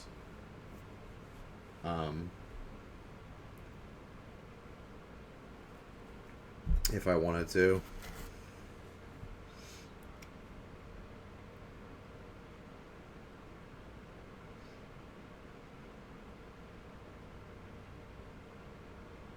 Like, I have almost all the lands. The lands are, like, basically one of the major things in Modern. Like, I have almost all the fetch lands, like 4 of each, and I have I have 4 of each of all the shock lands. And I have, like, you know, a lot of the canopy lands.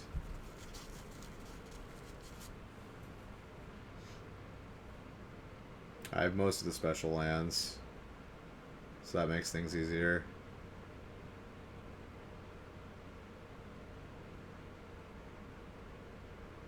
Alright, looks like red is crushing face. How much damage is this? Oh, he only has 1 champion out, so that's what? 1, 2, 3, 4, 5, 6 damage?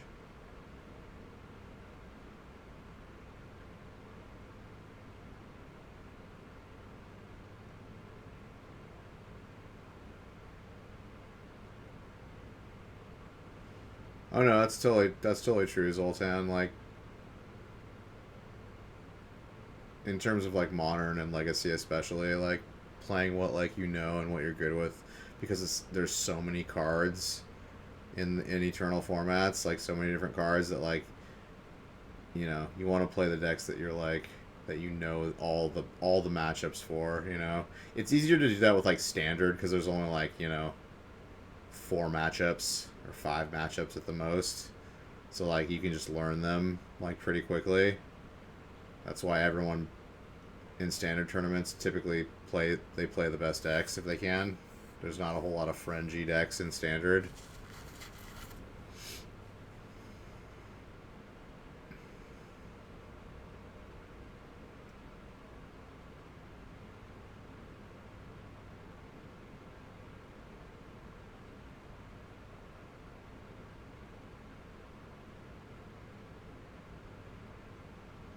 Alright, well, Wrath of God seems good.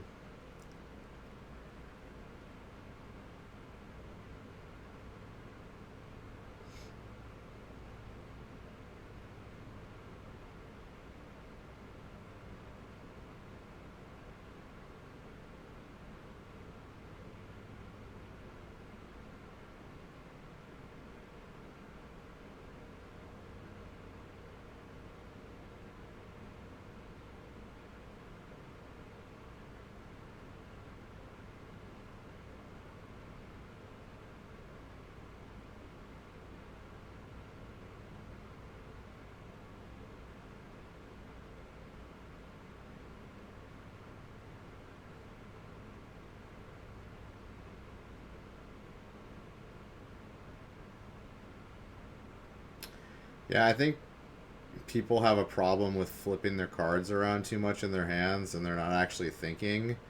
They're just like doing like a nervous whatever. I think that eats up time. I think people don't, when you don't have physical cards to like fuck around with in your hands, people like online, like people will play faster. I mean, like he is playing control against aggro and he's only got 9 life, so like yeah, it's like there's more thinking going on, but like I think like when people are flipping their cards, they're not always thinking. If that makes sense. I think it's more of like a habit, like a habitual thing that like kind of interferes with thinking a little bit.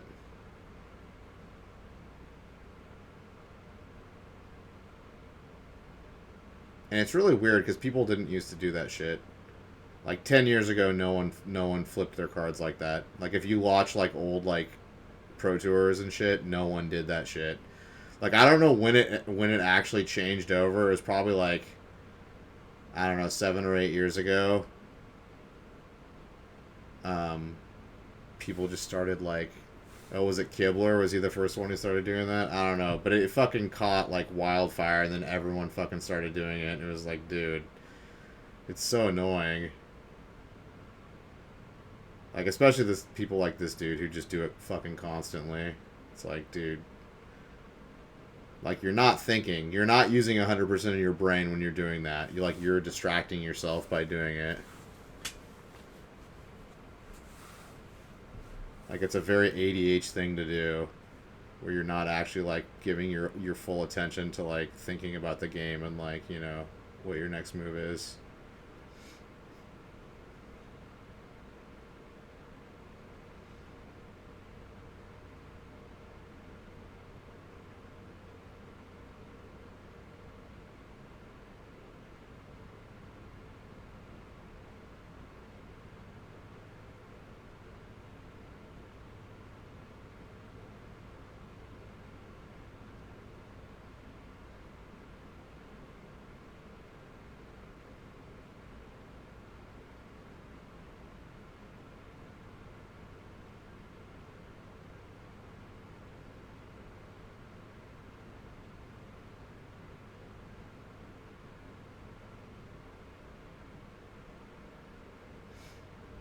Yeah, that Miletus card is so good against aggro. I feel like this Azorius deck is just like tailor made to beat aggro. It's got so much good anti-aggro shit in it. It's got a 4-cost board wipe.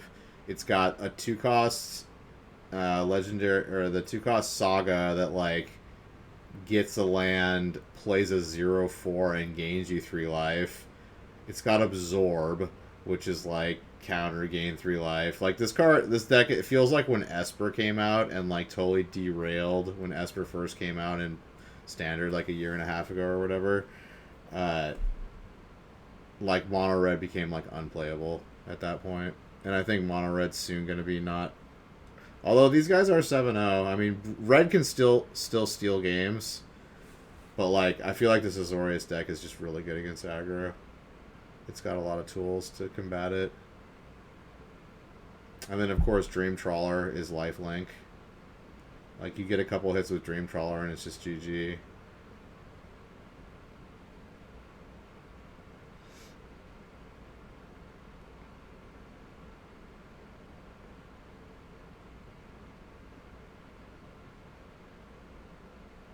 It's cool to see that Mono Black Aggro is still good in Pioneer. I actually wanted to build that deck.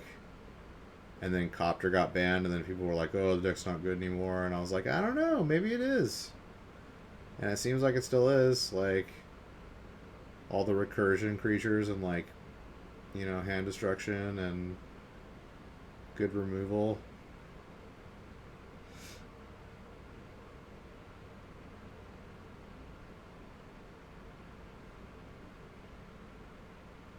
I mean, it definitely lost a lot of power with losing Copter, but...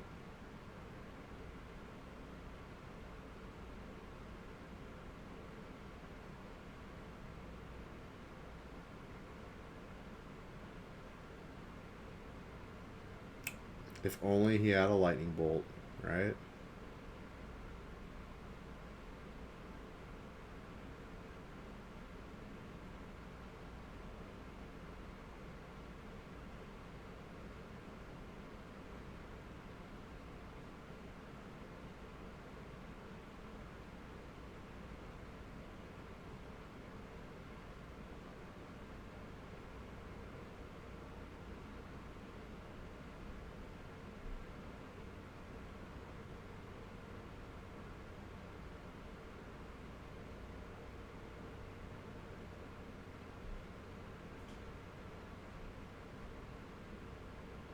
Alright, he has to block with Dream Trawler and the thing.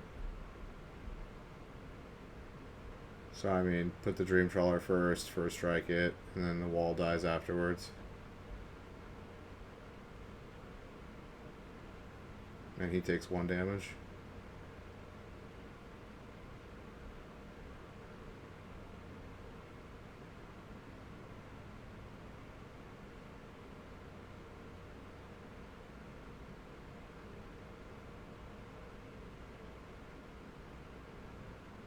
Alright, but now he's going to gain 3 life and get his creature back.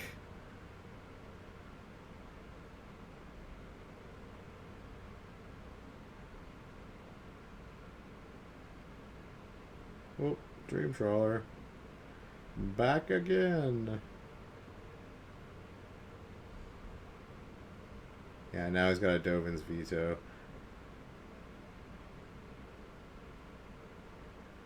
Narset.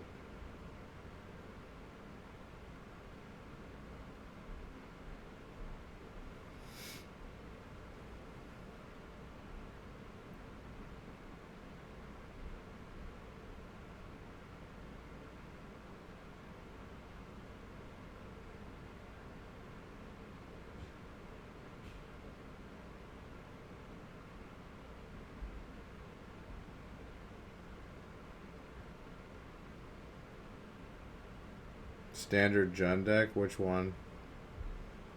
The weird one with the giant and the god. Nice.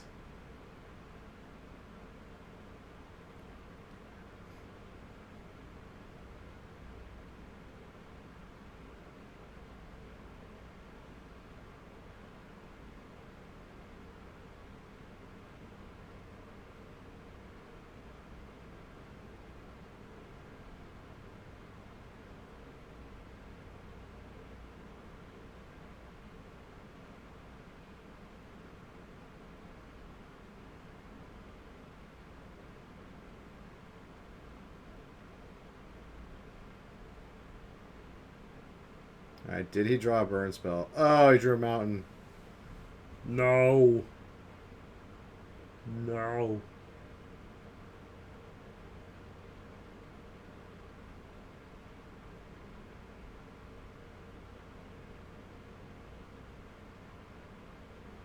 I think control wins now because he's going to destroy his creature. Or actually, he might just exile the Embercleave. Actually, the Embercleave is the only thing he can exile. It's costs 3 or greater.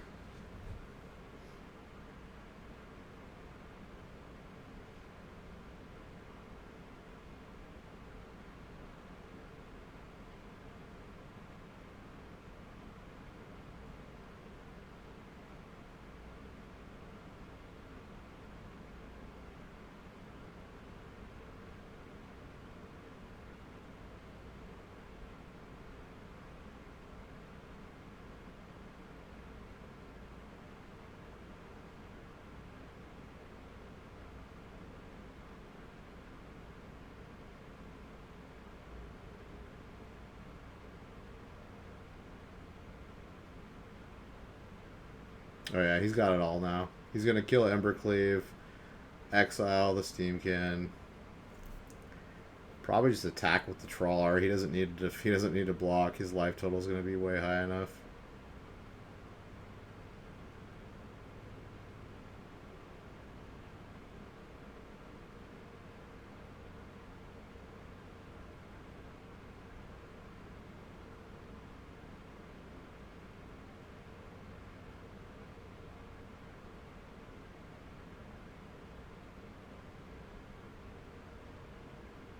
Oh wait, he bottomed. He scried that to the bottom? Why? He could get rid of Embercleave.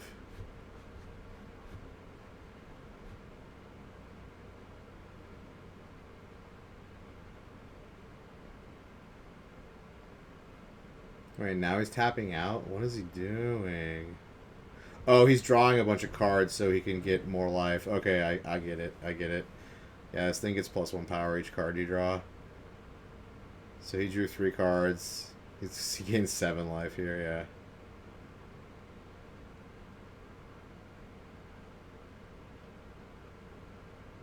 Oh shit, he gains what?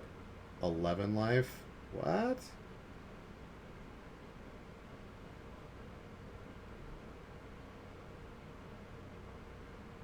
Oh, you get it for your draw step. Okay, yeah, he drew a lot more cards. So he drew 4 off Kimmercer's Insight, 1 for draw step. That's 5. 1 for Oracle of Thassa. That's 6. So yeah, he gained 10 life off of that. Gross.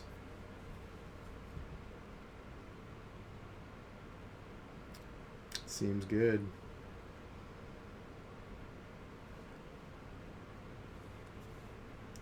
Yes, double Leyline of the Void. Suck it, nerd. You doubly get no graveyard times 2. Times 2.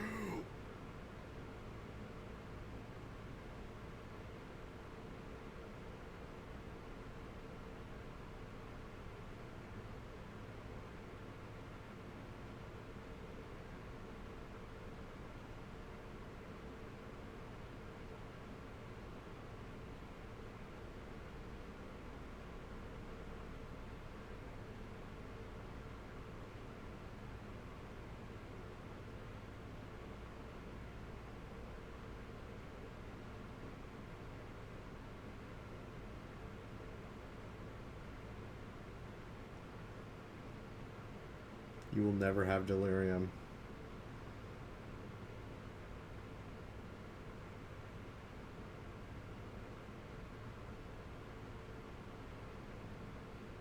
Will it matter that much, though?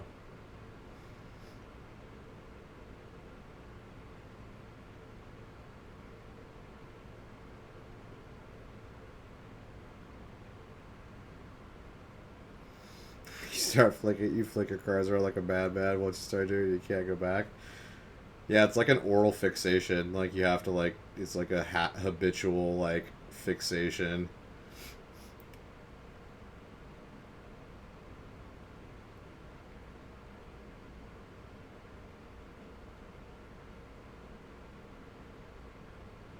I mean, like, the argument that people make is, like, you do it after you draw your card for the turn, so people don't have any idea, like, what card you're playing, if you drew a land, if you're playing the land that you drew, like, etc. Which I can, like, kind of see. It doesn't really matter. It matters maybe, like, 1 in fucking, like, 100,000 times, like... If someone discerns, like, oh, you have no land in your hand, you just drew it off the top, if that actually, like, makes a difference in any way.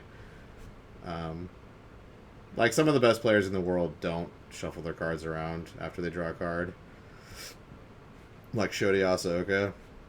That guy straight up is a fucking beast machine. Like, that guy gets, like, my utter respect. Candy! What's up, dude? How you doing, bruh? Did you stream tonight? But no, that guy gets, like, my utter respect because he's just, like, the fucking fastest player ever. You be lurking. Good luck with it. Alright, man. He doesn't flip his cards around. He draws. He plays control, like, most of the time, too. And the guy is just, like, plays faster than any person I've ever seen play Magic. And he plays, like, near perfect.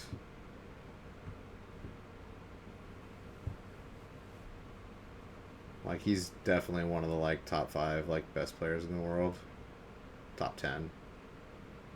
It's hard to rank past plus 10, but I think he's top 10. One of the top 10 for sure. He's in the Hall of Fame, of course. Guy's a beast.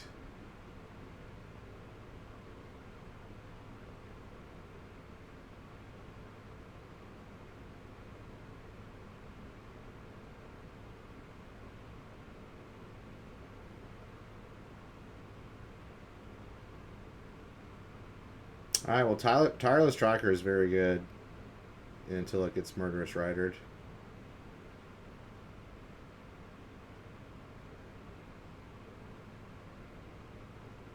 Feels bad.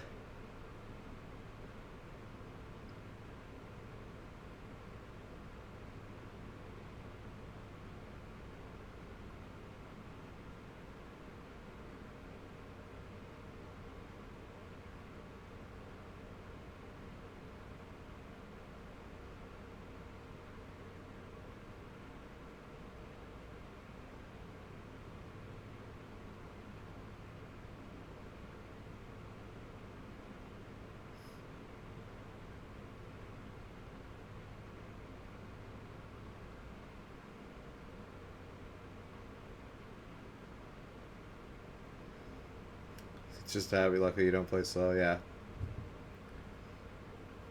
I mean, it's fine. Like, I don't mind it unless someone's like crazy doing it and just like stalling.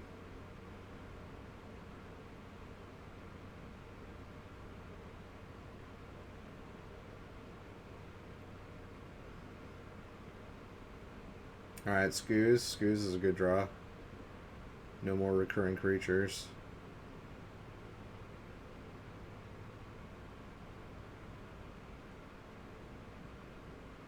Dude, Nerd Rage with the new meta. Let's go, dude. Let's go. Dude, if you 5-0, people are going to start copying you. Do it.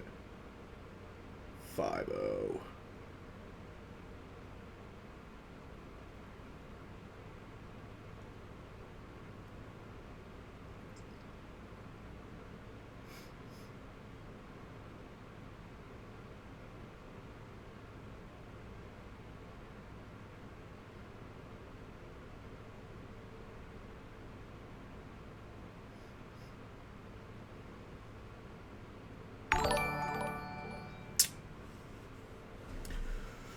Nerd Rage, thanks for the follow, buddy. All right, man. Take care. Yeah, I hope to see you again. I'll be doing the second half tomorrow. Peace.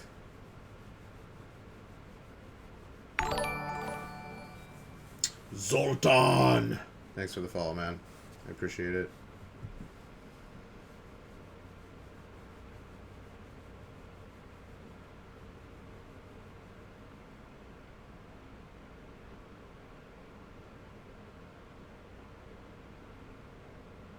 Oh shit, is that Ishkana Graph Widow? Let's go. That thing's so beast if you have Delirium. I mean, it's still like a 3-5 reach, but yeah, with Delirium you get like all the Spideys. That card was so good in Standard. When it was in Standard. It was pretty sweet.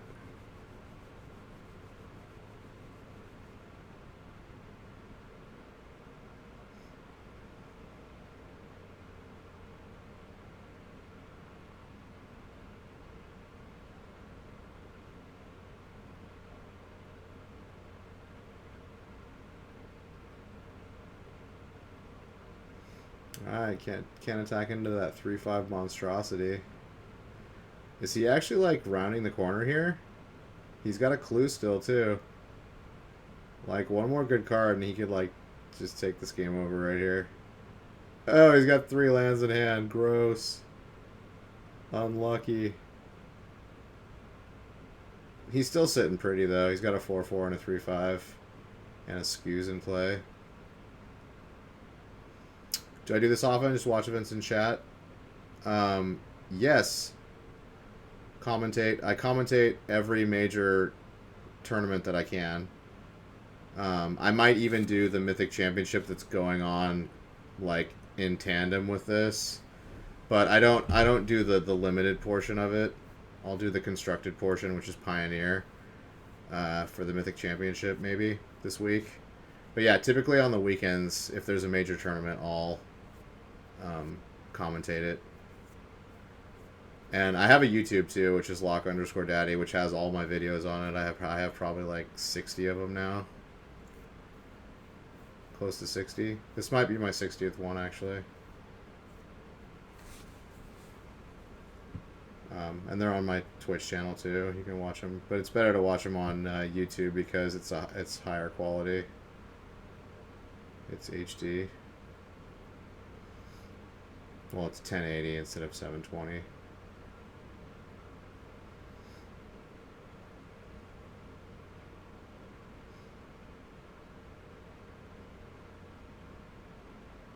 Nah, awesome, yeah. Come back and chill whenever, bruh. I also do normal streaming too during the week. I play like Dead by Daylight, and I've been working my way through all the Dark Souls games. I'm at the end of Dark Souls 3.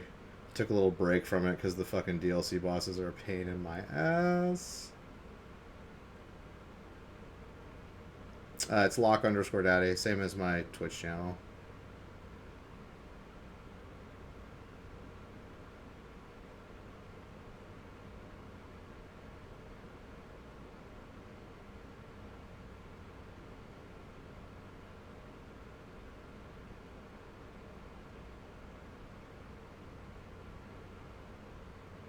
Yeah, the black player still can't attack into this.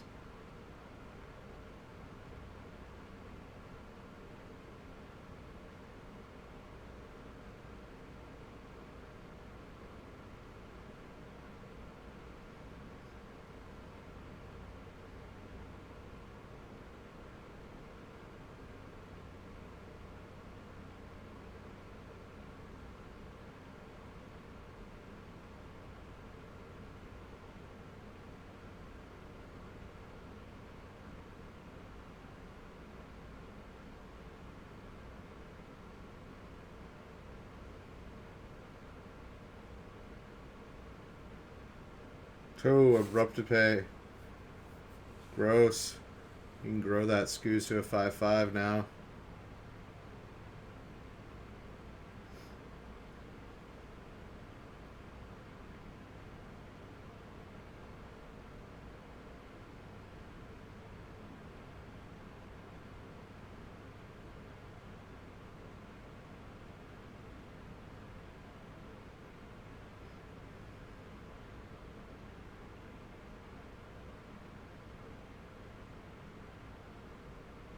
He really needs a fatal push right here. He needs to get rid of that Scoos, like, big time.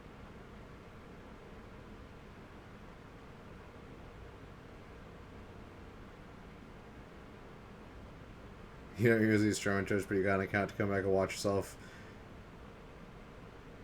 if you played on coverage in an event. No, that's not stupid. I mean, that's fine. I mean, like, have you ever been on camera at an event before? I guess if like you're some shops do it too. Like some shops will like the shop I go to, they were streaming on Twitch for a little while. I don't think they're doing it anymore. Cuz I think like management changed and they just stopped doing it. But yeah, a lot of shops do it.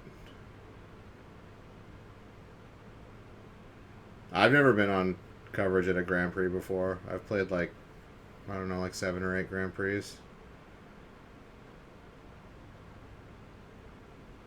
And like one SCG event. And like some TCG events.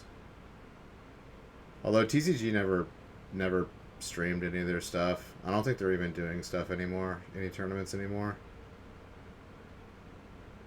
I want a really cool mat from them, which is the mat I still use though. From a diamond event.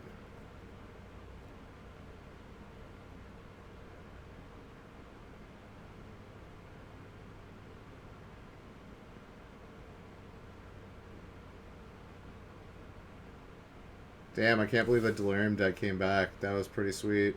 Scoos is super good. Can't be underestimated.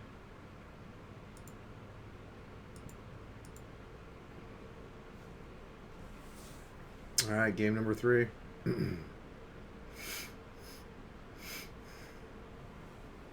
Thought seizes away his noxious grasp of darkness. There's a small event in the area here where they stream. It's like 30-ish players, but if you make top 8, you play on camera. Cool. Yeah, there used to be a store that did that here, but they went out of business. They had like events. They had like 1K events and stuff, where there'd be like, you know, upwards of like, I don't know, 70, 80 people. I don't know exactly how many people they would pull every time, but yeah, that card shop just completely went out of business. They were in a really bad location, unfortunately. And like it felt like you were inside a cave. I mean, it was right next to a college, which is cool, like location-wise, but like the building itself was just like bad. And they had no signage outside. Like it was like you couldn't really tell like how to get in and like what the place was called and stuff. Like it was a bad location.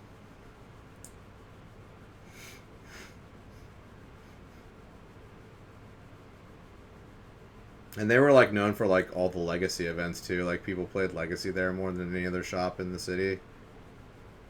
Like they had 2 days a week that were Legacy. And they also had the best singles of any shop in the city too. So that was like a main thing that they were known for. was always having like singles. They charged slightly more, but that was because they had such a big variety that you could just pick up 4 ofs like for like tournaments and stuff.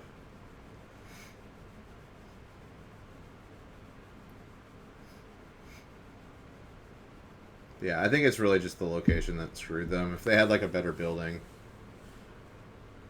with a sign and stuff, and like I think they would have been prosperous. But they're also competing with the largest one, which is Guardian Games, which is the place that I play, like which is gigantic. It's like by far the biggest game store in Portland, and like it gets like the lion's share of all the customers and like profits and stuff. I mean, they have a bar there. You can drink while playing Magic. It's pretty dope.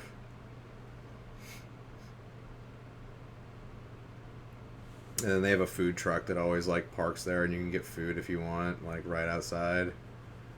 And it's in like this giant like warehouse. It's in like this giant. It's a like a Rada paint warehouse that they lease. It's gigantic. The ceilings are like it's a warehouse. It's gigantic. You know, it's a really cool place. It's been around for a long time. Like the ownership just changed though, like not too long ago. Like this chick Angel, who was like co-owner for like since it started, like I don't even know when it started, like 15 years ago.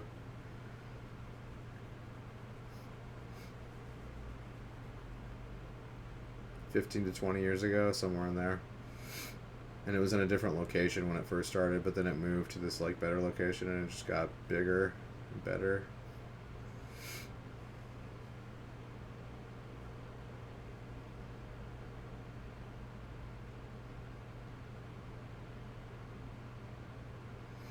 And then I guess the original people, I guess, sold out, or at least one of them did. Wanted to get out of the biz and retire, maybe. I don't know.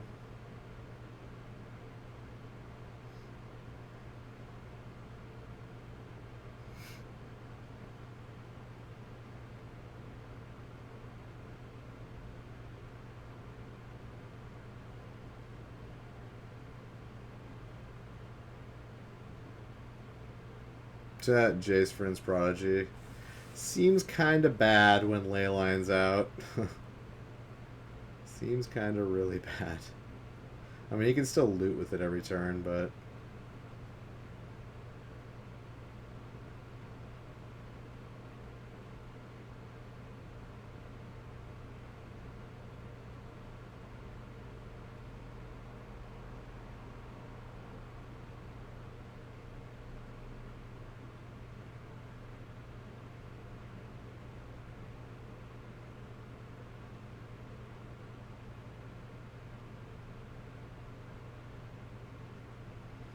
it's looking like these ley lines aren't doing remarkably well. That's why I said, like, I don't know if I would bring in those against this deck. I don't think I would. Need some Assassin's Trophy. Oh, for the ley line? I don't think he cares that much. I mean, he's doing pretty damn good playing against ley line. Alright, maybe not so much now.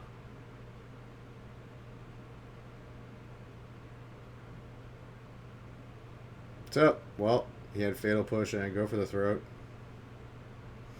Still looking okay.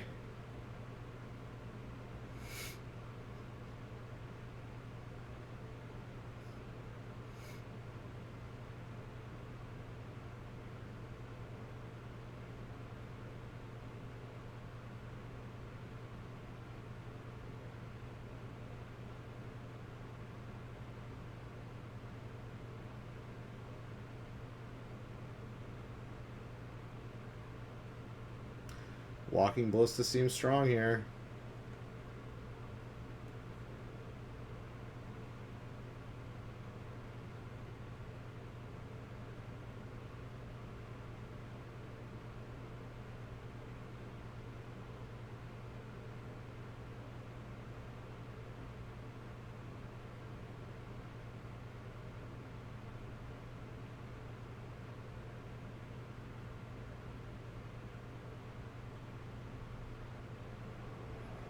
Oh, this deck plays Emrakul? I haven't seen him play Emrakul yet. I've seen him play this deck for a few of the matches.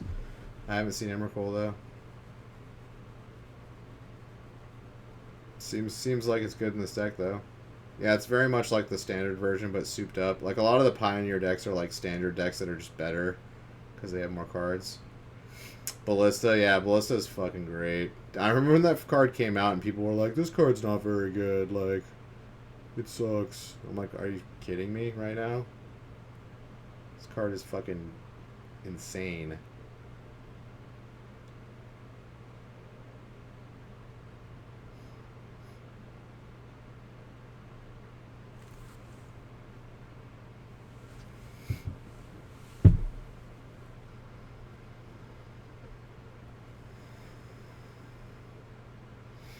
Alright, he's figuring out modes on Rankle.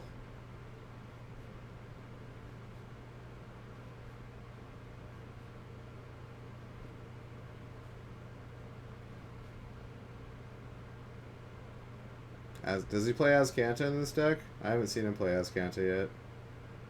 In a few matches.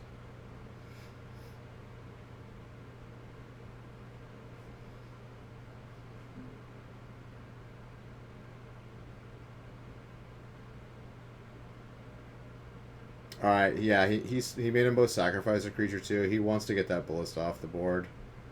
Because that thing will get out of hand.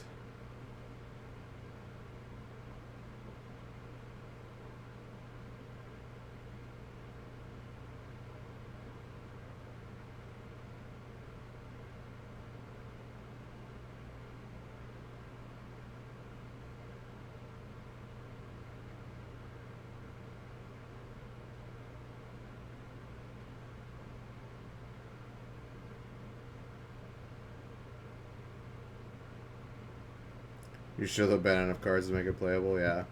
It's kind of making its way back into Modern, too, because, like, I've seen a couple of people play it at Friday Night Magic recently, since the bans for Modern. But yeah, it's a slower card, for sure.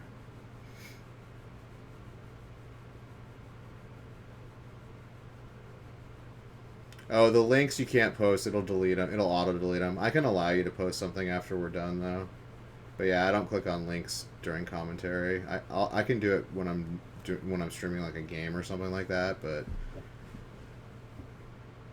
oh yes, Spawn of Mayhem, dude. This card, I was like, this card would be good in this deck.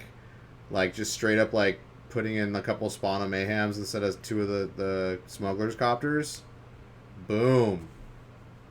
I know what I'm talking about, yo. I know what I'm talking about. Spawn of Mayhem's awesome. 4/4. Flying for 3 mana. So good. I want to build this deck now. I was like reluctant. I was like, oh, maybe the deck's not good enough now without Smuggler's Copter, but it seems like it's doing good to me. These guys are 7-0. And he's always been dominating every time I've seen him on camera. Uro. Uro not so good with Leyline. Oh. Spawn of Mayhem. Let's go. Let's fucking go. I really like that card. When it first came out, I was like, dude, I like this card. I love, like, Suicide Black cards. That's, like, one of my favorite deck types. Just the powerful, like, black creatures and, like, not caring about damaging yourself a bunch. Dude, Jazam Jin. I used to play with that card way back in the day, like 95. I had a Jazam Jin deck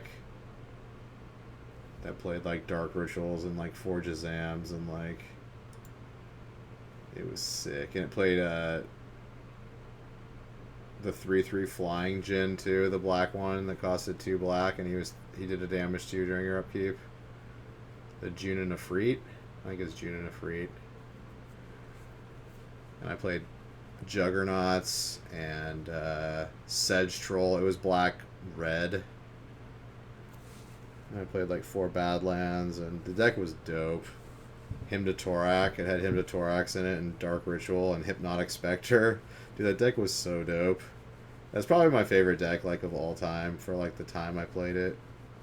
Like, obviously the deck would be, like, trash now. Well, I mean, it wouldn't be trash because it had Soul Ring. It had, like, super powerful cards in it, but, like, the creatures were not, like, what they are today. Like, creatures back then were, like, way less powerful than they are now. Hey, what are we watching? This is definitely not Sultai Delirium versus Mono Red Aggro. This is Gift Storm versus Wurza. Okay, this is modern. My favorite deck of all time was like my 93-94 deck, I think the format's called, where you can only play cards up to like 94 or something, printing, like revised and backwards. And I had a Jazam Jin deck in like 1994.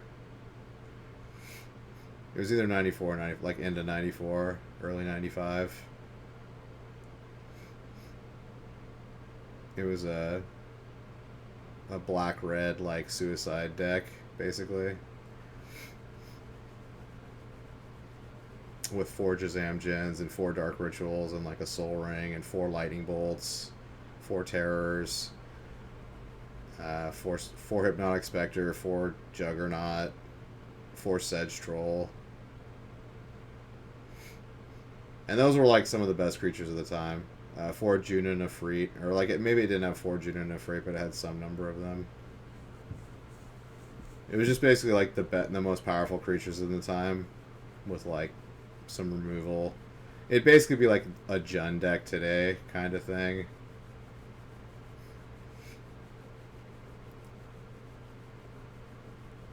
Yeah, that deck was sweet. I love that deck.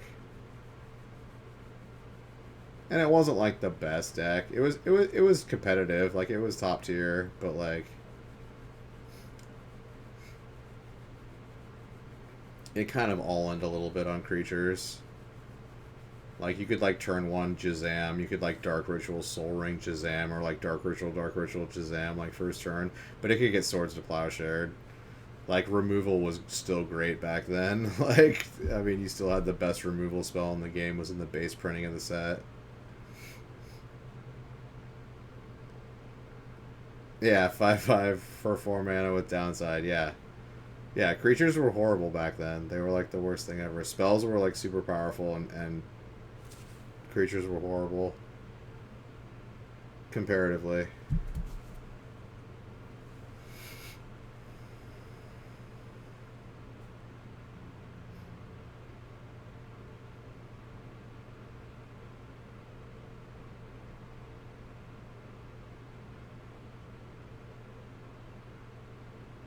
And like counter magic was really good back then.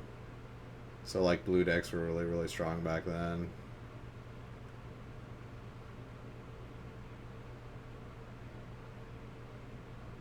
But I mean, if you look like at like the 94, 95 like world championships, like the decks were like there was like a green deck that played like Urnum Jins and like giant growths and shit, and like these decks were like, you know, basic.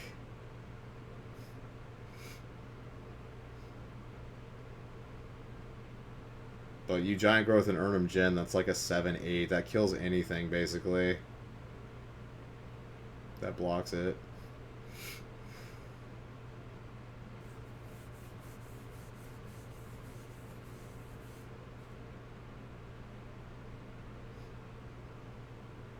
Alright, Caleb, you going off, buddy? You going off hard? Looks like the Wurza deck got stuck on 2 lands. And he's tapped out. Not looking good.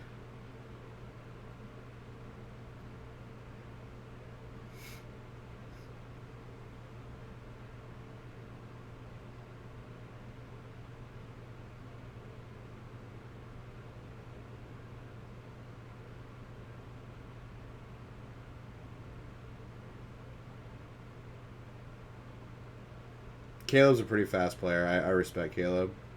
I respect his aptitude for Storm. Not everyone plays this deck fast. He plays it pretty damn fast.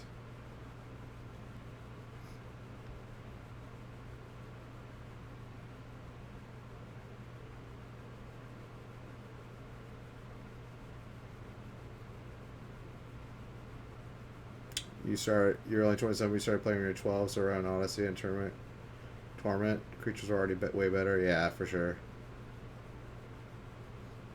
Yeah, that's funny. I started playing around the same time, but I am older than that. 5/5 for 4 is really bad. Yep. Yeah, that's like a junk rare now. That's like an everyday junk rare for like any given set that comes out. You know, when back then it was like the fucking best creature ever.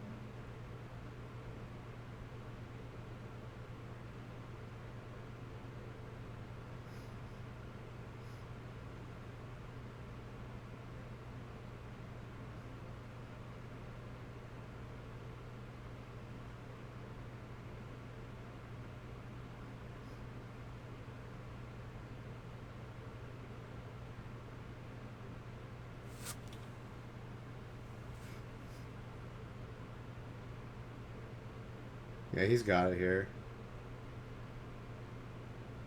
Oh, he's just gonna empty the warrants for 1 million.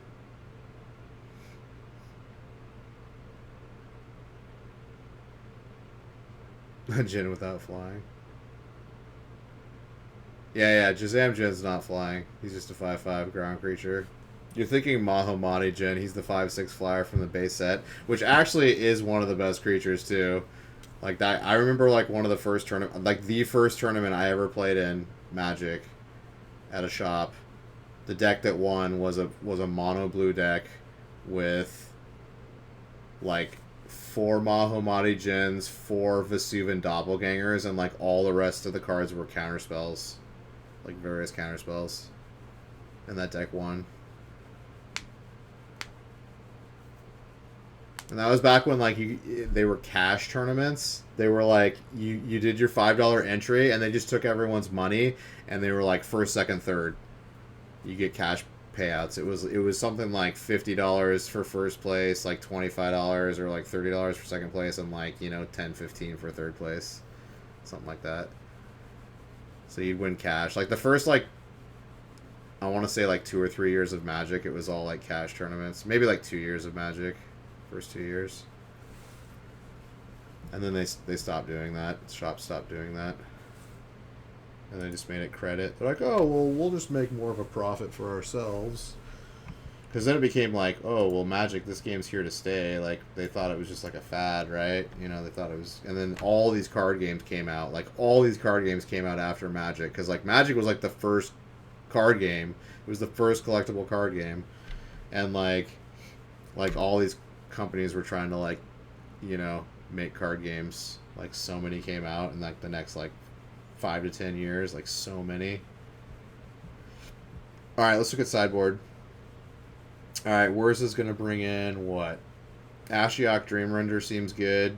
You can't use with that. You can't use Gifts Ungiven, which is kind of like essential for Gifts Storm. It's called Gift Storm. 2 Inquisitions are going to come in. 2 Mystical Disputes are going to come in. 1 Thoughtseize is going to come in. Damping Sphere is going to come in. That stops them in their tracks.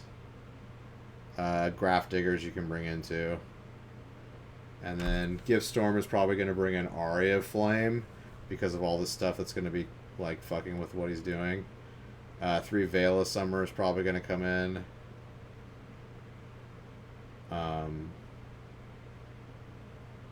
He might bring in Shenanigans just for like Graph Diggers.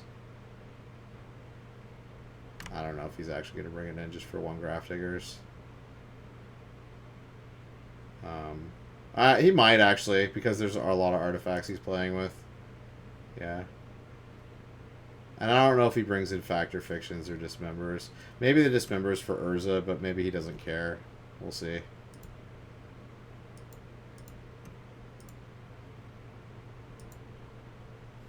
Alright, game 2.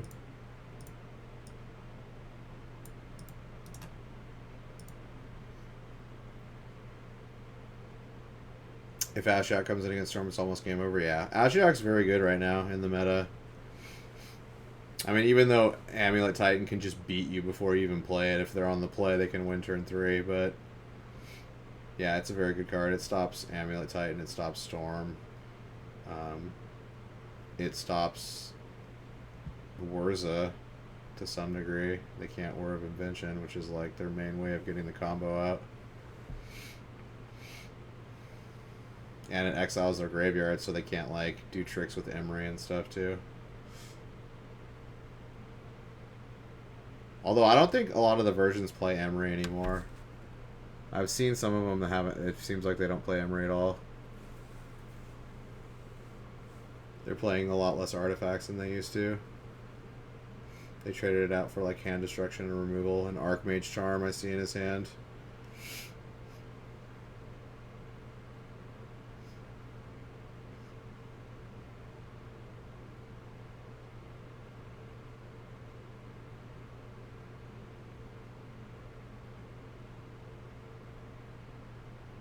Oh, Veil of Summer, buddy! Didn't see that one coming, did you? Dude, anytime someone plays Veil of Summer against you, you're like, fuck. Oh, he's going to Ether Gust it. Okay. Seems good.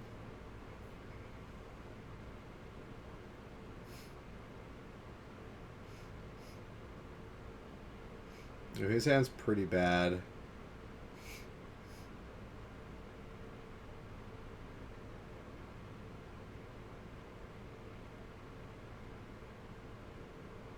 Yeah, he's got all lands. Not good.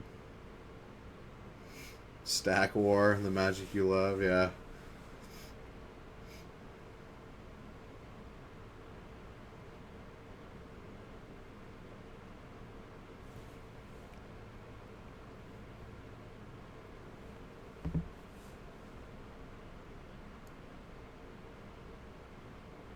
Imagine there was a time before the stack. It was just like first in, last out. I mean, it was similar, but like it worked a little bit differently. And there were like interrupts in addition to instants, and interrupts like took priority. Magic was a bit more complex back then. They hadn't ironed out some of the kinks.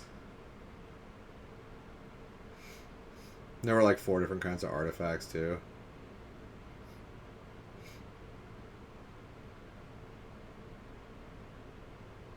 Yeah, Mana Burn. Oh, back when you couldn't mulligan at all. Like, there was a time where you couldn't mulligan at all. And then, like, shortly after that, they were like, you could all land or no land mulligan. But you had to have either 0 lands or all lands.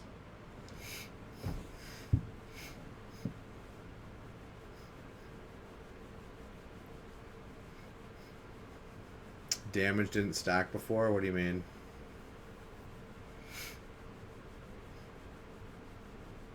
No, creature healing still happened at the end of... Or it happened at the end of the turn, I think.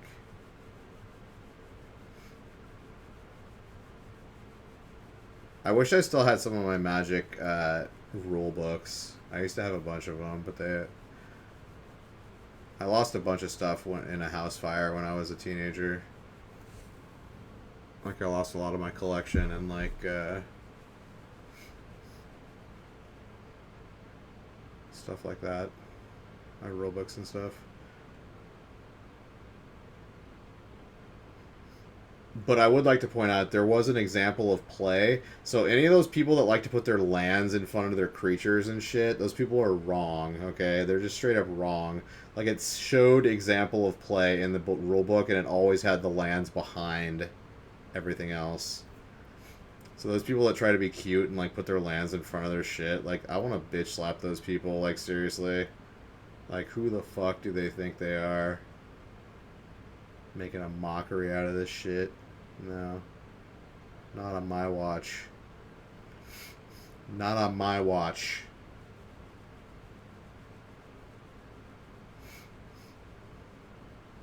Oh shit, did he get there?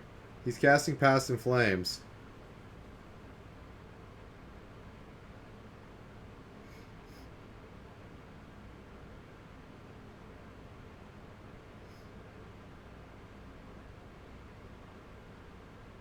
No, not upside down. Like they just put their mana in front of everything. Like the mana is like in the front, and like their creatures and like everything is like behind it, like close to them. So it's like the cards that are most important are the like non-land cards, right? Like those are the ones that you like need to see and stuff. Like and it seems like some like edge shooting bullshit that people do to try to like get some advantage. It's bullshit is what it is. And they finally started cracking down on it. You can't do it at tournaments. Like they will fucking tell you to put your shit behind. Your mana behind. Dude, is he seriously gonna win after having like nothing in his hand? He like built his graveyard up and like now is passing Flamings for the win.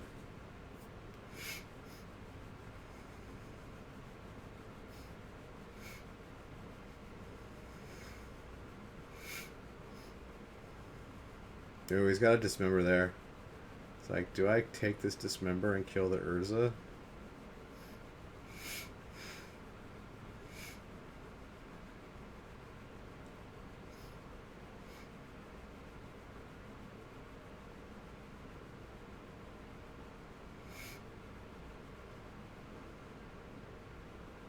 Dude, Caleb is a Storm Master. The guy's fucking crazy. Oh, Baral, let's go. Okay, it's gotta be over now, right? It's gotta fucking be over now. Okay, he had the Fatal Push.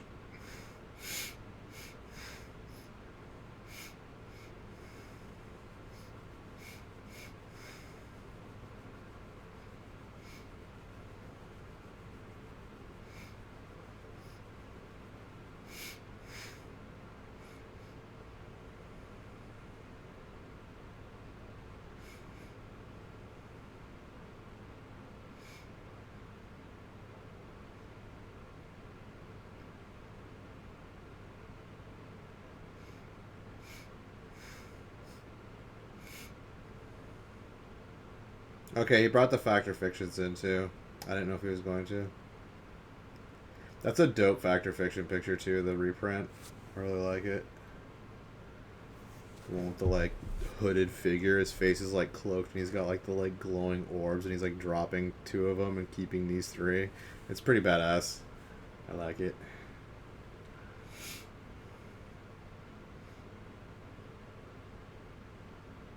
Oh shit, he didn't have the payoff. Damn, sucks. If that Baral had lived, he would have won for sure. 100%. The Green Splash is for Veil of Summer and Noxious Revival. I mean, you can still pay 2 life for Noxious Revival, but it can pay for that too if you need to. If you're low on life or something. But no, I think it's just for Veil of Summer, yeah. For the most part.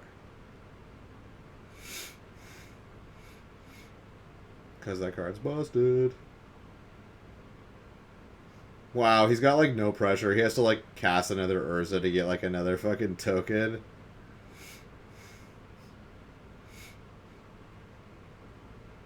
He's got one card in hand. He must be sweating hard right now. Because he can just flashback past in flames.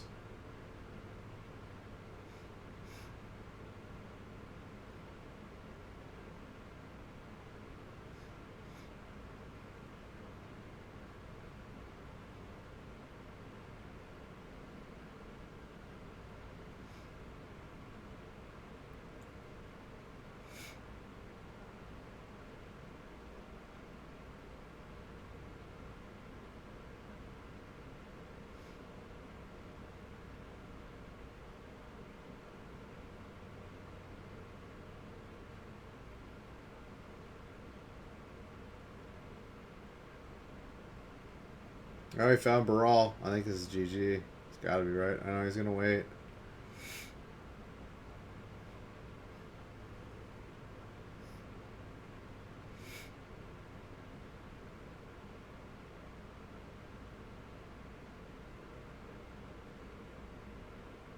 No, you're totally fine, Zoltan. Totally fine. Talk as much as you want. I love interacting. It makes it a lot more fun for me too.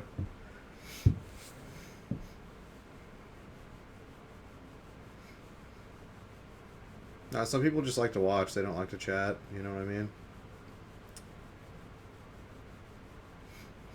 Alright, he swung in for what? 3, 6, 7? Okay, he's on a 2-turn clock. He's got to go for it now. He's going to factor fiction first.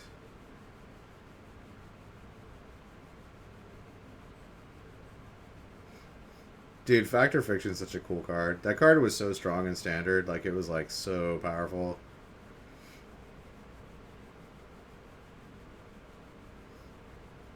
You want to see Caleb win? Yeah. I like Caleb. He's cool. He streams. I've watched him stream a couple times. Super nice guy.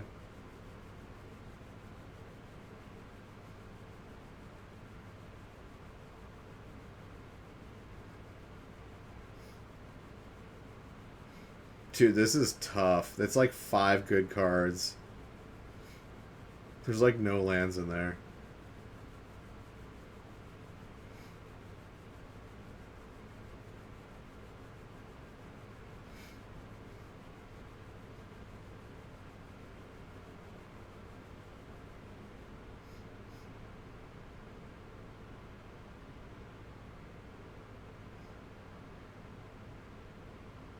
I feel like Caleb has this game. He's got one card in his hand. He can like either counter something or maybe like remove something, but like I don't even know if that's gonna matter. I mean, if he takes Veil of Summer, he's like immune to everything. I'm guessing Caleb's gonna take Veil of Summer, whatever pile it's in. I'm gonna. That's gonna be my prediction. Because I think if he has Veil of Summer, he just wins no matter what.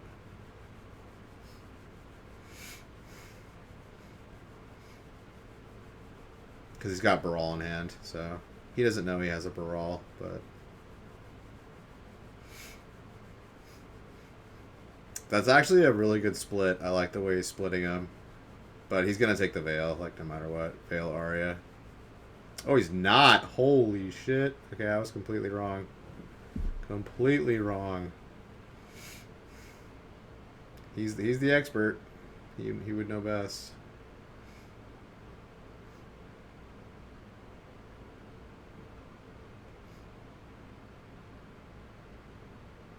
But I mean, like, if he has counter here, like,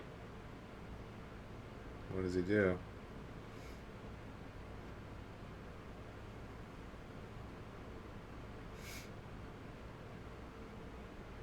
Oh, wait, he already has a Veil of Summer in hand. Never mind. Never mind. He would have taken it 100%. Okay, you guys, I was right. If he did not already have a Veil of Summer in his hand, he would have 100% taken the Veil of Summer. Yeah, Archmage's Charm, yeah, which just got Veil of Summered. Yeah, so he just wins here. Like, there's nothing. I didn't see that he had a Veil in his hand already. Yeah, Veil of Summer is so stupidly good. It's ridiculous. I play 4 of them in my Infect sideboard. 4. Like, that's how good it is. And I don't regret playing 4. Look, he's got 4 too, I think. I saw 2 in his graveyard. Yeah, it's over. It's like, you're Caleb Shearer. I'm not going to question. It's fucking over. Oh, Teamer Reclamation versus Teamer Reclamation. That sounds awesome, but not really.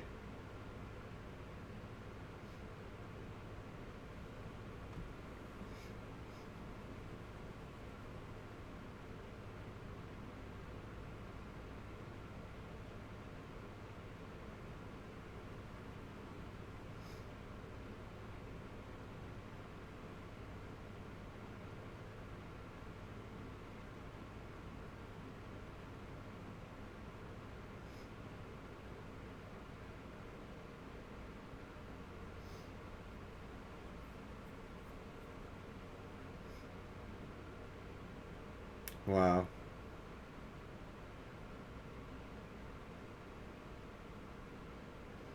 They got like 3-man collab going on.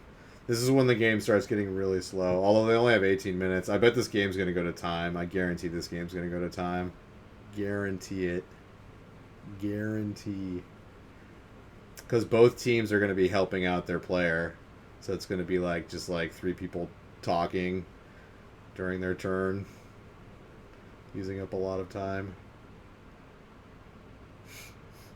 But I mean, like, the team on the right, they really need to like win a game, so I think they're going to be more about playing fast, whereas they can play slow because they win the match if they don't win a game.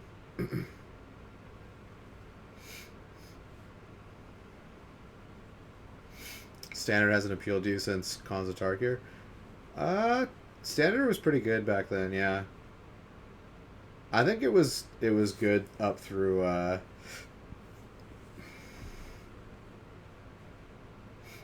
why is the Robber of the Rich in the sideboard? Because it gives you card advantage, and it's like a quick creature that you can start like doing damage. Because they can win with like their creatures. Like they have Brazen Borrower and like but that guy's just for card advantage. You like take their cards and like you get card advantage, and you get like a some damage in.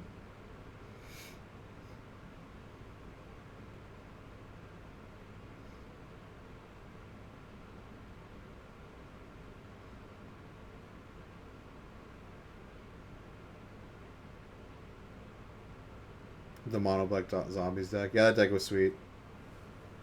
I like that deck too. Actually, I played Standard pretty religiously up until like a couple years ago, like a year and a half. Like whenever, like I played it when Mono Red finally was unplayable. Like Esper came out and Mono Red became like unplayable, and I was just like, I don't want to play Standard right now because it was all just like Esper and like, Teferi. There was only like 2 decks in the meta. It was pretty weak, and it kind of stayed that way for a while, for like a year. There was only like a couple of decks in the meta, which I don't like metas like that. And then it turned into like Field of the Dead decks with Scape Shift and shit, and it was just like either that deck or like Esper or something. There might have been like one more deck in there, but and then that card got banned finally, and then it turned into the Wolf deck. Like it was like the Flash deck. There was like the Flash deck with the whatever that wolf card is that fights something. But now, like right now, like for the last ever since Oko got banned, like it's finally started to like kind of like healed itself, kind of gone back to a wider meta, like 4 to 5 decks, maybe 6 decks playable, which is cool. Like I think it's in a good place right now, honestly. You got Teamer Reclamation, you got Mono Red, you got Azorius. You got like a ramp deck. You got Fires of Invention deck. You've got like 5 or 6 decks which are competitive.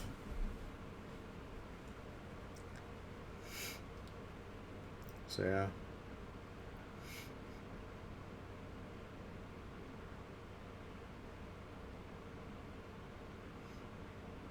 Oh, I really liked the collected company meta too. That was one of my favorite metas too. I loved that deck. That deck was fucking fun to play. Reflector Mage. You had all these badass like 3-drop creatures and like collected company, and that was when the flip planeswalkers were in. So you had like Nissa, the flip Nissa, who would like go get you a land, and like the deck was so good. Yeah, I played that at a Grand Prix. I think 10-5 with it. I went like 10. Actually, I think I went 10-4-1. I think I might have gotten a. It was either 10-5 or 10-4-1. I did really good with it. No, it didn't have Spell Queller. I don't think. I don't think Spell Queller was in the same block as it. But it had like Reflector Mage and like. Um,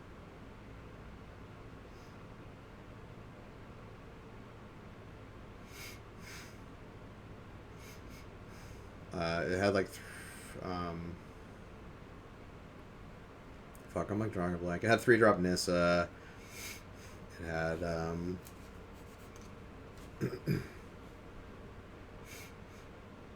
I think it had the Bounding Crassus, the Crassus that taps something, the 3/3. Um, it didn't play Baby Jace, but that was in the format.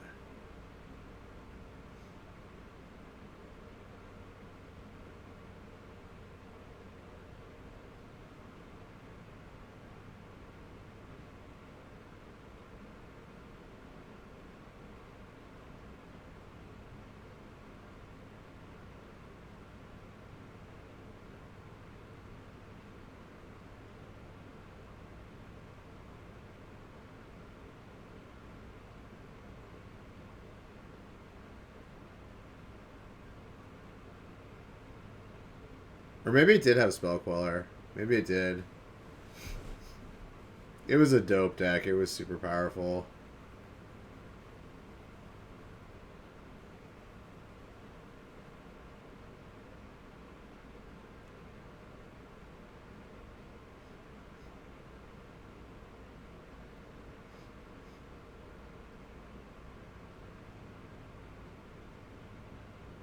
Wow, did he just lose to Wolves? Let's go.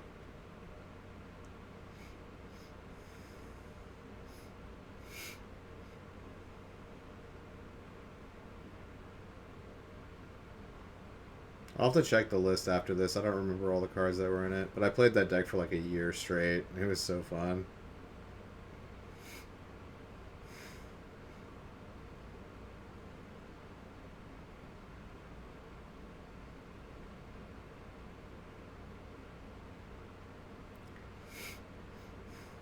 Yeah, vehicles. Well, no, vehicles. There was also the energy decks, and I played the Sultai energy deck. There were actually that meta was kind of wide. There was also mono red you could play there then too.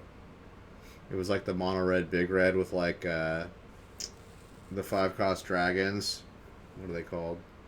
Glory bringers, or at least the when I played it had when I played in a GP it had Amonkhet had just come out, I think, or like that was the last set to come out or something. But yeah, once they banned Aetherworks Marvel, then the meta was fine. How does this deck deal with Teferi and Narset? It removes them, or it can't really do what it wants to do. It has to get rid of them. It can't function with them out on the board because it does a lot of drawing. It does a lot of it plays 4 Storm's Wrath, or not Storm Wrath. What's his name? It's one of the gods' Wrath. Wyatt Darby top decking Glorybringer, yeah. When he won the Pro Tour, yeah, that was sweet. I was watching that.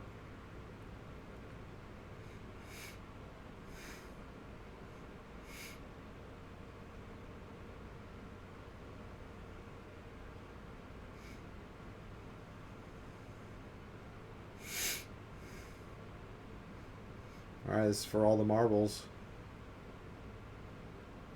And why do they have 17 minutes again? They had like 18 minutes like 5 minutes ago. They must have given him time or something. Something.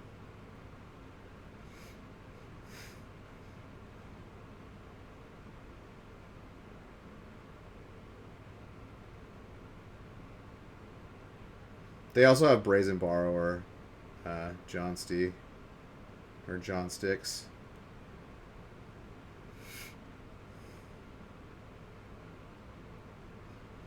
Which can bounce any permanent. This game is going to be good. It might. It might be.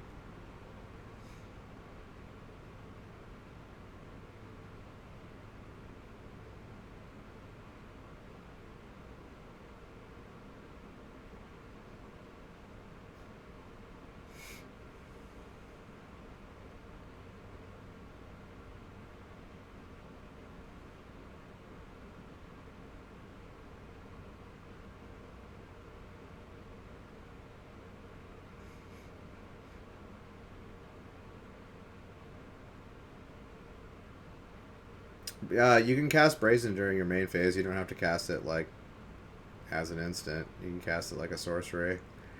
So they'll just bounce Teferi with it when they need to do what they need to do, or bounce Narset or whatever.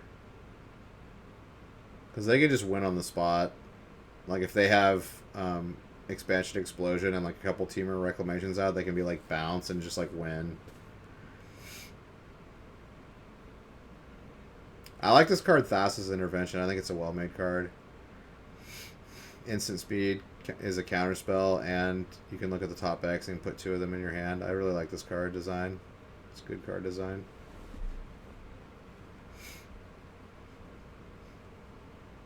Like isn't bustedly good, but it's got like a toolboxy feel.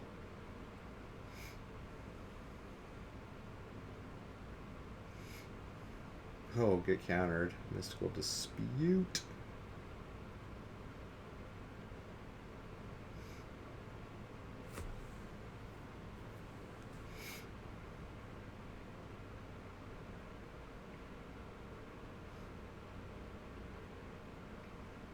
Uro. Yeah, Brazen Bar is cool. I need to get one. I want to put one in my Breach Moon deck. I think I just want to play one. Because I'm playing Vendilion Click, which I think is slightly better in the meta. But I do like the versatility of Brazen Borrower. It lets you have a 2-drop. It lets you have a 2-drop and a 3-drop in a card, which is really cool. It fills out your curve nicely.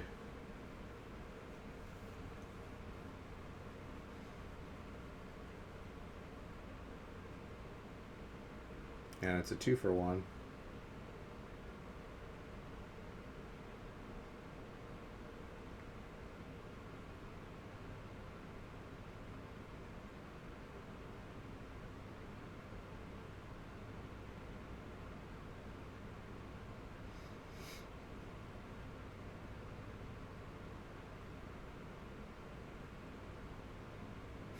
Mystic Dispute, worth its weight in gold.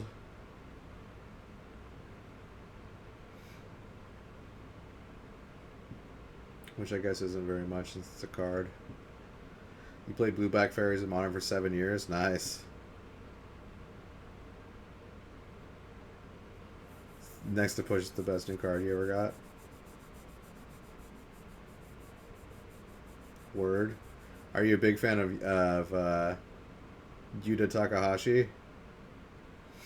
That guy who like played fairies even when like it was like bad in the meta and just like top 8'd with it like twice. That guy's a beast. I think he's close to being in the Hall of Fame too. Well, he plays Blue-Back Control, but it's like he plays Bitter Blossom and he plays a few of the other fairies. It's not like full fairies, but like, come on, it's close. It's close. He plays 4 Bitter Blossom and he plays like the counter fairy. He plays the, what is it, the Spell Stutter Sprite and like Vendilion Click and like He's got a bunch of fairies in there. Those Japanese pro win with anything. Yeah, some of them are pretty damn good for sure. You're right. It wasn't like it wasn't playing like the fairy like um it wasn't playing like the what's it called? The one that gives like +1/+1 to all fairies and shit and like the full on fairy. It's blue black fairy control though. It's not like normal blue black control. It's definitely not a normal blue black control deck.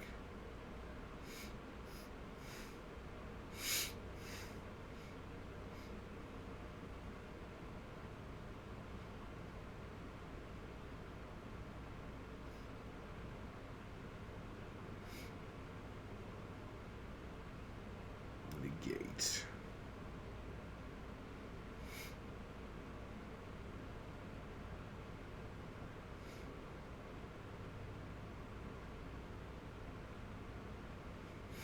You got Yug Pyromancer and Snapcaster in your Is It Humans deck? Or in your and you don't call it Is It Humans? Okay. But I mean like there's a difference there because like Snapcaster is just both of those cards are incredibly versatile. Spellstutter Sprite is not a versatile card and like Bitter Blossom really isn't either.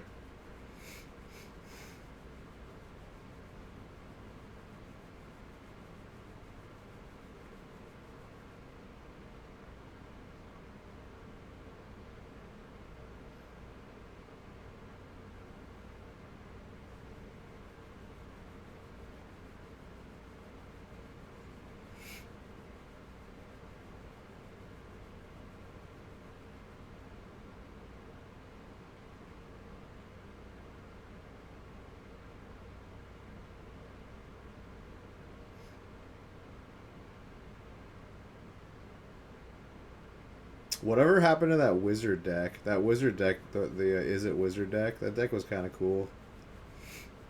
I have like all the cards for that deck. I could play it if I wanted to.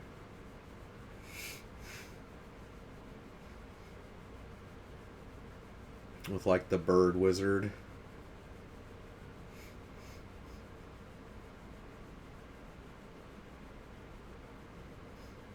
Yeah, but you got to play like the fairy package in order for them to be good. They kind of like they work off of each other. That's why it's different. There's a synergy. Like Snapcaster is just a fucking good single card that goes in any blue deck, pretty much. And like Pyromancer is just a really good red card that goes in a lot of, well, used to go in a lot of decks when those decks were around.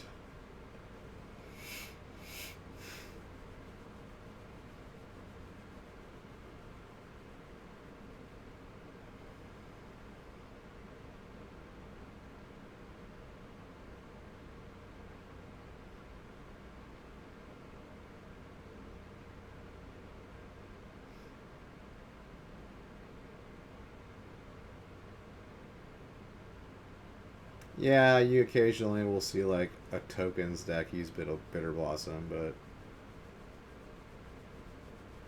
I stand by what I said.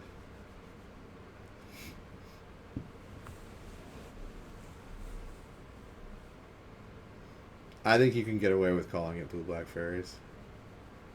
And I think he did. I'm pretty sure he did for a tournament. He called it that before.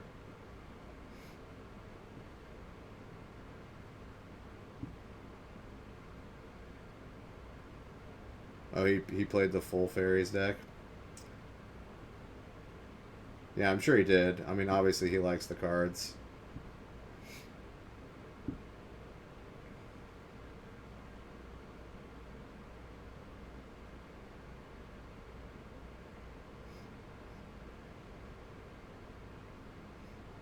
I thought the sleeve just flew off. Oh, Mystic Dispute. Uro coming in for the smash down.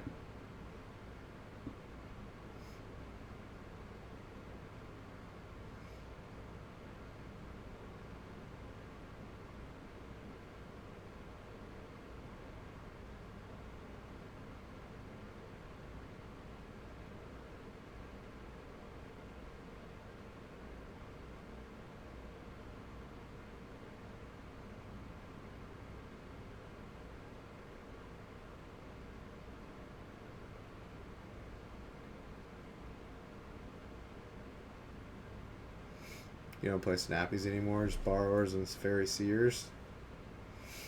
Alright.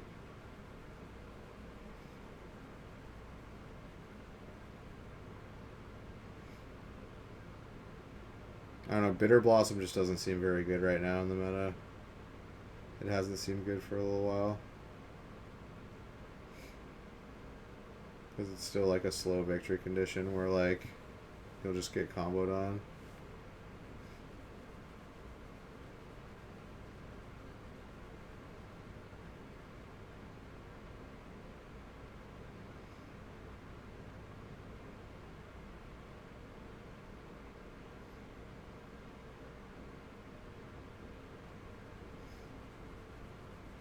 Deck is horrible at the moment, yeah.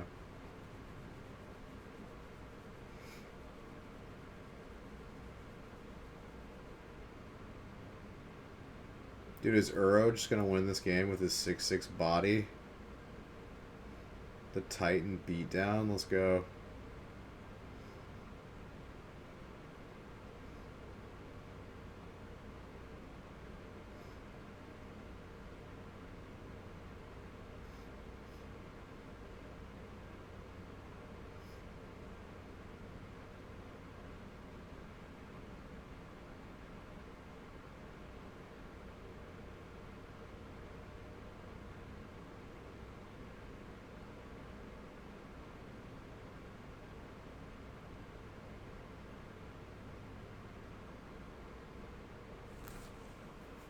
Mono was so good during the Death Shadow period.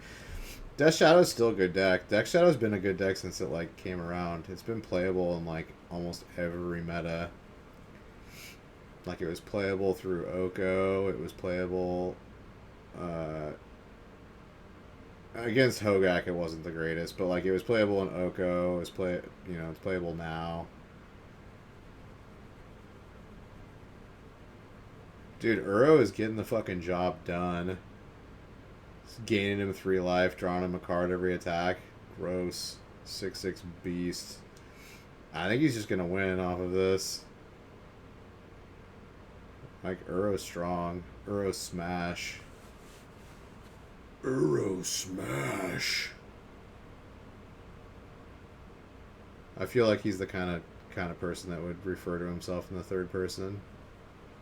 It's the vibe I get. Yeah, I play Grixis Death Shadow. I enjoy it. It's a good deck.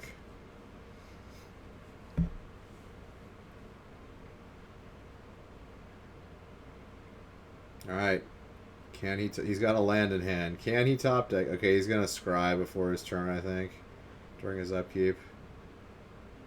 He's in the castle.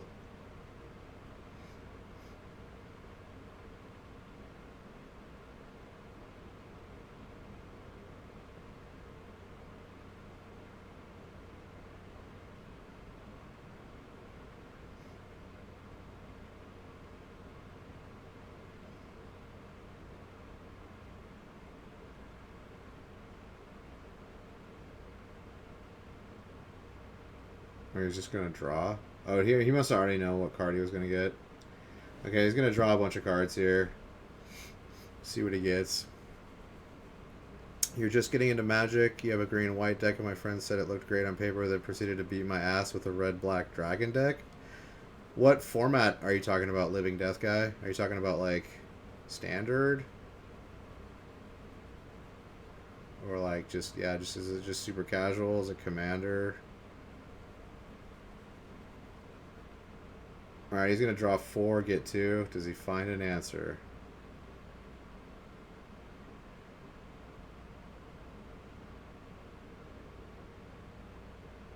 Oh, he found a blocker. That's some.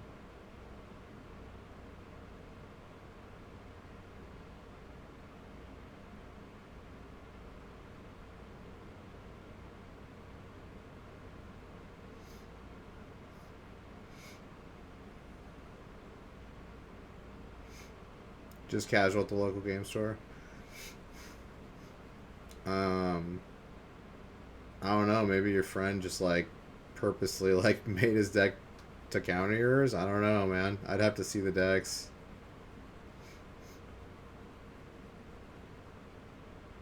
It's hard to say when you're not playing a specific format. Okay, he won, yeah. Uro smash. Oh, the head shake. Dylan Hand is pissed. He's like, fuck this deck. Where are my draws? Okay, I think they didn't make day 2. I think you have to 7-2 to make day 2, probably. I don't know how it works for SCG now. But GG's. That brings us to the conclusion of day 1 of the Star City game Team Constructed Philadelphia. And yeah, this video is going to go up on my YouTube channel, which is lock_daddy. You can watch it on HD there. It's also going to be on my Twitch channel, which is twitch.tv/lock_daddy. Follow me on Twitter, which is @lock_daddy1 for updates on any of my streaming endeavors and what else is going on in my life. And yeah, see you again tomorrow for day number 2 and top 4, yo!